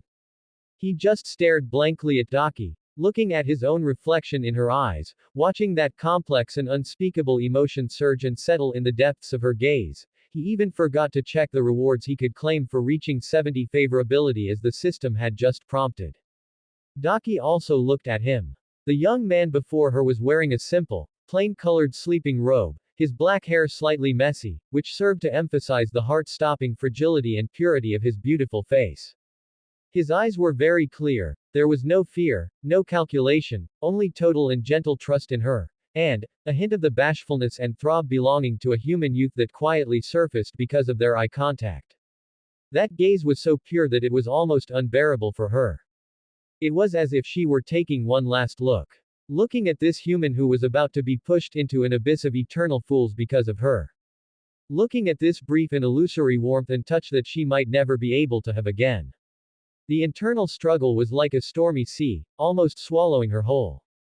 For a moment, she almost impulsively opened her mouth to tell him everything, to tell him to run, even if she would have to face Lord Muzin's overwhelming wrath afterward. But in the end, reason, or rather, the bone-deep fear of Muzin, combined with the concern for her brother Gyutaro, tightly throttled her throat.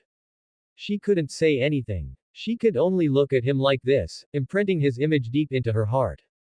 It was as if by looking for one more second, she could draw a bit more warmth and store a bit more courage to face the cold, desperate future that was about to arrive. A long time passed. Daki was the first to look away, lowering her eyelids slightly as if she had exhausted all her strength. She took a deep breath, and when she looked up again, her face was once more covered with a layer of almost indifferent calm. Rest well. Her voice returned to its usual coldness, even lighter and emptier than usual. Tomorrow, I will come for you.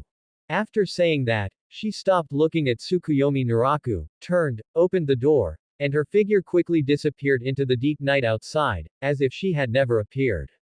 The door closed gently. Tsukuyomi Naraku stood alone in the center of the room, the light of the oil lamp stretching his shadow fitfully. He remained in the same posture as before, his gaze fixed on the empty doorway, as if he could still see Daki's resolute yet fragile back as she departed. His heart was still beating very fast. Heartbeat. He whispered the word from the system prompt, a bitter and complex curve appearing at the corner of his mouth. Did she really feel something for him? In the heart of an upper-rank demon who lived for hundreds of years by eating people, could an emotion called heartbeat actually be generated because of a human? This realization left his mind in a mess, and the composure he had forced earlier crumbled inch by inch. Fear, confusion, a secret throb, despair for the future, and empathy for Daki's complex emotions, various feelings intertwined, almost drowning him. He didn't know what awaited him tomorrow night. Was it a whim of Muzin's teasing? A forced transformation into a demon? Or, a clean and swift death? But regardless, from Daki's gaze just now, he was at least certain of one thing: she didn't want anything to happen to him. She was even suffering and struggling because of it. That was enough. In this cold and cruel world, this untimely concern from the enemy camp had become the only faint light and warmth in his heart at this moment. After standing blankly for a long time, Tsukuyomi Naraku slowly walked to the low table and sat down. The light of the oil lamp illuminated his slightly pale face. He forced himself to calm down and began to think of a strategy. Meeting Muzin was an unavoidable fact. What he needed to do now was to find even a sliver of life in this desperate situation. It was then that he remembered the system prompt he had ignored earlier. Favorability has reached 70. You can claim a milestone reward. Please choose one from the following options. Option 1. Unyielding will passive, your will be blessed and protected by a mysterious power. When facing mental pressure, soul shock, extreme pain, or blurred consciousness, you can maintain maximum clarity and independence of self-awareness, making it difficult to be distorted, controlled, or erased by external forces. Option 2. Radiant charisma passive, your charm and temperament will be greatly sublimated and strengthened. The natural attraction in your words and deeds will significantly increase. For individuals with weak wills or who already have a basic favorability toward you, there is a certain probability of triggering deep emotional effects such as submission, or obsession, accelerating favorability growth. Option 3. Boiling battle intent passive, after entering a combat state, your adrenaline and potential will be extraordinarily stimulated. As combat time extends or the degree of injury intensifies, all your attributes, strength, speed, reaction, endurance, etc., will receive temporary tiered increases. Simultaneously, pain perception and fear will be significantly weakened until the battle ends or the body collapses. The three options each had their merits. Radiant charisma looked very tempting. If he could win over Muzin, no, that idea was too absurd. The Demon King Muzin's will was as solid as a rock, cold and indifferent. He was definitely not someone who could be swayed by charisma. If anything, it might instead cause him deeper scrutiny and murderous intent. Boiling battle intent was a solid combat enhancement. In a desperate situation, it might allow for a final struggle. But the problem was, facing Muzin, did he even have the qualification to fight? he would likely be completely suppressed in a single encounter. The so-called attribute increases were meaningless in the face of an absolute power gap. Moreover, Muzan most likely wouldn't give him the chance to fight. So, what remained was unyielding will. Tsukuyomi Naraku's gaze was firmly locked on this option. When facing mental pressure, soul shock, extreme pain, or blurred consciousness, you can maintain maximum clarity and independence of self-awareness, making it difficult to be distorted, controlled, or erased by external forces. This paragraph was almost tailor-made for what he would encounter tomorrow night. What was Muzan's most terrifying method? Besides absolute power, it was his absolute control over demons. As long as he wanted, he could read a demon's thoughts, plant curses in their bodies, make them die instantly at any time, and even fundamentally distort a demon's will and existence through his own blood. If Muzan really wanted to turn him into a demon, or use other methods to control or torture him, then, unyielding will, would be his final barrier to keep his self and not be completely turned into a walking corpse or a distorted monster. Even if facing death, dying with a clear self-awareness was better than turning into a monster that had lost its self. What's more, he still had the immortality attribute brought by the Higanbana, as well as the newly acquired indestructible body. If unyielding will could help him maintain his self while being transformed or near death, then combined with the immortal will of the immortality attribute and the stronger with injury of the indestructible body, perhaps, he really could find an incredible sliver of life in a desperate situation. This is the one. Tsukuyomi Naraku no longer hesitated and made his choice in his heart. Selection confirmed. Reward being issued. Acquired passive ability. Unyielding will beginner. In an instant, Tsukuyomi Naraku felt a strange burning sensation deep in his brow. It wasn't painful, instead, it was like a warm spring stream slowly pouring into his mental core. That feeling was fleeting. Then, an indescribable sense of clarity and determination sank into the depths of his consciousness like a rock. He blinked, and his vision seemed to have become a bit clearer. The flickering flame of the oil lamp, the dust floating in the air, and even the trajectory of the air flowing as he breathed became exceptionally clear. More importantly, the chaos, fear, and confusion in his heart seemed to be gently brushed away by an invisible hand. Although they hadn't disappeared, they no longer impacted his reason as frantically as before. Instead, they settled down, turning into a cold calmness with the intent of burning one's boats. He felt as if his spirit had been fitted with a layer of invisible, tough armor. Although he didn't know how strong an impact it could withstand, at least he had basic protection. Unyielding will. Tsukuyomi Naraku whispered the name and slowly clenched his fist. Tomorrow night, the abandoned shrine on the outskirts of the city, Kibutsuji Muzan. He would face the ultimate horror of this world with a human body. And what he possessed now was a body that had just begun to be strengthened, a blood demon art that could not be easily used, a faint hope brought by a Higanbana, a growth constitution that required being near death to trigger, and this newly acquired, unyielding will, that protected his self-awareness from being erased. And Daki's complex and hard-to-describe gaze called heartbeat. The road ahead was 9 deaths and 1 life, perhaps even 10 deaths and no life. But at least, he was no longer that useless person who had no strength to truss a chicken and could only be slaughtered by others. He would struggle, he would think, and he would seize any possible opportunity in a desperate situation.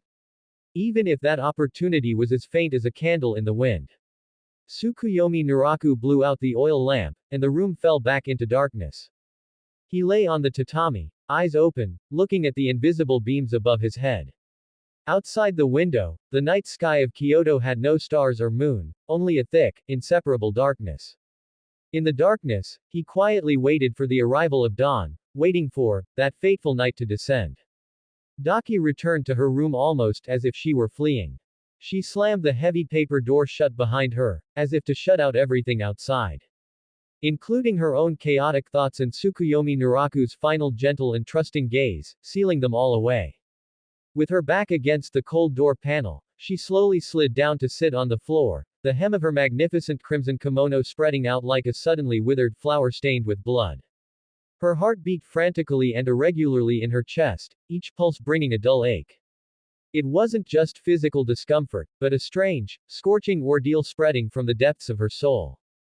It was as if an invisible flame was burning inside her, scorching her internal organs, her sanity, and her demon heart that had been cold and dead for hundreds of years. She painfully raised her hands and covered her face tightly. The cold touch of her palms could not soothe the inexplicable heat on her cheeks, nor could it dispel the images constantly churning in her mind. The fine lines at the corners of Tsukuyomi Naraku's eyes when he smiled, his focused expression while telling stories, the ill-timed open-mindedness when he comforted her, and the crystal-clear, unreserved trust in his eyes when their gazes met just now, along with the faint light he hadn't even noticed himself that flickered from the eye contact. Why? She hissed in a low voice, her tone distorted by suppression. Why is it like this? She didn't understand. This feeling was too foreign. Since becoming a demon, she had felt hunger, the pleasure of slaughter, the desire for power, the reverent and fearful submission to Lord Muzan, and the warmth and security of depending on her brother. But she had never felt like this. It was as if her heart were being slowly roasted over charcoal, anxiety, pain, unease, panic, and a tiny bit of a secret sweetness and bitterness that she didn't even dare to examine closely, all intertwined and churning. It was more intense, more unbearable, and more inescapable than the bone-deep fear and pain she felt when she was punished by Lord Muzan for failing a mission. Because punishment came from the outside, was clear, and could be endured through obedience or tolerance. But this ordeal grew from the bottom of her own heart. It was a lesion she herself could neither understand nor control. Yutaro, her brother, emerged quietly from the shadows in the corner of the room, just as he had countless times when she needed him. He was still hunched, ugly, and scarred, walking with a limp. But as he approached and saw his sister curled up by the door, exuding an aura of pain and confusion, there was no gloom or numbness in those dark red pupils shared by their bloodline, only overflowing worry and heartache. He slowly walked to Daki's side. Without speaking immediately, he silently crouched down and reached out with those equally scarred, rough hands, gently pressing them onto her trembling shoulders. Little sister. His voice was hoarse and unpleasant, yet it carried a strange gentleness that could soothe restlessness. What's wrong? Daki's body jerked, but she didn't look up. She only buried her face deeper into her palms, her voice muffled and carrying a rare hint of vulnerability. Brother. I don't know. I feel terrible. Is it because Lord Muzan wants to see that human? Yutaro asked softly, his tone devoid of blame, only inquiry and understanding. Daki remained silent for a moment before nodding very slightly. Yutaro looked at the top of his sister's black hair, the expression in his eyes complex and difficult to read. He knew his sister, proud, willful, vain, and easily deceived by appearances. Yet, deep down, she had a near obsessive craving for beauty and attention, shaped by her experiences as a human, along with a heart hidden beneath thorns that wasn't actually very resilient. She rarely lost her composure like this for an outsider, let alone to the point of such pain. Little sister, Yutaru's voice grew even softer, as if afraid of disturbing something. Tell me, to you, is that human really just an interesting toy? This question was like a key that suddenly forced open the door to Daki's heart, which she had been trying to avoid and lock away. She jerked her head up, her face still stained with a dampness she hadn't even noticed, a demon's tears. No, that was impossible. Her eyes were wide, staring at her brother in confusion and shock. Toy. Toy. She repeated the word, her tone filled with a confusion she didn't even understand herself. Wasn't it? At first, hadn't she kept him because of that rarely handsome face, because he told interesting stories, because he could relieve her boredom, and because he had a strange attraction that made her feel, keeping him is more interesting than eating him. But, since when did the word, toy, become so flimsy, so inaccurate? She remembered how she would look forward to him telling stories every day, and how she would be happy or angry because of the plots he made up. She remembered how her heart would race and the tips of her ears would heat up because of an unintentional touch or a word of concern from him. She remembered how she would unconsciously observe his every move and speculate on his thoughts, and the sudden surge of rage and lingering fear when she heard he was attacked by a demon. She remembered the despair and pain, like falling into an ice cellar, when Lord Muzan ordered him to be brought for a meeting. Was this still the emotion a master should have for a toy? If a toy is broken, lost, or boring, one just gets another. Why suffer so much? Why fear losing him so much? Seeing the confusion, shock, and the expression that was turning pale and mixed with disbelief on his sister's face, Yutaro sighed in his heart. A difficult but incredibly gentle curve formed on his ugly face. The hand on Daki's shoulder tightened slightly, conveying silent support. Little sister, he said slowly, every word seemingly carefully considered, if you really care about that human that much, then let's take him and run away. Daki's pupils suddenly contracted to the size of pinheads. It was as if she hadn't heard clearly, or as if she were stunned into a loss of reaction by the immense fear and absurdity contained in the proposal itself. She just stared blankly at her brother. Yutaro continued, his tone as calm as if he were discussing what to eat tomorrow rather than proposing to betray the Demon King and flee for their lives. I will find a way to buy as much time for you as possible, disturb the nearby demons, create some chaos, or directly lure away the eyes that might be tracking you. You two just run as far as possible and find a remote place to hide. He paused, his dark red eyes looking deep into Daki's. There was no fear of the Demon King Muzan in them, only the deepest care for his sister at any cost. Brother, we'll help you. Run. Run away, with Tsukuyomi Naraku. Betray Lord Muzan. The mere thought of it made Daki's blood feel as if it were freezing. She knew Lord Muzan's terror better than anyone. It wasn't just an absolute crushing of power, but a control and curse etched into her bloodline and soul. Run away. Where could she possibly go? In this world, was there truly any corner that could escape Lord Muzan's perception? And, what about her brother? If she made the suggestion, he would be the one to carry it out. Lord Muzan's wrath would fall upon her brother first. She didn't dare imagine the consequences. No. Impossible. She shook her head subconsciously, her voice trembling. Brother, we can't. Lord Muzan, I know how terrifying Lord Muzan is. Yutaro interrupted her, his tone still calm but carrying an unquestionable firmness. But little sister, I'm even more afraid of seeing you in pain. He raised his hand and used his rough fingertips to very gently wipe away the wet trace on Daki's cheek. You haven't truly smiled happily in a long time, not until that human appeared.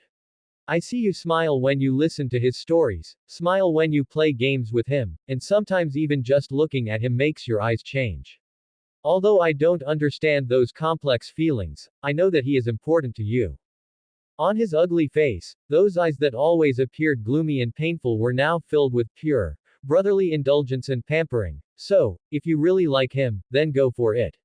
Even if the hope is slim, even if the road ahead is a dead end, at least, you won't regret it if you've tried. Like. Brother said, she likes him. This blunt and unfamiliar word was like a bolt of lightning, violently splitting through all the fog and self-deception in Daki's heart. She had fallen for Tsukuyomi Naraku. A human. A fragile, short-lived human who was supposed to be her food. How could that be? She was upper rank 6, Daki. An evil demon who had eaten countless people and lived for hundreds of years. Her world consisted only of power, slaughter, reverence for Lord Muzan, and dependence on her brother. Like. How could such a boring and troublesome emotion belonging to fragile humans appear in her? But, if it wasn't like, then what was this heart-burning, bone-eroding pain in her heart? What was this impulse to endure everything herself rather than hand him over? And what was this fear that almost made her break down just by thinking that something might happen to him? Countless rebutting and resisting thoughts fought fiercely in her mind, but in the end, they were utterly defeated before the memory of Tsukuyomi Naraku's gentle and trusting eyes. She thought back to all the little moments. Bit by bit, they gathered into a river, quietly washing away her frozen defenses. So, is this what it means to like someone? So painful, yet so blissfully accepted. She looked up blankly at her brother. Yutaro was also looking at her, his eyes holding no urging or judgment, only total trust and support. No matter what decision she made, he would stand by her side, even if it meant being an enemy to the whole world. This unreserved familial love, combined with that unfamiliar liking given to her by Tsukuyomi Naraku, now felt like two warm currents intertwining and surging toward her, almost drowning her in warmth and sorrow. The inner struggle was like the surface of the sea in a storm, with turbulent waves nearly tearing her apart. On one side was Lord Muzan's absolute power and terror, the inevitable disaster that would involve her brother after betrayal, and the rational mind's frantic screaming of, impossible, and, must not. On the other side was her brother's gentle support, the unfamiliar yet surging emotions in her heart, Tsukuyomi Naraku's trusting gaze, and that faint but stubborn desire for another possibility, deep within her. Time seemed to freeze. Every second was infinitely stretched, filled with silent screams and fierce combat. An unknown amount of time passed. All the struggle, pain, and confusion in Daki's eyes receded slowly like a tide, finally settling into a silence that was almost deathly calm. Beneath that calm, it was like a bottomless cold pool. She shook her head slowly and with great difficulty, as if she had exhausted all her strength. Her lips moved several times before she made a dry, hoarse sound to the extreme.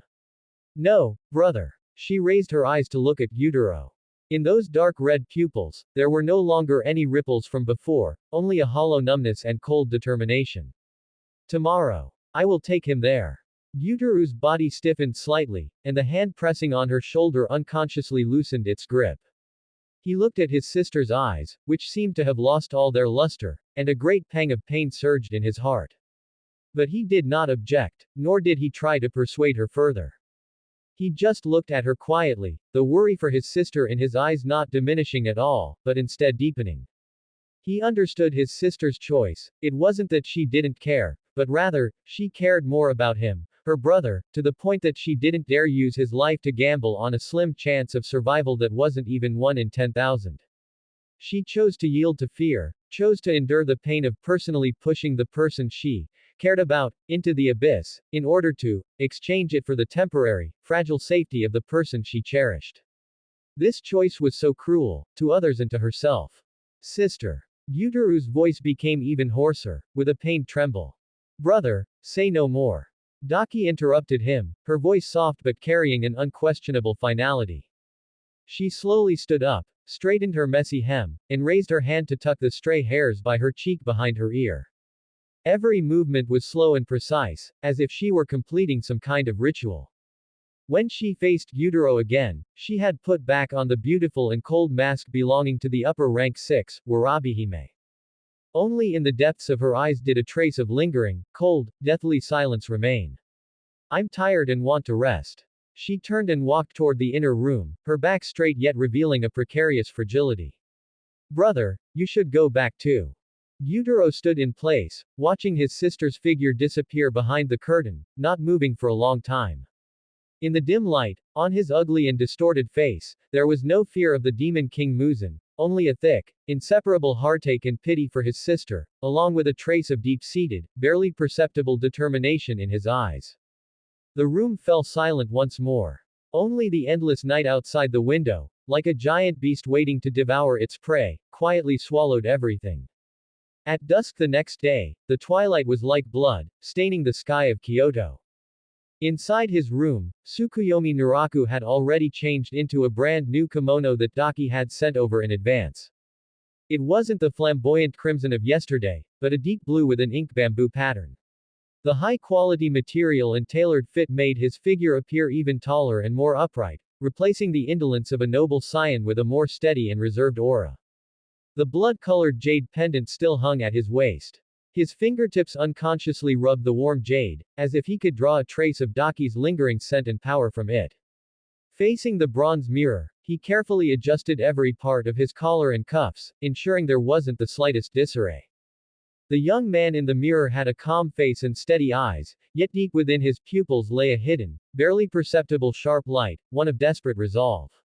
The sense of clarity and determination brought by choosing, unyielding will, last night was now steadily supporting his mind, firmly suppressing the churning fear and anxiety beneath a surface of cold composure. He knew what he was about to face. It would be the most dangerous and unpredictable situation since his transmigration. But he had no way back. A knock sounded on the door right on time. It was light, yet carried an unmistakable cold rhythm that belonged to Daki. Come in. The door slid open, and Daki's figure appeared. Her attire today was completely different from last night's grand ensemble. She had changed into simple, deep purple martial attire suited for movement, with her long hair tied high and secured with a matching ribbon. Her face was devoid of makeup, making the vermilion flower patterns on her left cheek appear even more eerie and striking in the twilight. She held a plain white lantern, its flickering candlelight casting shadows across her exquisite face. Her expression was one of stagnant calm, save for her dark red pupils, which flickered with a flash of extremely complex emotion as she looked at Tsukuyomi Naraku. There was concern, warning, struggle, and a hint of, a heavy sense of farewell that Tsukuyomi Naraku didn't want to think too deeply about. Are you ready? Daki's voice was faint, devoid of emotion. Yes, my lady. Tsukuyomi Naraku bowed, his tone steady. Daki nodded slightly without saying much. She turned and left. Follow me. Tsukuyomi Naraku followed her. One after the other, they silently crossed the backyard of the Kyogoku house and exited through an inconspicuous side door. Outside was a secluded alley. The twilight had deepened, and the alley was deserted. Only the faint bustle of the red light district in the distance served to highlight the eerie, oppressive silence here. The white lantern in Daki's hand illuminated the path ahead, its dim yellow halo dancing on the flagstone road. She didn't walk fast, but her steps were steady, carrying a clear and unquestionable sense of direction. Tsukuyomi Naraku followed half a step behind her. He could clearly see her straight back, the tense lines of her shoulders, and the way her high ponytail swayed gently with each step. A cool night breeze blew through the alley, swirling up stray fallen leaves. Besides the bleakness of late autumn, there seemed to be a faint, barely perceptible, unsettling scent of blood floating in the air. After walking for some distance, far from the lights and sounds of the red light district, Daki suddenly slowed her pace, though she didn't look back. Listen, her voice was very low, carrying clearly in the silent alley with an unprecedented seriousness and urgency. The one we are about to see is the Supreme Lord. There are a few things you must remember. Tsukuyomi Naraku's heart tightened as he listened intently. First, do not look directly at that Lord unless he permits it. Second, do not speak much. Answer only what he asks you.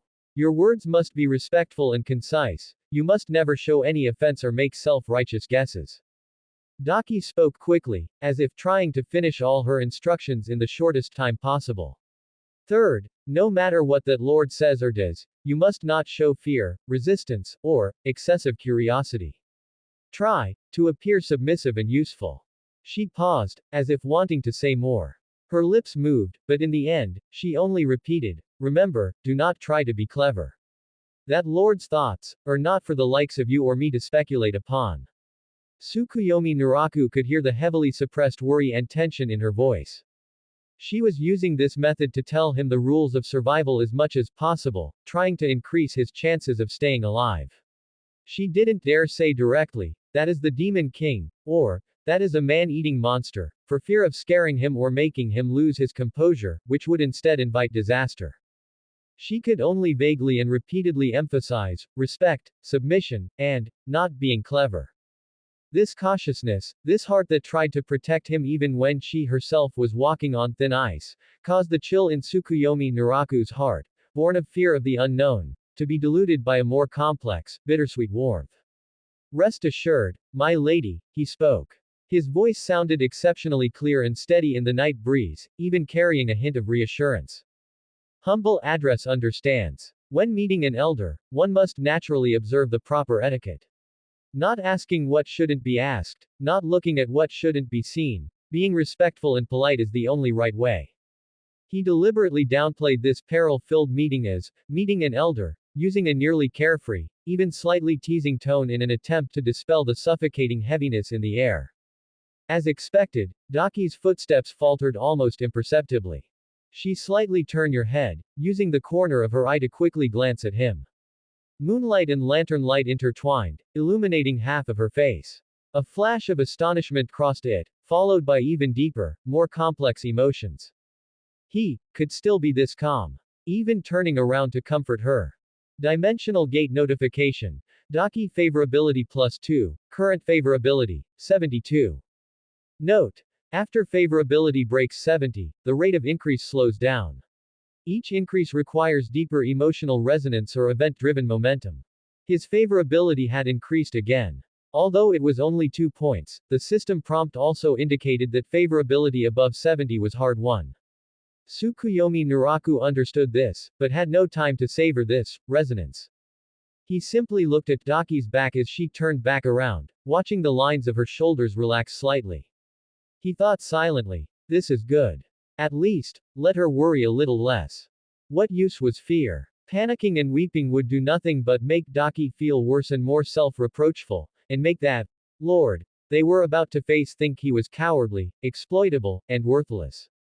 Since fear couldn't change the outcome, it was better to be dignified. In this world, even if one must die, shouldn't one maintain some poise? Besides, he might not necessarily die. He still had trump cards, the system, and that slim hope brought by the Higanbana. Most importantly, he had unyielding will. As long as his consciousness is immortality, there was still a chance for a comeback. There is no need for you to be overly nervous, miss. Tsukuyomi Naraku continued in that relaxed tone, as if he were merely attending an ordinary evening banquet. Although humble address is untalented, I have read a few books and understand the ways of the world. I know what to say on which occasion. Since you are bringing humble address along, you must trust humble address. Humble address will certainly not let you down. These words were spoken considerately and tactfully. They both expressed understanding and gave Daki a way out, framing her worry as trust and guidance. Daki did not respond further. She simply carried the lantern in silence and quickened her pace. But Tsukuyomi Naraku could feel that the extremely tense, almost desperate aura surrounding her seemed to loosen slightly because of his few words. Although it was only a minuscule change, on this path toward the unknown terror, any positive shift was precious. The two stopped talking and walked forward in silence. Passing through the quiet streets and alleys, they gradually left the bustling areas of Kyoto. The surrounding buildings became sparse and low, and the lights grew increasingly rare. The path beneath their feet changed from stone slabs to dirt. On either side were dark fields and wild grass. The night wind grew stronger, making the candlelight in the lantern flicker unsteadily, stretching their shadows long and short like specters. After walking for an unknown amount of time, the dark silhouette of a forest appeared ahead. At the edge of the forest, the shadow of a dilapidated building was faintly visible. Under the dim moonlight, it looked like a crouching beast. Daki's footsteps finally came to a complete halt. She turned around to face Tsukuyomi Naraku. The light from the white lantern illuminated the small space between them. In the interplay of light and shadow, her face was breathtakingly beautiful, yet so cold it made one's heart tremble. Those dark red eyes now clearly reflected Tsukuyomi Naraku's calm face. She opened her mouth, seemingly wanting to say something one last time, perhaps a more direct warning, a subtle hint, or maybe, just a meaningless farewell. But in the end, she only gave him an extremely slight, almost imperceptible nod. Then, she turned around, carrying the lantern, and led the way toward the dilapidated, abandoned shrine hidden in the shadows of the forest. Tsukuyomi Naraku took a deep breath. The cool night air, carrying the scent of vegetation and earth, flooded his lungs, along with the thicker sense of decay and ill omen emanating from the building ahead. He clenched his hand inside his sleeve. That faint warmth seemed to give him a final shred of strength. Lifting his head, his gaze moved past Daki's back toward the abandoned shrine that looked like a gaping maw waiting to devour everything. Kibutsuji Muzan was there. He did not hesitate, stepped forward, and followed Daki. Walking into the depths of the unknown, fate-deciding dark night. The interior of the abandoned shrine was even more dilapidated than it appeared from the outside. The decaying wooden structure groaned softly in the night wind. Broken beams and pillars lay collapsed on the ground, covered in dark moss and spiderwebs. The main hall, where the deity was once enshrined, had mostly collapsed, leaving only ruined walls and a floor riddled with cracks. Moonlight leaked through the damaged roof and holes in the walls, forming beams of pale light that sliced through the thick darkness of the room. The air was thick with dust, rot, and a colder, more ancient sense of ill omen. Daki, carrying the lantern, stopped at the boundary between the pale moonlight and the deep darkness. She slowly knelt and bowed deeply, her forehead touching the cold, dirty floor. Her movements were standard and submissive, without a hint of hesitation. Lord Muzan, I have brought the person. Her voice echoed in the empty ruins, carrying a deliberately suppressed calmness, yet a trace of imperceptible tension could still be heard. Tsukuyomi Naraku stood half a step behind her, not kneeling immediately. His gaze moved past the bowed Daki and fell into the deepest darkness ahead. There, in front of the ruined altar, a figure had quietly appeared at some unknown moment. The moonlight stingily outlined a silhouette, tall and lean, wearing a well-tailored black Western-style suit that was completely out of place in this dilapidated Japanese shrine. He stood with his back to the entrance, as if gazing at a deity that no longer existed, or perhaps merely admiring the desolation he had created, directly or indirectly. Hearing Daki's voice, the figure did not turn around immediately. Time froze for a few seconds. There was only the wail of the night wind through the ruins and the faint sound of the candle flame flickering uneasily in the lantern. Then, the figure turned around slowly, with an extremely elegant and composed posture.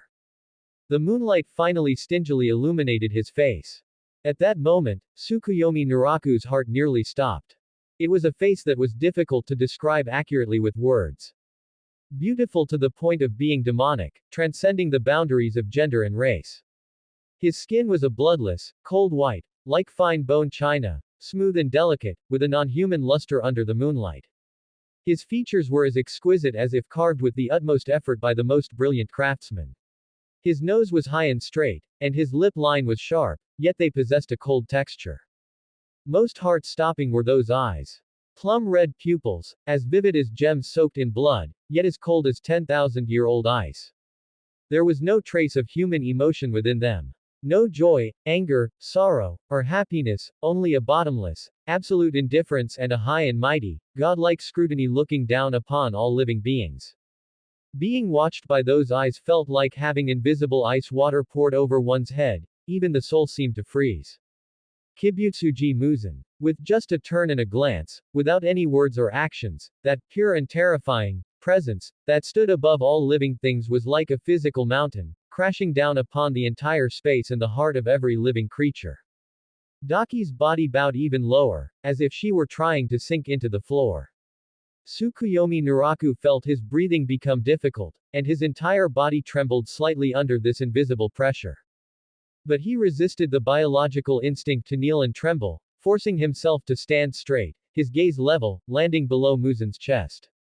This both avoided looking directly into those soul-shuddering eyes and avoided appearing overly humble or cowardly.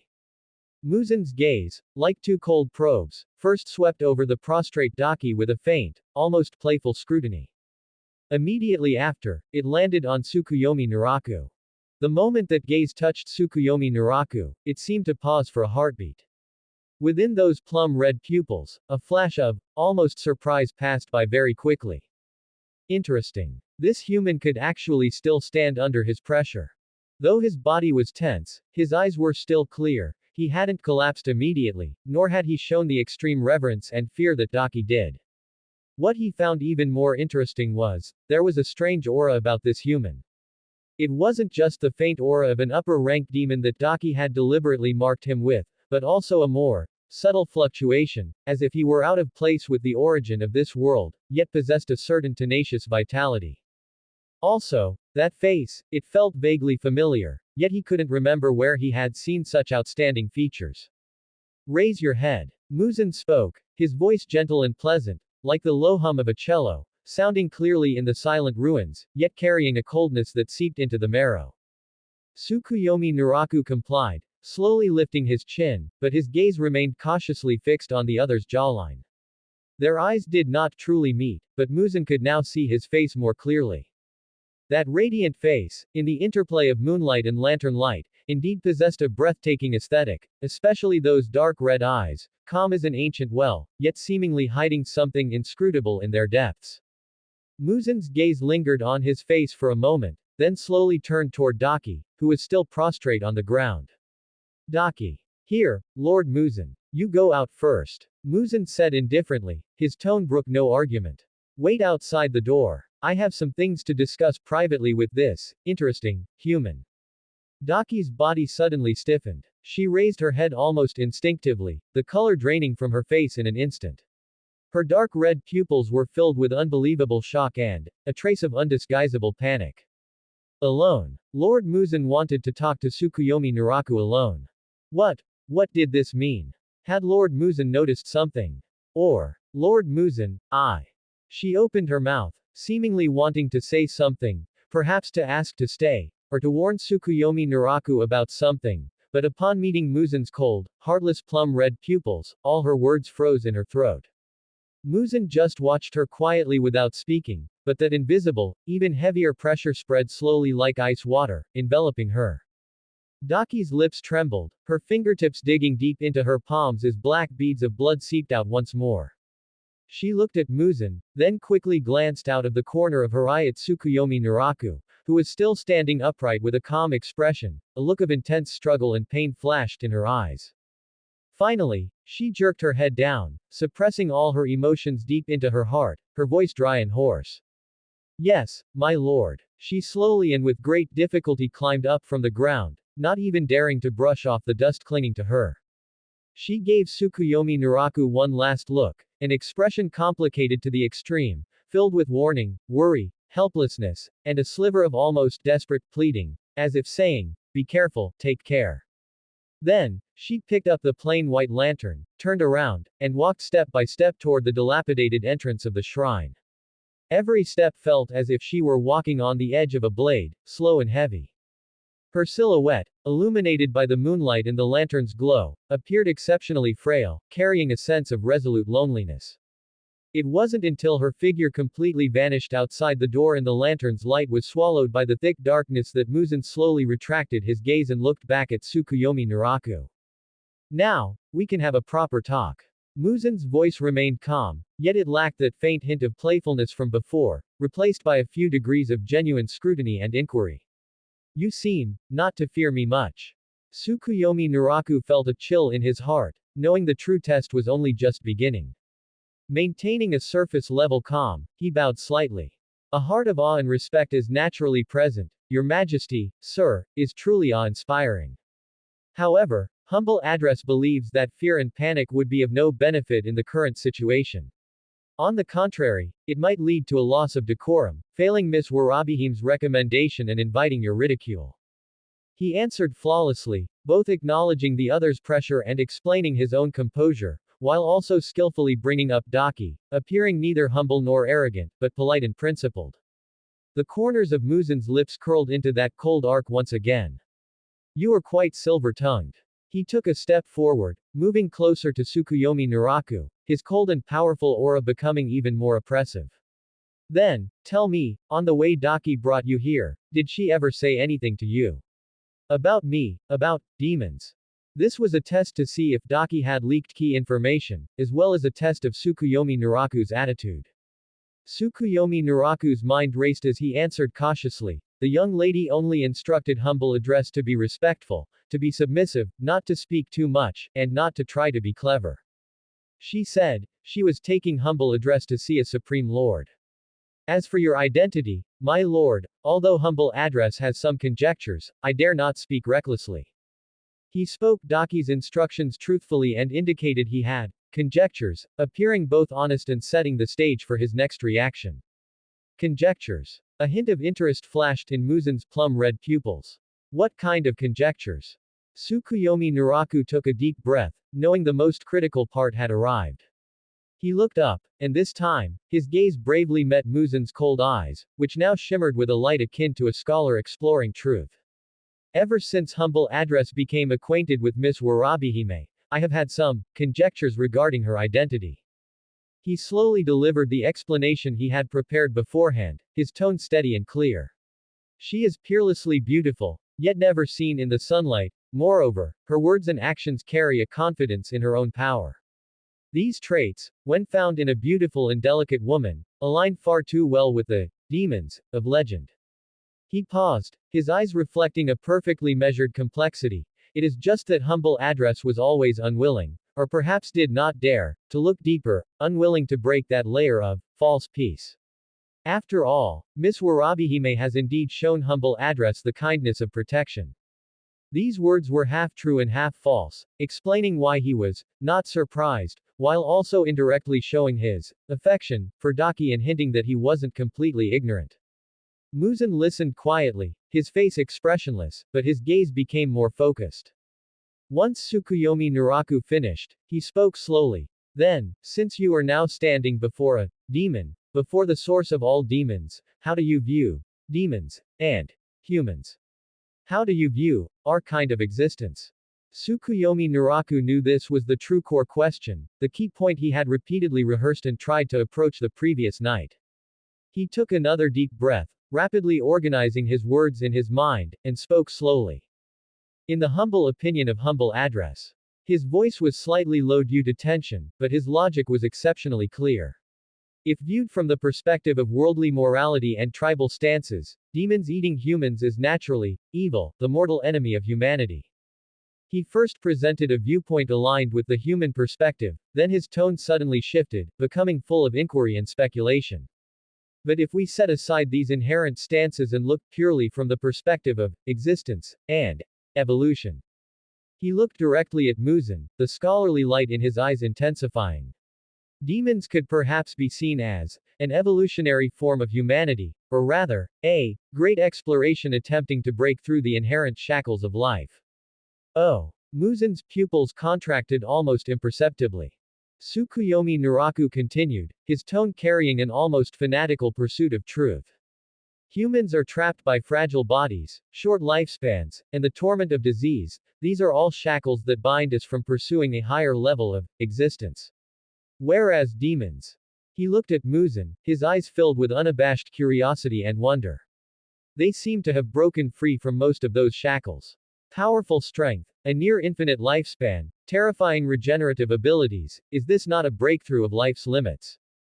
Although the cost is needing to feed on one's own kind and a fear of sunlight, these might just be defects in an as yet incomplete evolutionary process. He paused, his voice lowering but becoming even clearer and more powerful, as if stating a truth he believed in without doubt. Humble Address has studied some ancient texts and philosophical fragments, which vaguely mention concepts like the ultimate life, or the perfect being. Transcending the shackles of time and death, fearing no harm, possessing infinite possibilities and freedom, and arriving at the ultimate form of life.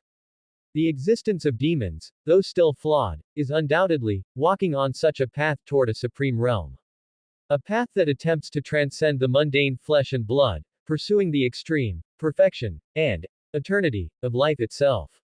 These words were half borrowed from online deep psychological analyses of Muzan and half his own careful performance and elevation. He deliberately avoided simple judgments of good and evil, instead elevating the existence of demons to the philosophical and existential height of life evolution, and the pursuit of ultimate perfection. This precisely struck the core, most distorted, and most persistent desire deep within Muzan's heart. The pathological pursuit of being flawless and eternal, and the extreme hatred and desire to overcome his only defect, fear of sunlight. A dead silence fell over the ruins, and even the sound of the wind seemed to stagnate. Muzan remained silent, his plum-red pupils locked firmly onto Tsukuyomi Naraku, a gaze so deep it seemed as if it would completely pierce and analyze his soul. His face still showed no expression, but in those cold eyes, a sliver of genuine, unprecedented, surprise, shock, and a deeper, almost appreciative light slowly ignited. This human was too special. No, perhaps he could no longer be viewed through the lens of a human. That's the end of part 2. Part 3 is coming soon. Thanks for watching. Please subscribe and support our channel for more stories.